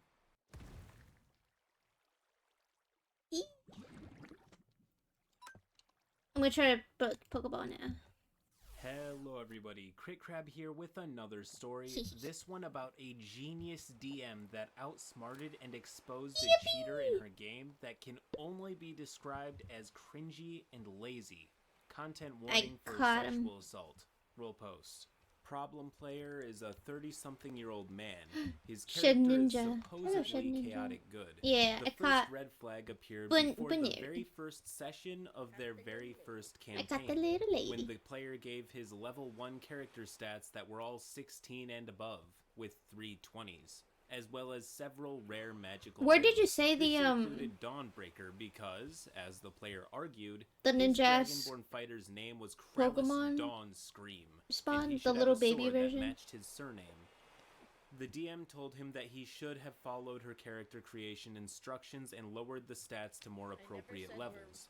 She'll let him keep the magic items, but only if Krellis yeah. developed an allergy to magic. Well, In fact, let's he also insisted let's upon it. also get The DM hoped that this would teach him a lesson to not a mess spawn with his point for character sheet. Nikita. After a few days, he finally begged her to remove both the allergy and the magic items, and she let him redo his sheet. This time, the right way. Pause post. You see, Oh, it has this to be actually nighttime. Seems like a good idea. If someone is trying to build an overpowered character and really does not want to It has to part be with it, nighttime. adding a special weakness or two is a really cool idea. So I just want to give some early props to the DM for being accommodating, but also smart. Roll post. Within a They couple spawn of on the days, ground? He changed it again. Old Krellis was back to having several stats E- soared to so I 20. think they do The spawn on DM told the ground. player that she will only let him keep his strength and constitution at that level, but since the most No, logical they can crawl explanation around a for a level bunch. 1 character to be this buff was serious steroid abuse. His wisdom was now 3 Pidgey as a scared me. result of Krellis' constant roid rage. Thus, Pidgey, he why? became a mound of muscle that could deal a ton of damage, but only see and hit things that were Rickety. directly in front of him. Anyway, saw that creepers campaign is somewhere. its own story, but during the course of it, the player tried to bump his stats up at least once more. Okay. So the DM made it a routine of checking his Yeehaw. sheets every week, at the very least to discourage him from doing it more. Another noteworthy thing, the player liked to boast, and boast often, about what a strong and intimidating character Krellis was. Geodude. When it came to actual combat, however, he would refuse to do anything that involved risk. Gotta jump over a 5-6 ditch to reach the flame skull that has the rogue pinned? The warlock and sorcerer are surrounded by a dozen skeletons? Oh wait, now the sorcerer is 1v1 with a ghost? Krellis would shrug and say, looks like they have it Whoa. handled, and then just Is this a walk fucking away. mountain? Hold out on. of game, the player enthused about his powerful character build, always I think it raving over the is. theory of Krellis, and not the reality. No, of no, it. no, no, no, no, The no, no, fighter no, that no, no, no, wouldn't no, fight. no, no, no, no, no, no, no, Pause no, no, post. no, no, It's no, about no. now that I would say a conversation with that guy is warranted. So far, he's been caught cheating several times, refuses to help the party, and seemingly has a serious main character complex. You wouldn't even have to have a serious discussion if you're uncomfortable with that. Fuck. Even just some passing jokes or comments about him Oh, shut being up. a lazy, cheating munchkin would work. He probably did Well- what he did because he didn't think there would be any consequences. Let's start all over again. So, let him reap what he's sowing. Anyways, roll post. Some of the group were planning to attend Oh, swine PAX up. Unplugged, and the DM asked What the if fuck? anyone would want her Oh, to do no. a one-shot there. Ice. The problem player biome. was one of those that said yes. He was a mutual acquaintance of online friends, and so Oh, she you're had so only ever played tabletop with him online. This would be the first time in person. That's a stray. Part of PAX Unplugged is a lending library of board games that people are allowed to check and test out. In every single game that we played that Spheal. weekend, It's a this player spheal. cheated. Every single one. His behavior included constantly keeping cards instead of discarding them, hiding cards, faking dice rolls, standing up and pretending so to round. stretch to look at other people's hands, or outright walking behind them to peer over their shoulder. Using his watch face to reflect a card in a Guess Who type I'm gonna game, catch it. and oh, so much more. It was unreal how relentlessly he cheated, almost as if it was a compulsion. Someone would call him out on one thing, to which he would go, oh, whoops, and then do the exact same thing a couple minutes later, Ooh. even with everyone staring at him. He tried to mask his cheating Let's just by do this. pretending to be forgetful or not knowing the rules. This behavior carried over into the D&D one-shot. He kept faking his dice rolls. The DM would I see fucking out of caught the her. corner of her eye as he slid the dice over to the number side he wanted, use his hands to mime the motion of rolling it, then declare the result. At one point, his character's spear was depreciated by the acid, so the DM told him to write down that it now did less damage. Oh, He watched man. him pick up a pencil, pretend to write, then put it back down without making any marks whatsoever Okay, on the Snom paper. used She powder tried calling snow him out where on she could, but his my behavior foamy. was so Oh, boo, boo, constant boo. that if she reprimanded every single instance, it would have I derailed did the it. game and spoiled the experience of everyone else at the table. The DM was indignant and vowed to never play another game with the guy again. Anyways, Pause post. I This brought is Blaze out. It was usually a the little right guy, so I answer. don't You care. will regularly find me advocating for serious talks and diplomacy when dealing with Not a those little lady. guys, Get out but of here. I usually make Snow those Runt. I comments see under the Snow assumption Runt that this somewhere. person is your friend and you want to enjoy a game with them. It's If you are fucking more by the. indifferent to the Oh my person god. or don't believe they have What the any fuck is interest that? in improving themselves for the sake of the other players, drop them. It's much fuck is easier this? than trying to change them or their mindset. I understand that it's not always that simple, but if this is a person you can feasibly drop from your game and you I've never seen this genuinely fucking don't Pokemon see before. any other option as viable, just do it for your own sake and the sake of everyone else Oh. around you. Anyways, roll post. Afterwards, word got back around Oh my to the God. player, and he profusely apologized to the DM. Yeah, I see Snow Runt. It's admitting just that he by. had an extremely unhealthy need to win. She told him the point of playing games isn't to win, but to have fun. And his friends aren't his competitors or rivals to defeat. They're his friends. The player promised he Oh my would never God. cheat again, that his behavior wasn't who he really was as a person, and he will be different from then on. The DM was dubious. She was getting another campaign geared up, however, and to get some of the people she wanted on board together, she also had Where'd to the invite Snow him. Runt go? Is it So below? she gave him another chance. Thus, Krellis Dawnscream returned. In the previous campaign, he somehow had gotten himself into a romantic relationship No, it's with not both a powdered succubus snow. and a doppelganger. Again, that's its own story. It isn't here. Oh my After one god. of their threesomes, Krellis Oh, went and Jesus washed Christ, I himself in can't a see. spring that he knew beforehand was sacred to Saru, desecrating it in the process. beep, beep, beep, beep, From then beep, on, beep, he would beep, receive beep, signs beep. and omens that the goddess was gunning for him, but scoffing, declared he would never apologize to her. Yeah, make some Anyways, fucking torches. In this new campaign, It's a Krellis guy! was accompanied by the baby of the succubus and the doppelganger that he was tasked to take care of. The baby was a DMPC, and the party Oh, failed, God. since no one else was interested in playing a dedicated healer. I am on a Krallis' run. player was really I'm a into hunt. The Mandalorian at the time, and the DM Nuh-uh, had I hoped the didn't baby almost would get die. him more invested into role-playing. Previously, he didn't really do much beyond participating in threesomes and accidentally destroying the village of Phandelver. The player lost interest in Krallis after 2 or I know 3 there sessions, was- and I he know kept forgetting they the said they baby and wanted to leaving it in implement that. buildings and alleyways. So the But that DM would have been a whole suggested thing. that Krallis could go off on a journey somewhere to a place where he Of could study giving- mindfulness and work on increasing his Yeah, of wisdom giving from the free. fucking A yoga retreat would do the all the trick. mobs Meanwhile, like she would stats allow and the shit. player to switch in his character from the PAX Unplugged one-off, an Aarakocra monk cleric named Zerkek Ragewing. Okay. The So DM did I needed get a to come snow up with a run? token for this But I character, do and see seeing as the player never bothered more to in that pick one out direction, I think. himself, she went More. looking. I see The one only other description in the that player had direction. provided for the Aarakocra's appearance was purple. She looked at the available options: owls, hawks, hummingbirds, etc. Then she saw the perfect one and smiled. Afrigor. It would not be difficult at all to get purple from peacock blue. The player really I'm liked trying the not to run idea into of the a fucking giant stray, mana 'cause peacock, they- saying it would They give you accentuate slowness, Zerkek's and I don't like that. flirtiness.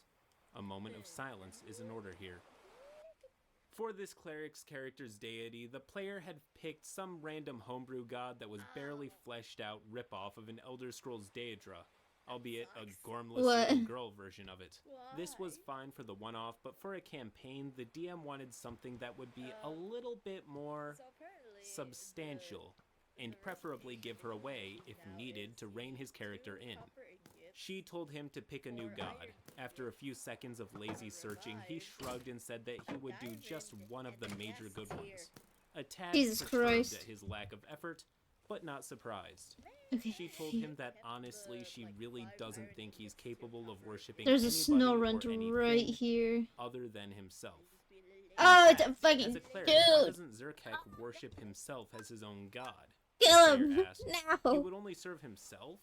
His very words, mark you. Exactly, replied the DM. Oh, the logistics only wouldn't one be little that man hard to figure allowed. out, she assured him. Suppose the other gods were Ugh, fearful sigh. and jealous of Zerkek, so they plotted against him.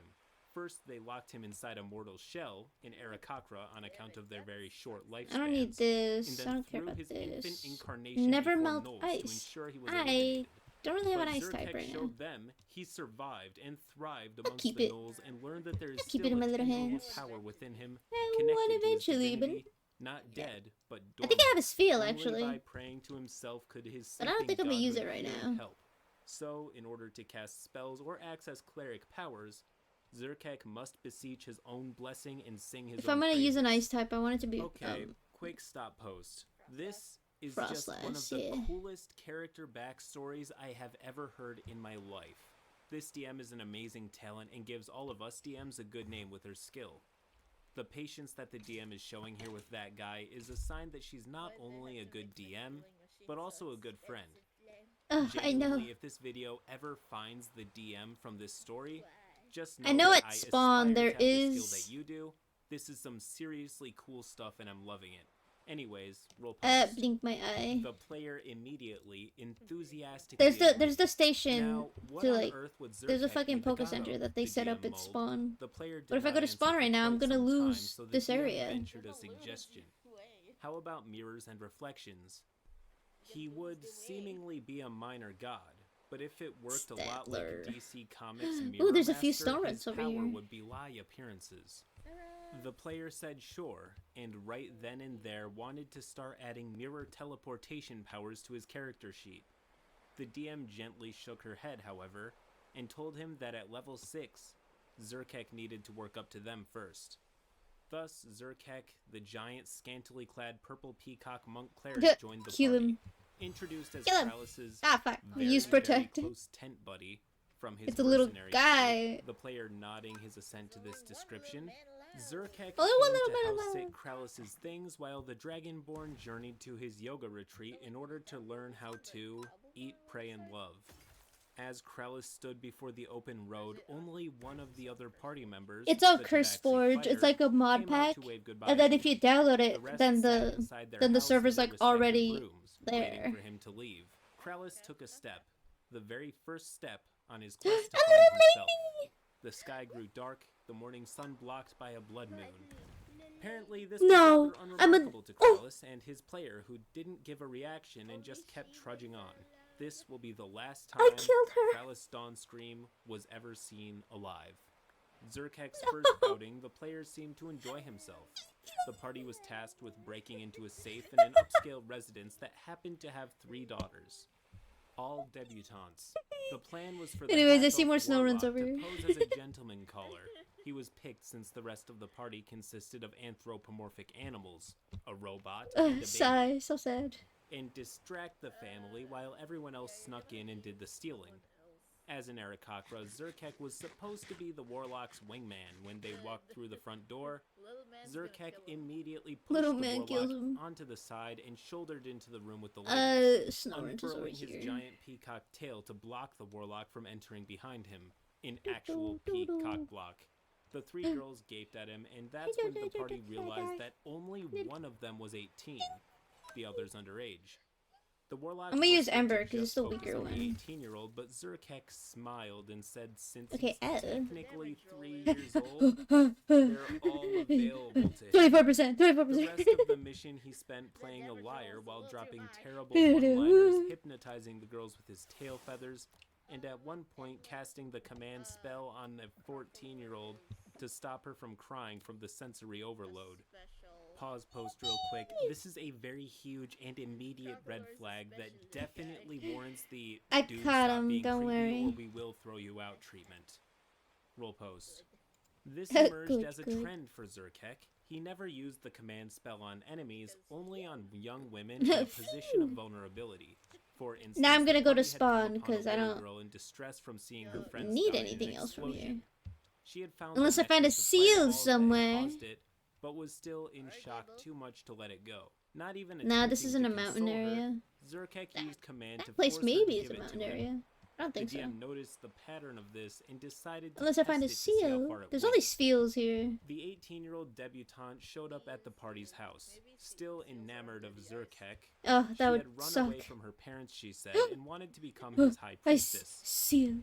She fell to his feet and Ah! groveled at them, praying and worshipping. dear At seal, this, he hello started dear. laughing. Hello, He little began baby. ordering her around, forcing her to do tiny, trivial tasks just to watch her obey him.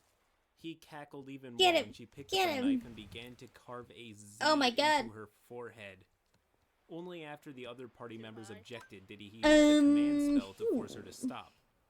Gleefully, he told her, "You're only allowed to do what I order you to do." The next Just throw a session, the Pokeball, girl hope for was the gone. best. The DM explained it away, saying that she had gotten sent to a finishing school by a It concerned is a little NPC. lady. That was the extent of Zerkek's interactions with most NPCs. He never Yeah, bothered 'cause to I- talk to the friendly ones unless they were young women, No! and the I enemies forgot he barely engaged seal in is a battle water with, type and not an preferring ice to type. fly around on the outskirts of combat. As a cleric, the only person he would Cottony. ever heal was himself. On these occasions, the DM made him go Yeah, through when it the full evolves. motions of pulling out his holy symbol, a little hand mirror that he had to gaze into to glimpse Poison his powder. divine self Get gazing him. back, and praying a lengthy prayer to himself in order to cast the spell. In this whole campaign thus far, despite his previous promises, the player did not stop Oh, attempting to It cheat. rested. He Ah, at you least learned motherfucker. by now not to Giga Drain. rejigger his stats, Don't kill it. but during fights he would either Okay, didn't kill it. forget to Phew. reduce his HP when damaged, to the point the DM just did it herself, or try to add more when he thought the DM was Yeah. occupied, apparently Yeah. not realizing Okay. the website they used allowed the Still DM to see asleep. all health bars at once and any changes made to them in real Hold on, no, time. I When said one yippee, section but we don't ended know if after it's a gonna big get caught fight, yet. everybody was able to level up, but since they had not taken a long rest, Don't the worry, I got DM him. told them to keep their health the same. And my little She pocket was going to right give them a there. rest when they reconvened, but she wanted to see who would follow directions. Specifically, the problem Crazy player. looking Throughout guy. the next week, she would periodically Also, there's check polar on the bears game right next to me, monitor so- health levels. They all stayed the same till about Could have been 30 minutes before attacked. the next session started. I'm not gonna get the Zertek's ice player cube snuck penguin in because to it bring his looks character stupid. back up to full health, left, and then came back Hey, in what's after this? everyone else arrived pretending to be late.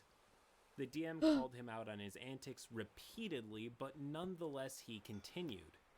On top of that, with each Mhm. week, the player became I got more an and ice more and stone. more Yippee. disrespectful.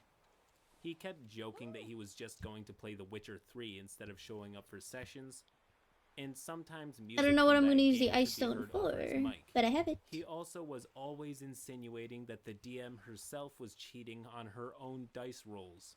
He had anticipated he would project his own behavior onto her, as narcissists are wont to do. So she always used the site's 3D dice roller and was open about her rolls, only keeping some NPC perception checks hidden. Yeah, but I And don't know his which character did little Pokemon. more than I don't have show the up, ice stone barely Wikipedia contributing to combat memorized. or roleplay, except of course when emotionally vulnerable young women were in the vicinity.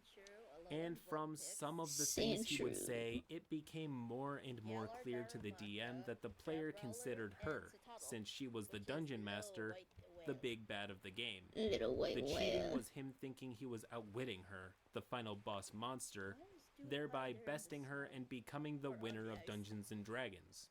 Pause post. Oh, It water. is clear at this point that that guy simultaneously doesn't understand D&D, Yeah. is kind of a creep, intentionally Either water or rude, this and is classified as doesn't a want to river right improve here. on any of those traits. Somewhere in there, he could be getting the boot as well as some strong words against It's all him, fresh. but I suppose we will see. Roll post. Needless to say, the DM was very tired of it all, but the player was chummy with most of the other people in the group. Up to this point, his cheating consisted of hundreds of little things he would wave off as him just Confusion. forgetting No. or him simply pretending to be stupid. Far too many sessions would start with him saying, "Guys, I forgot how to play the game again." The DM knew he was no idiot, just egotistical, which, Get him, in get a him. way, is Fight. simulated idiocy. Leafage. To kick him out without others leaving, he had to do something big and blatant, Yeah. something he could not possibly justify. He was capable of it. She had seen it in person at PAX Unplugged. Whoa. She just had to watch and wait. At the end of one session, the same one it so Fight. happens that saw Ingrain. Zerkek laughing as the 18-year-old girl carved his initial onto her forehead, the party was in a new section of the city, tracking down a Nimblewright. Fury From a cutter. nearby alleyway stepped out to be a beautiful red-headed woman, just drop-dead gorgeous. Hee hee. Super She effective. had wild Yippee. curly hair, freckles, and a look of fierceness very No! evocative of, well, I'm asleep. Triss Marigold from the Witcher series. Oh. In fact, why, she looked No. exactly like Triss. Wake up, Zerkek please. shot straight towards her, landing and unfurling his big peacock tail No. to trap her in the alleyway. Her eyebrows, and everyone else's, shot up. She looked him up and down Giga Drain. incredulously, then told him he really was not her type. Zerkek leaned in and Boom, smirked. baby. Got it. That's what they all say at first. Here, the half-elf warlock ran up to valiantly try and defuse the situation, asking politely for her name and, oh, what landmarks can be found in this section of town. The woman, still staring at Zerkek, Pokemon. gestured behind her. He's more my type. And by the way, the name's Catty Bree. A drow with two smiters stepped out from the shadows behind her. End of session. The 1 week. Pineco. 1 whole week. All that time, Zerkek's player had to research and strategize on how to deal with this development. And he did indeed spend some of it reading up on this character. When the next session started, the Is that a player revealed Trabinch? his master plan. Zerkek's mouth opened and a stream of racial slurs about drow started pouring out. Everybody's Moga. jaws dropped. Blinked my intention, eyes. His conceit was that by spouting about how awful and terrible drow are, I swear to he could God, goad if this I woman looked at a to not pig and attacking thought it was Zerkek and Trapinch, I'm thereby gonna be so avoiding upset. stereotypical drow behavior. He tried to No! insult Drizzt Do'Urden with racial slurs into not beating him up. Drizzt ran at him, and Zerkek engaged his classic tactic of flying off to stick to the outskirts of combat. Away the Peacock Man flew, gloating over about how Drizzt couldn't possibly reach Toot him. toot. Suddenly, a black Blah, panther blah, blah, blah, materialized blah. above him. Ugh, It almost fell into grappled the Zerkek, the hole. weight of it dragging him down to the ground where Drizzt awaited. The smiters began wailing into the Birdman, blood and feathers everywhere. While this was going on, the half-elf warlock found the other companions of the hall. With Regis, he rolled an extremely high persuasion Sita, check to help him stop the Zigzagoon, fight. Snow The two of Run, them ran back and Sentret. forth between the others That to enlist their blue aid as one. well. Several successful Sigh. persuasion checks later, and the group of them together managed to convince Drizzt that Zerkek wasn't worth his time, and that he had better things to do. They all walk off, leaving Zerkek a bloody mess on the ground with 2 HP. The only reason he was still alive was because of that Warlock and Drizzt getting 3 threes in a row on his attack rolls. Zerkek took this as further evidence Is of there a his slime divinity. nearby? Oh no, The it's a Nimblewright frog. the party had been looking for jumped out just then and plucked one of the Peacock Man's tail feathers, reducing him to 0 HP and promptly knocking him out.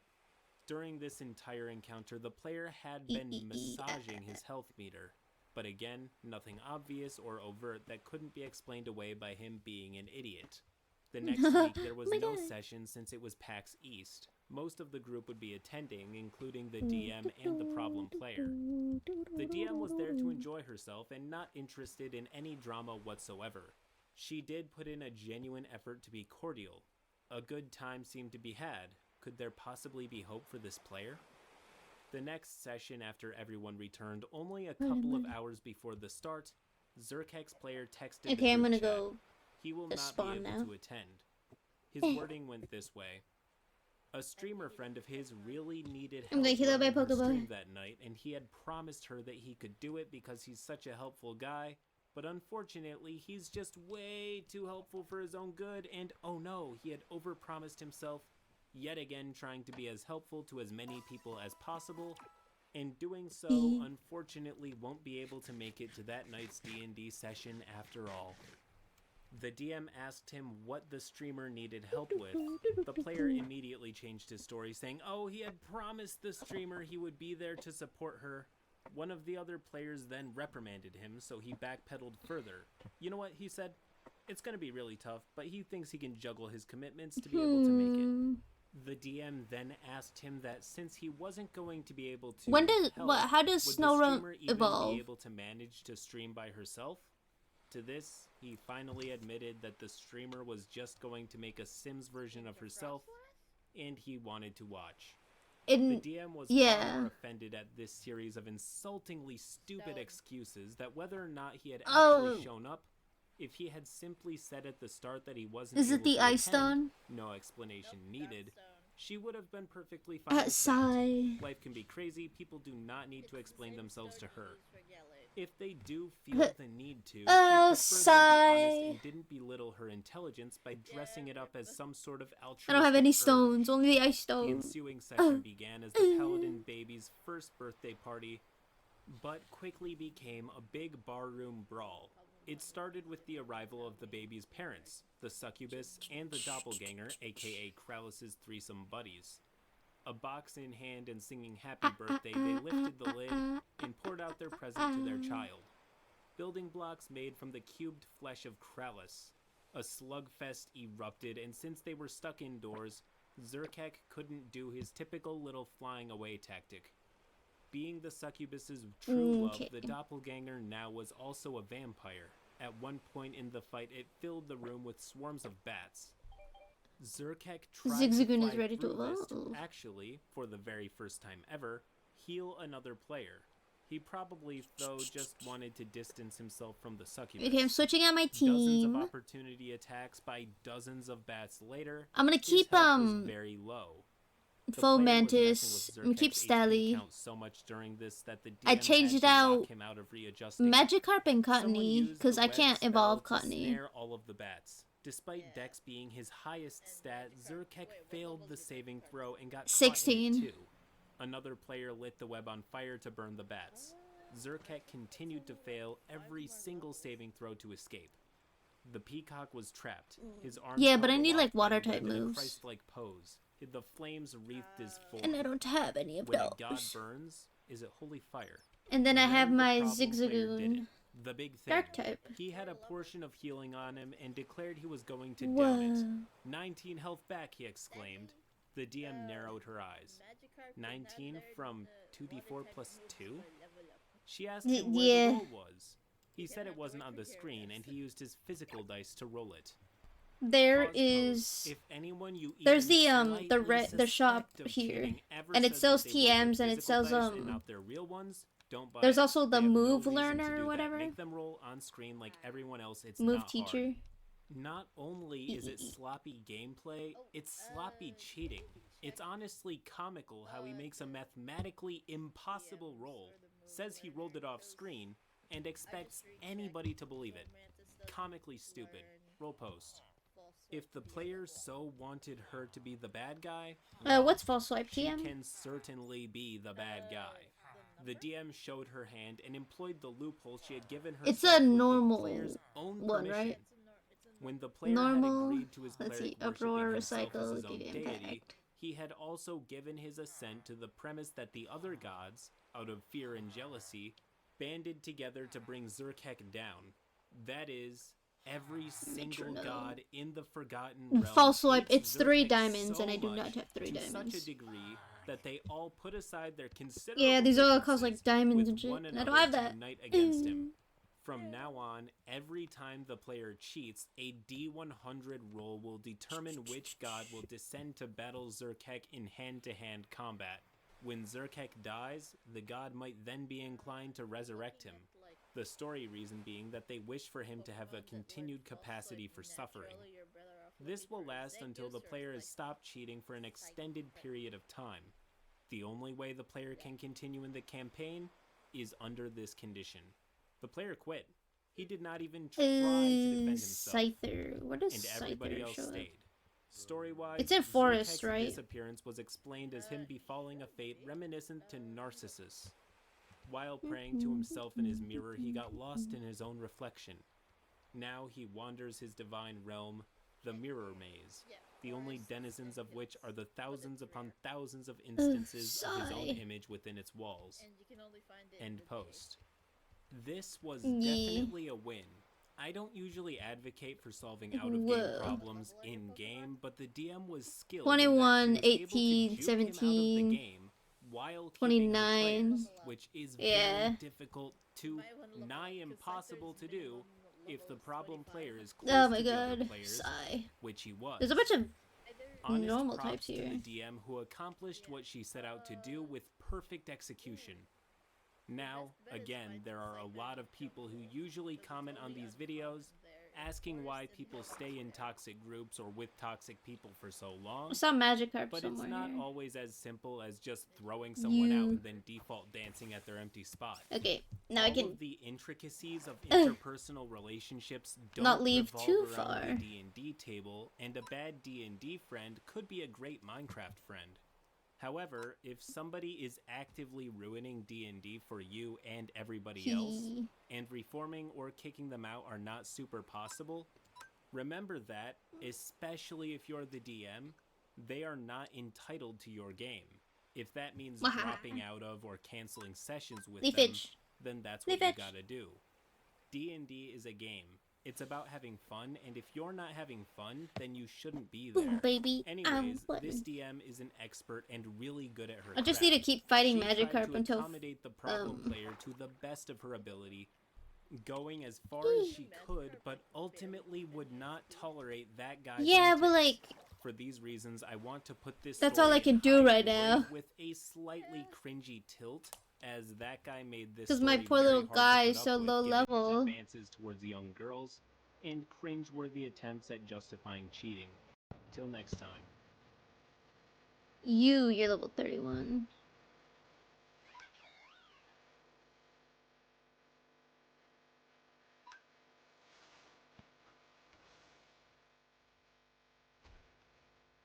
Ah.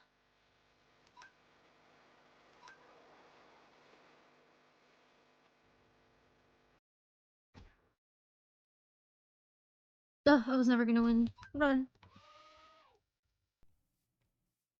What are the crab words of the day? Forced pregnancy. These are the tales of D&D gamers that got their games destroyed by creepy, slimy weirdos who tried to get the whole group What level are you? participating in You're their also level gross 31. fantasies. Okay. This story happened a long, long time You're ago, a and little when I was a bug. young and naive player. I And I think. just realized how bad and insane it was the other day when I told the story to my current DM. For context, I'm a Ah, 30-something sigh. female, and this happened when I was in my 20s. I'd been friends with DM since we were children. Our parents knew each other really well, and we spent a lot of time together. DM had been in love with me for a long time, and I knew that because he told me that himself on numerous occasions. I repeatedly told him that I wasn't God, interested, zombie and horse. even if Hello, that zombie led to horse. awkward situations, we still managed to remain friends. This horror story took place in D&D 3.5. I was playing a female human warlock, Viola, who had an insane charisma stat, white hair, and golden eyes. I was a bit of an edge lady back then. At one point, the party found itself trapped in a dungeon by the big bad evil guy who summoned an incubus to try and slow us down. I decided to try and reason with the incubus instead of attacking him, and I rolled a high enough persuasion check. The DM then said, okay, he agrees not to fight you and help you, but only if Viola gives him her virginity. I was quite shocked at that, and I tried to ask him, why me? His answers were simple. I was the only female character and player, and he decided that Viola was the only one to be a virgin. The DM cartoonishly stares the woman down like a juicy steak, his toothy maw dripping with enough saliva to refill Lake Mead. He knows that forcibly impregnating her D&D character is the most nuanced and seductive way to get the female lady girl of his dreams. Now, it's time for our favorite game here on the channel. Okay. What happens next? Does OP A, let him do it, Let's see. B, tell him he's a creep and leave, or C, evolve to Crab and decapitate him with her epic claws? Only one way to find out. Roll post. It was quite awkward and the other players were visibly uncomfortable. But I wanted the plot to move forward, so I said yes. Cue a very long scene when the DM described that it was the best sex my character ever had, and so on and so on. And he seemed very proud of himself, saying it was, quote, good character development. Finally, the incubus teleported us out of the dungeon. It could have been the end of it, but dear readers, it was only the beginning. The DM made me roll for something, not telling me what I was rolling for. It turns out that it was to determine if Viola was pregnant from the encounter. And guess what? She was. The DM was ecstatic and told me that I was going to have a half-demon baby. And that, since the father was an incubus, I would give birth in a few weeks. I was completely grossed out by that and said, nope, not gonna happen. So I spent a good chunk of the next game to find someone who could help me get rid of that baby demon.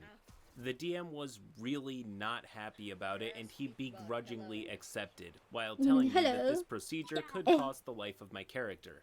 So I had to roll incredibly difficult save checks in order for my character to survive. Fortunately, one of the party members was an illustrator in real life and tried to lighten up the mood by drawing my character and silly things to make me feel better. I finally passed all the constitution checks and my character was finally free of that nasty subplot. The DM was clearly not happy about it and told me that, since my character's first time had been with an incubus, she would now be a nymphomaniac and that there was no cure for that. So every time the party stopped in a village or city, he made me roll to find a sexual partner for the night. Every fucking time. And he would love to describe as many of these sexual encounters as possible. Meanwhile, the incubus regularly popped in to have sex with my character without my consent. Thinking about how the DM would just sit there describing non-consensual sexual intercourse to 3 or more other people while they just sit there uncomfortably genuinely makes me cringe. These people are all in their 20s. I understand having sexual themes in your game, not my style, but it's not the worst thing that ever happened. I have 2 That said, I am dead sure that this was not disclosed to the party before the game started, and I'm just as sure that nobody asked for this. The DM is little more than a sniveling creep behind a screen. But let's finish this tale, there's not much of it left. Roll post. At one point, he even forced me to take the prestige class Courtesan. It's a real D&D 3.5 subclass from an obscure book, look it up. According to him, it would help Biome. me to RP the nymphomaniac side of my A character. biome for me to Every settle time I in. decided to indulge him and play some of these encounters, he would reward me by Ooh, is giving this me a mountain insane area? loot, making everyone at the table uncomfortable. Unfortunately, there isn't a very Is it a mountain? satisfying end to that story. The campaign finally fizzled out after a year or so. DM and I stayed friends until his creepiness towards me reached This is insanely uncomfortable levels and I cut contact with him. It was Wait, a the very little butterfly difficult thing just to flying do around. because, as I said, our parents were very good friends. But even they said that this was for the best. I chose to tell this story because for the longest time I could not see what he was doing was wrong. To me, it seemed normal to treat female Highlands, characters that I think way. it is. I was and still am very insecure, and it helped me to RP as an insanely beautiful Oh, character who could Oddish. seduce anyone she wanted. When the You're so campaign cute. fizzled out, she had a charisma score of 26. I thought it was acceptable and desirable to be treated that way, and I let him walk all over me because of that. I know now that his behavior was completely unacceptable, and to all Oh, of my eat female more. readers out there, don't I have let the no same food. thing Ugh, happen to I have you. to walk It around. completely warped my perception of femininity and sexuality, and it took many years to realize that. I'm now older and wiser, and even if I still love playing very charismatic know. characters, I also Ah, know where to sigh. draw the line, and I still play to this day. With a group of wonderful friends who would never let something like that happen. That last story had a happy ending. This next story, however, does not.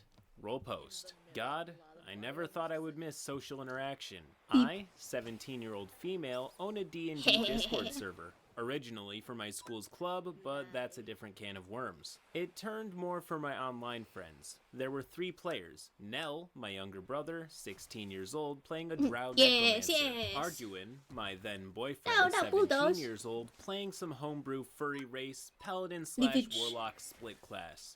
And Feyre, myself, playing a Yes. half-devil bard. Go ahead and make bets about who the Yippee! problem player was. At least it wasn't A lot magnitude, had yeah. happened with this specific group of people, but I'm going to stick with this specific event for now. Our DM, NB15, has this Oh, it's a weird little need rhino. to give Hello, rhino. everyone love interests from the beginning. We each had waifus Hello we there, little picked. guy. This a cat centaur for Nell. Kai, Sigh, a it is a little faceless guy. Warforged. It was never clear what race Kai was. A paladin for Arduin, and Finala, an elf druid What? for Feyre. I was going for a slow burn with some light flirting.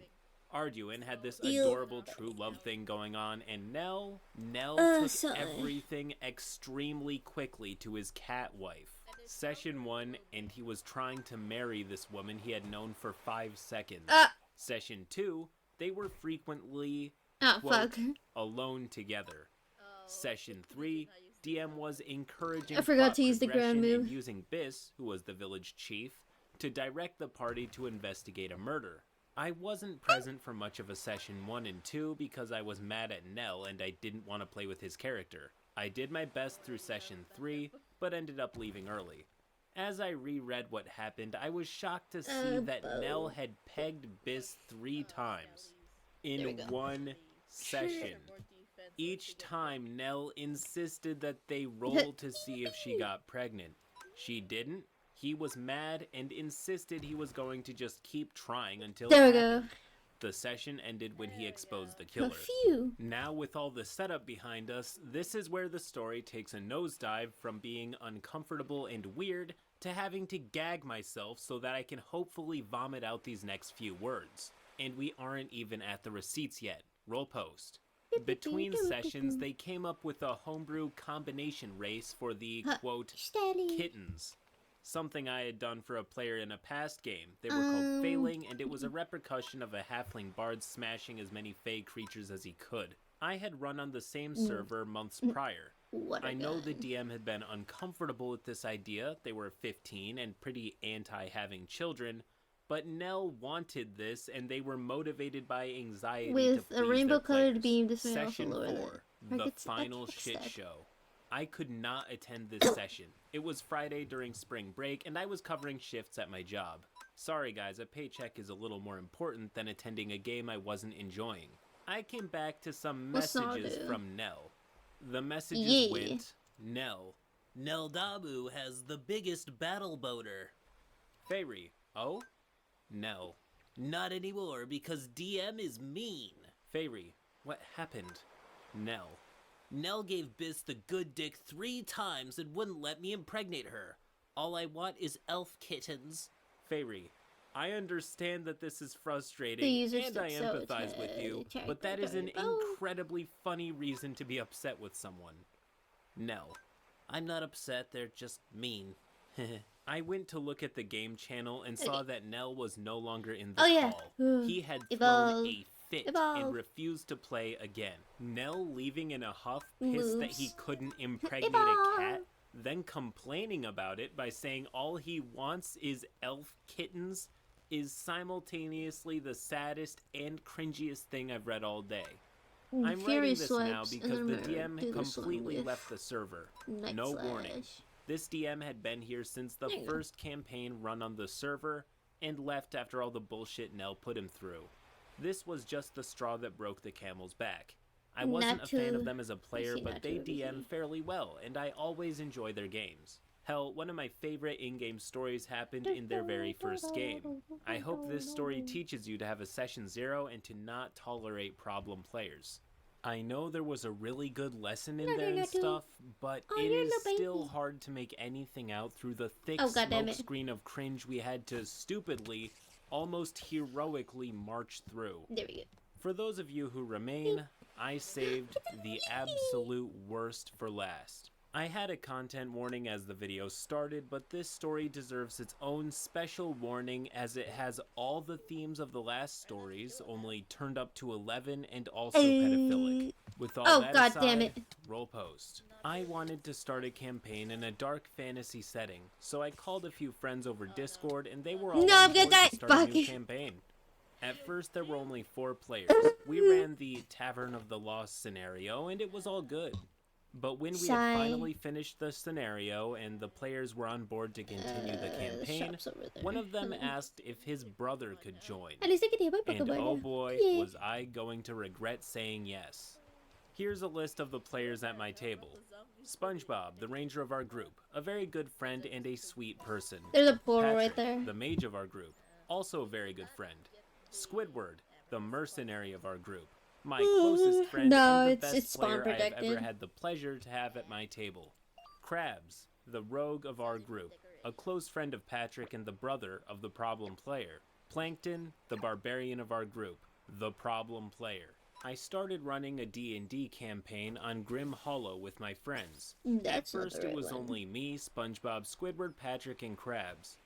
We started by playing one of the scenarios featured in the book, where the players are trapped in a tavern that feed on their life essence. Eventually, my players manage to get out, and that's where they meet Plankton, a shirtless barbarian looking for adventure, I guess. She's bigger than The I player thought never she wrote a would be. backstory. I think he just joined because he was Krabs' brother and wanted to play with us. There we go. At first, he was nice enough. Not the best at role-playing, but that's not an issue. We all started somewhere. Some of the early let me red see her flags I moves. saw is that he only seemed to care about combat and about arguing with the other players. In and out of sessions, we were all hanging out together on Discord every evening. Here are some things he did early in the campaign that I brushed off thinking that it draining was kiss. just because he was nervous around new people, because he was 16 years old, while the rest of us were 20 or 21 years old, and because it was his first time role-playing. The players had to retrieve an artifact from a church which was the fossilized heart of an eldritch god. Since there were a few guards, his first idea was to burn the building to the ground and retrieve the artifact later. He argued a lot about how spellcasters were overpowered. He also argued about everything anyone enjoyed, calling it trash most of the time without ever changing his mind or apologizing. Whenever he didn't like an NPC, he would throw an axe at him and Oh, yeah, start this a one's fight, physical. which Hold made on. the entire group suffer for his misdeeds. Of course, I talked to the other players individually, and they were fine with this Powdered outcome. snow. Every time he was in character, it was to swear at other characters and taunt them, which would have been fine if he had any other Okay, protect, personality powder trait snow, besides draining this kiss, one, and confuse in her. murdering random NPCs during the game. As time went on, things didn't change, and we had been playing for almost a year at this point. It was during the summer of 2021 I had decided to invite my friends for the weekend and to make a real-life session out of D&D. where we would all wear costumes. It was basically going to be about a group of soldiers Let's falling see, into an Flabébé, ambush, and they would have to Mudbray. find the traitor amongst themselves. I had no idea how bad I was going to regret inviting him. Content warning. Mentioned pedophilia and organ theft / sexual abuse. He arrived by bus with his brother. The bus stop was only 30 minutes away from my house, so Patrick and I, who had arrived earlier, went to greet him in Crabs. For the first few meetings, everything was fine. The calm before the storm. And as we start walking back to my home, we talk about What? random nerdy stuff. It was the first time I had ever seen him IRL. Oh, yeah, I and think they while give he you looked like something a mix between a neckbeard and a bodybuilder. If I'm you not do one the to if you judge like on the answer look. correctly. After 2 minutes, when he finally started to relax, he talks to us. He started to talk about child rape and how you can sell kids' organs to third world countries after raping them. I have no and idea. Then about how you can sell them. I'm quite literally shocked at that point, trying to figure out if he's trying to be edgy while we're walking back to my house. He also talks about owning a gun and shooting in the fields next to his house. Owning a gun is very uncommon in France. Suffice to say, I have never had a more disgusting conversation as I tried to change the subject back to video games and board games. Who? When we arrived at home, we started playing board games and generally have a good time. My I little relaxed man. as things seem to have taken a turn for the better. While me, SpongeBob, Patrick, and Squidward hell play yeah. board Here you games, go, little guy. Krabs and Plankton are testing my dartboard. When they left, I noticed His they name had is made Blaze. 28 holes in my Like wall Blaze with the Pizza. darts. That's when my Ugh, little Snow, I sister, don't wanna 16 be in years snow. old, came back from her friend's house that I decide never to invite him ever again and to avoid him as much as possible from then on. As she enters the house and says hi to everyone, being Yeah, I'm very not in polite snow and anymore. smiling, I can see him stare at her in a way that made me and my sister both very uncomfortable. You see, he didn't know I had a sister up to that point, and she left to go to her room, and he walked to me and says, I kid you not, damn, your sister's so hot. Then I almost spit my soda. He went on to talk about the time where he slept with a girl, age unknown. He described that he had been invited to a party and that there weren't enough beds for everyone, so they had to sleep in pairs. He ended up sleeping with a girl, and his words to describe the scene was, I swear I was that close to fucking her. During the weekend, I also learned that he was racist, homophobic, transphobic throughout many unprompted comments. Okay, I'm gonna clarify something right now because I was confused about this too. I think this weekend trip is probably set some years after the gang have met, as Plankton was also 16 when the story started. Not confirmed, but given OP's emphasis If on there's his a sister's cherry age biome, compared to I've been Plankton, there. I think OP may have forgotten to mention any outstanding age difference at that time. That said, while we're here, I But I might don't as think well so. try and give my 2 cents on this nightmare scenario. Truth is, there was no right move here as far as I can tell. Obviously, OP didn't foresee Plank When was getting the this cherry bad. biome added? If I were in this scenario, I would probably just soldier through the weekend with my friends and just not talk to Plankton again after that. Was it Anyways, the 20? let's finish this. Roll post.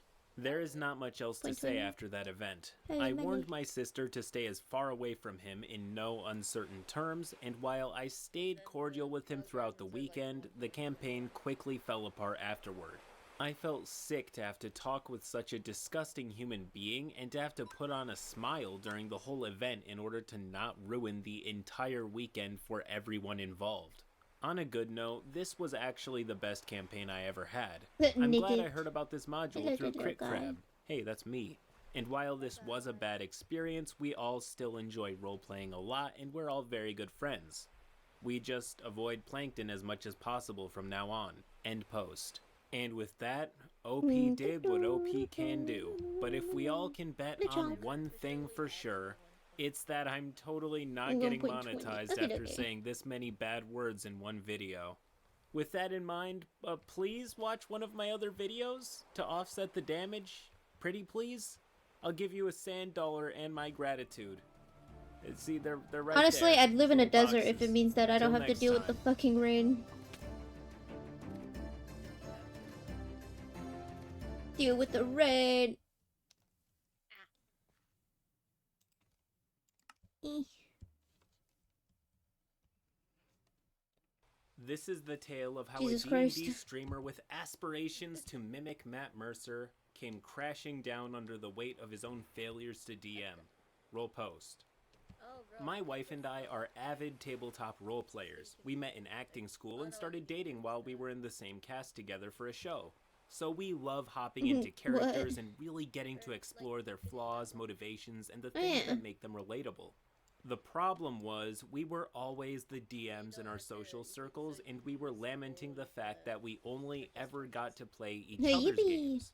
A few years ago, we got approached by a Okay, mutual got friend, this. who I will call Jack, who ran a one-shot for us when we first started dating to see if we were both interested in joining a campaign that he wanted to stream. Jack's homebrew setting was robust and fascinating, since he spent almost 4 decades developing the world and running games exclusively in the setting. Finally, an opportunity for us to play and roleplay together as PCs. It started off pretty fun and easygoing, but as we dove deeper into the world of content creation, we needed to invest money into sound equipment, Clefairy playing lights, Joestar? backdrops, and even soundproofing in order to Nutty, nutty. compete with the likes of Critical There's a Role Heracross over and there. other popular D&D streamers. The goal of starting up as a content creator is not to compete with the top dogs. Making an actual play show is one I of can't the even most run away. highly saturated niches in the online D&D space, as so many people just flip on a microphone, go live, and expect an audience to build itself around the stream. I'm about to show some tough love to anyone out there who's running an actual play that they wish got more views. If you aren't giving the audience a reason to care, Yeah. they won't. Very few people, if anybody these days, has time to take a chance on watching people that they don't know or particularly care about playing D&D for 3 hours per episode. Holy A lot moly. of people also unfairly compare themselves to I have Critical no Role or idea. Dimension 20, Oh, then I'm failing gonna to realize that Uh, these put the- people did not start from the bottom. These Lavender people represent Valley. corporations that have Paralith. funding and enough fans to watch their show from episode 1 to carry them through I'm gonna several die if seasons. I try to I'm fall not off. saying that you can't possibly make it without insane funding and crazy production quality, but the streamer will need to offer something that the existing shows don't have, but comparing themselves to the top dogs in the meantime helps nobody. Okay, phew. Back to the story. We played every Yeah. week on a weeknight, which was draining on my wife, working a 9 to 5, and I getting up at 2:45 a.m. on game day to go to work. But we endured because we loved the world and we wanted to be in the same party for a change. We even donated money to Jack every month through Patreon in order to help support his tech setup, licensing for software, and everything else he needed to run the game for us. We were more than a gaming group. We were artistic collaborators at this point. As we progressed deeper and deeper through his campaign, the story was getting do. murkier and harder to follow. It was frustrating, When- and it didn't when- help that when- Jack's NPC would berate us and patronize us for not being as powerful as we think we are, or just trying to chase down plot points with what little information he was allowing us. Eventually, we completed the campaign and discussions began about the second season. I saw that there was Jack was oh suggesting that god. we bring brand new characters, but everyone in the party really wanted to keep their original PCs I heard it and drowned. develop them further. I could tell this pissed Jack off because right when we started the second campaign, he found a group of 5 other players to run another game for level 1 characters. The story he wanted to tell Oh, for no. characters weak enough for him to keep tabs on. This is an interesting perspective that didn't come to mind at first, but it could be Okay, got possible it. that the DM was only Where's the fish rotating that I killed? characters so that they would be too underpowered to resist was a the baby pull of drowned, the yeah. railroad. That, and so the DM does not look like a dick if one of them dies fighting it. At Season 2's start, we were all around level 15. Wife was playing a cheerful half-elf ranger with a goat as an animal companion and a hero complex. I was playing an elf wizard who spent decades as a slave in a foreign land who needed to learn magic to escape bondage. It was Yeah. the Pathfinder system, but we switched from first That's to second another- edition halfway through Season 1 to showcase the new system and try and gain new followers. Hold up. Trying to gain followers by switching halfway through to a different system won't help you gain any traction at all. I don't think there are I'm any hungry. people out there who are totally down to watch 3 hours per episode of actual play footage, provided that it's You. Pathfinder 2nd Edition. Even if there is, this person would have to sift through 15 levels of first It's a edition Krabby. play to get to the part that has second edition. No, The choice I is killed just him. No. mind-boggling to me. Anyways, roll post. However, I started play as a Magus, which didn't exist in second edition at the time, so I needed to do a massive overhaul of the character. This added additional stress since Jack insisted that we use Hero Lab for our character sheets, which means I needed to manually brute force his homebrew mechanics into my character's sheet, but by level 15 I had gotten pretty used to the changes and was managing just fine. However, everything changed once we figured out what we were going just to trying be to fighting fucking- as the big bads for this next quest. Elder Gods. We had no idea what we were walking into, but as we were chasing these cultists who were trying to bring these Elder Gods into the world, we stumbled through a portal into the home plane need to of eat the whatever I Elder can. Gods. Aberrant horrors and monstrosities beyond description, as well as I must beyond our live. ability to fight them. One of the gods ended up essentially Oh, being come on. a sentient sphere of annihilation with 30-foot gravitational pull that, if we touched, was an instant death. The wife's goat was sucked up almost immediately and was taken out of the game. Jack refused to say whether or not her animal companion actually died or not, so she couldn't take all the steps she would have needed to take to replace the animal companion. She was devastated by this, but the party rallied around her and swore to get the goat back no matter what. This is when the plot began to fall apart. It turned out that these gods were going to come through a portal that could only be closed if we collected something like 16 orbs of dragonkind and used their Poor- magic to seal the portal. However, he homebrewed the orbs so that they didn't have their magical abilities. Instead, they simply acted as a sort of dragon radar The that heat- let us the know heat if we were anteater, the within heat- little 100 heat miles guy. of another dragon, or 10 miles of a dragon of Heat the more. corresponding color to the orb. So we were flying blind in this massive world. After Jack became upset after multiple sessions of us not making any progress, we reached out to him for advice and to express to him that we Amethyst. really don't know what we're doing anymore. He basically shrugged it off, saying that there's a whole lot we shouldn't know as the characters at this point, but that he would try to give us a little more guidance. One of our players missed a session because it was his anniversary, but Right, Jack's Timmy. solution to the player not being present was to teleport the Yummy. character somewhere else in the world with no discernible means of getting back to us. These are just the The other blocks. spellcaster had teleport and I had shadow walk among our spells, so traversing long distances wasn't The an issue. actual, like, We just had seed no beds or idea whatever where it's to called. go and no way to communicate with that character. It's important to note at this point that since we were on Twitch, our audience could donate money to the stream in order to help the players or even the DM, helpful bonuses or tips. The lowest tier reward was a D6 modifier to your roll, where you could get anything from a -1 to a +4 to your roll, depending on where the D6 landed. The next highest tier up was being able to re-roll any D20 roll. The highest tier was a direct, factual hint straight from the gods, Jack, about what to do next. This reward probably cost about $10 or so in Twitch currency, and re-rolls were about $5 a pop, so this was not cheap. Furthermore, if we got a hype train, depending on the level at which people were regularly donating, we could have up to a flat +5 on It's, every D20 roll for the rest of the session. It's a great way for the audience to Pretty boost sure it's a morale and support the mode. players in dire times, but getting to a +5 hype train was also very pricey to accomplish. Look up if there's I a mod get called the idea. Terralith. I do. It sounds like a cool way to boost stream interactivity, but the problem is that this is a wait. long-form campaign with a heavy emphasis on story. These My donations elbow. would both mess My with the elbow pacing fucking of the hurt. story, Ow. the timing of information I didn't drops, do and anything. chip at the authenticity My old body of the attacked me dice for no rolls. reason. This is all well and good if your stream doesn't take itself too seriously. Maybe it's more fun, lighthearted, or goofy, but again, given what we know about this stream being a slow Yeah, but I don't- burn long story, this is not the move. I don't really As like we that a were little. discussing how to find our displaced monk, I used one of the $10 hints I like to that ask anymore, Jack yeah. how we can go about finding him. Jack told us that right And at sundown, I'm just trying to wild see magic what energies needs to be leveled surged up. in such a way that we could potentially bypass some of Teleport's restrictions, and we could transport ourselves directly to him without knowing his location.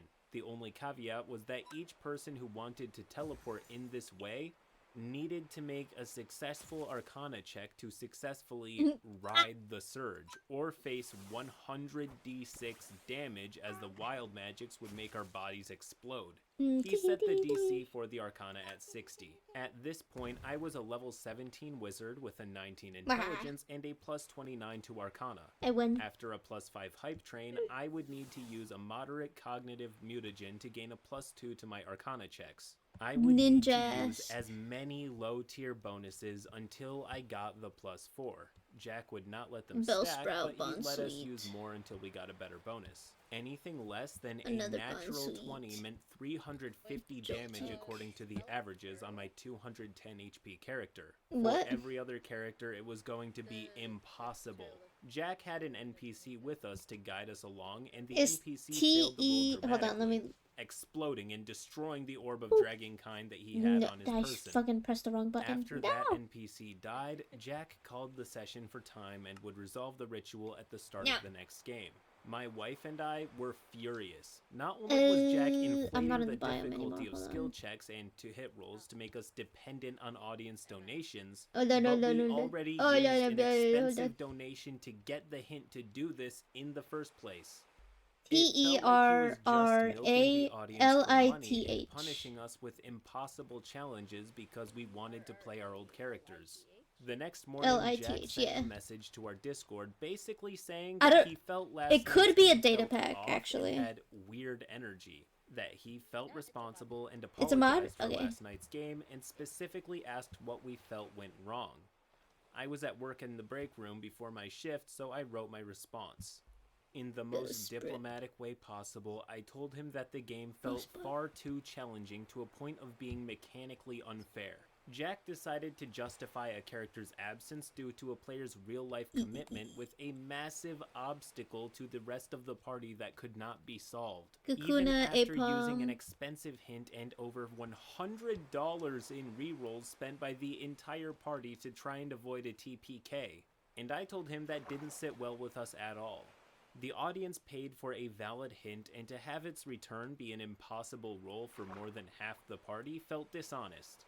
Furthermore, if a player has to miss a game Oh, little because of a Joltik. real-life Hello, commitment, Joltik. separating us like this and forcing us to face a self-inflicted TPK to try and be reunited felt like a communal punishment for a single absence.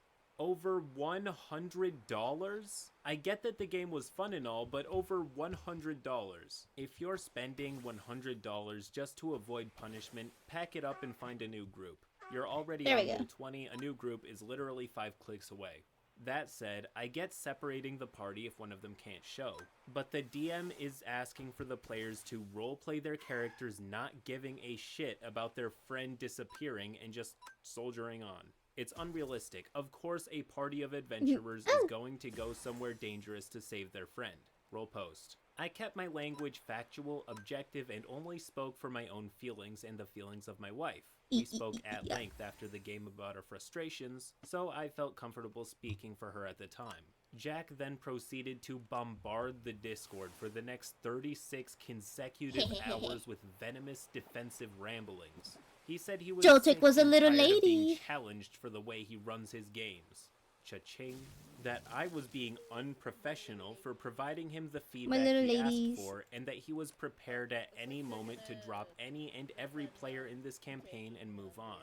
You're welcome to find another game was one of the things that he said that really chafed me, especially because I declined joining maybe 5 other games while I was actively playing Jax because of the time commitment. I decided not to engage, but my wife chimed in after Jax started personally attacking me on the Discord. The other players tried to convince will, I Jack will, I to will. step away from I the just- Discord for a little yeah. while to cool off so he and I Bah, could Pokemon. possibly talk about what happened and how to potentially save the game.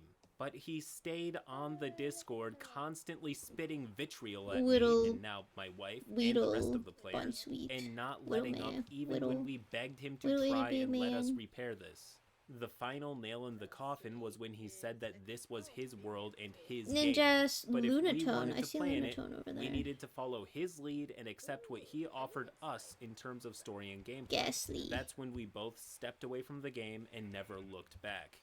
Jack's game is still going, and 2 of the players from our original party are still with the show, but it really hurt the both of us to see him get so ugly with us. Up until this game, we wanted him to officiate Oh our my upcoming God. wedding, but after Well, I this, see we Lunatone. wanted Oh my nothing God. to do with him. His girlfriend at the time was also playing with us, and she ended up breaking up with him. Fuck, not I don't too have any long afterwards. Pokeballs. It's just really a sorry. shame how possessive and defensive DMs can get over their creations. Since we were taking this game and turning it into entertainment, I thought Jack would treat us more like co-performers and contributors to the production. How wrong I was. Oh, but you were expecting an end post. You thought that was all? This comment chain makes it all the more slimy. It's ironic that this guy actually put in the work to get the streaming setup only to throw away so much credibility after showing his lack of long-term DMing skills. It's also pretty gross that he's making the characters depend on audience donation, like a screwed up Dora the Explorer in order to make genuine progress. OP responds, "The other thing that really blew my mind about this guy was that he would constantly flip-flop on his expectations. Whenever one of us would bring up an issue about how we were streaming, he would always just say that it was just supposed to be a game where people were having fun, so we shouldn't get stressed about things. However, if any of us showed the slightest lapse in professionalism, he would rattle on about how we're putting on a show and need to maintain certain standards. It was like the seriousness with which we were expected to approach the game changed whenever it suited him. He also claimed that one of us I've was been cheating by abandoned by fudging their sheets and Lunatone. rolls and threatened to kick them out of the game and never run a session for them again, but he never once pulled who he Or suspected probably of went cheating deeper. aside to address the issue directly. We still have no idea who he was talking about, but whenever we tried to talk to him prior to the game about how to make sure his homebrew stuff actually worked in Hero Lab, Oh no! he would never have the time. I missed so we it. often went into games underpowered and unable to use the stuff that he gave us. Oh, and to top this all off, none of them were getting paid. Watch my other videos until next time.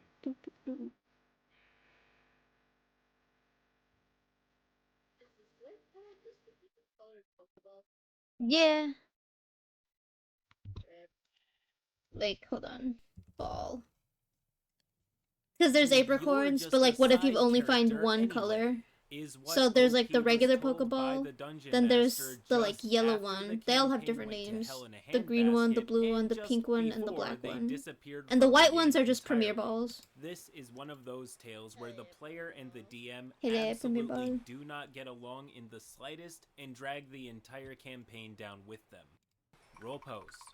After frustrations from another campaign, I joined a campaign which a friend was running since he had noted to me how he ran things. It sounded great, and at the time I had just revisited D&D. He was running a Pathfinder game, however, so there was a lot of information to get used to.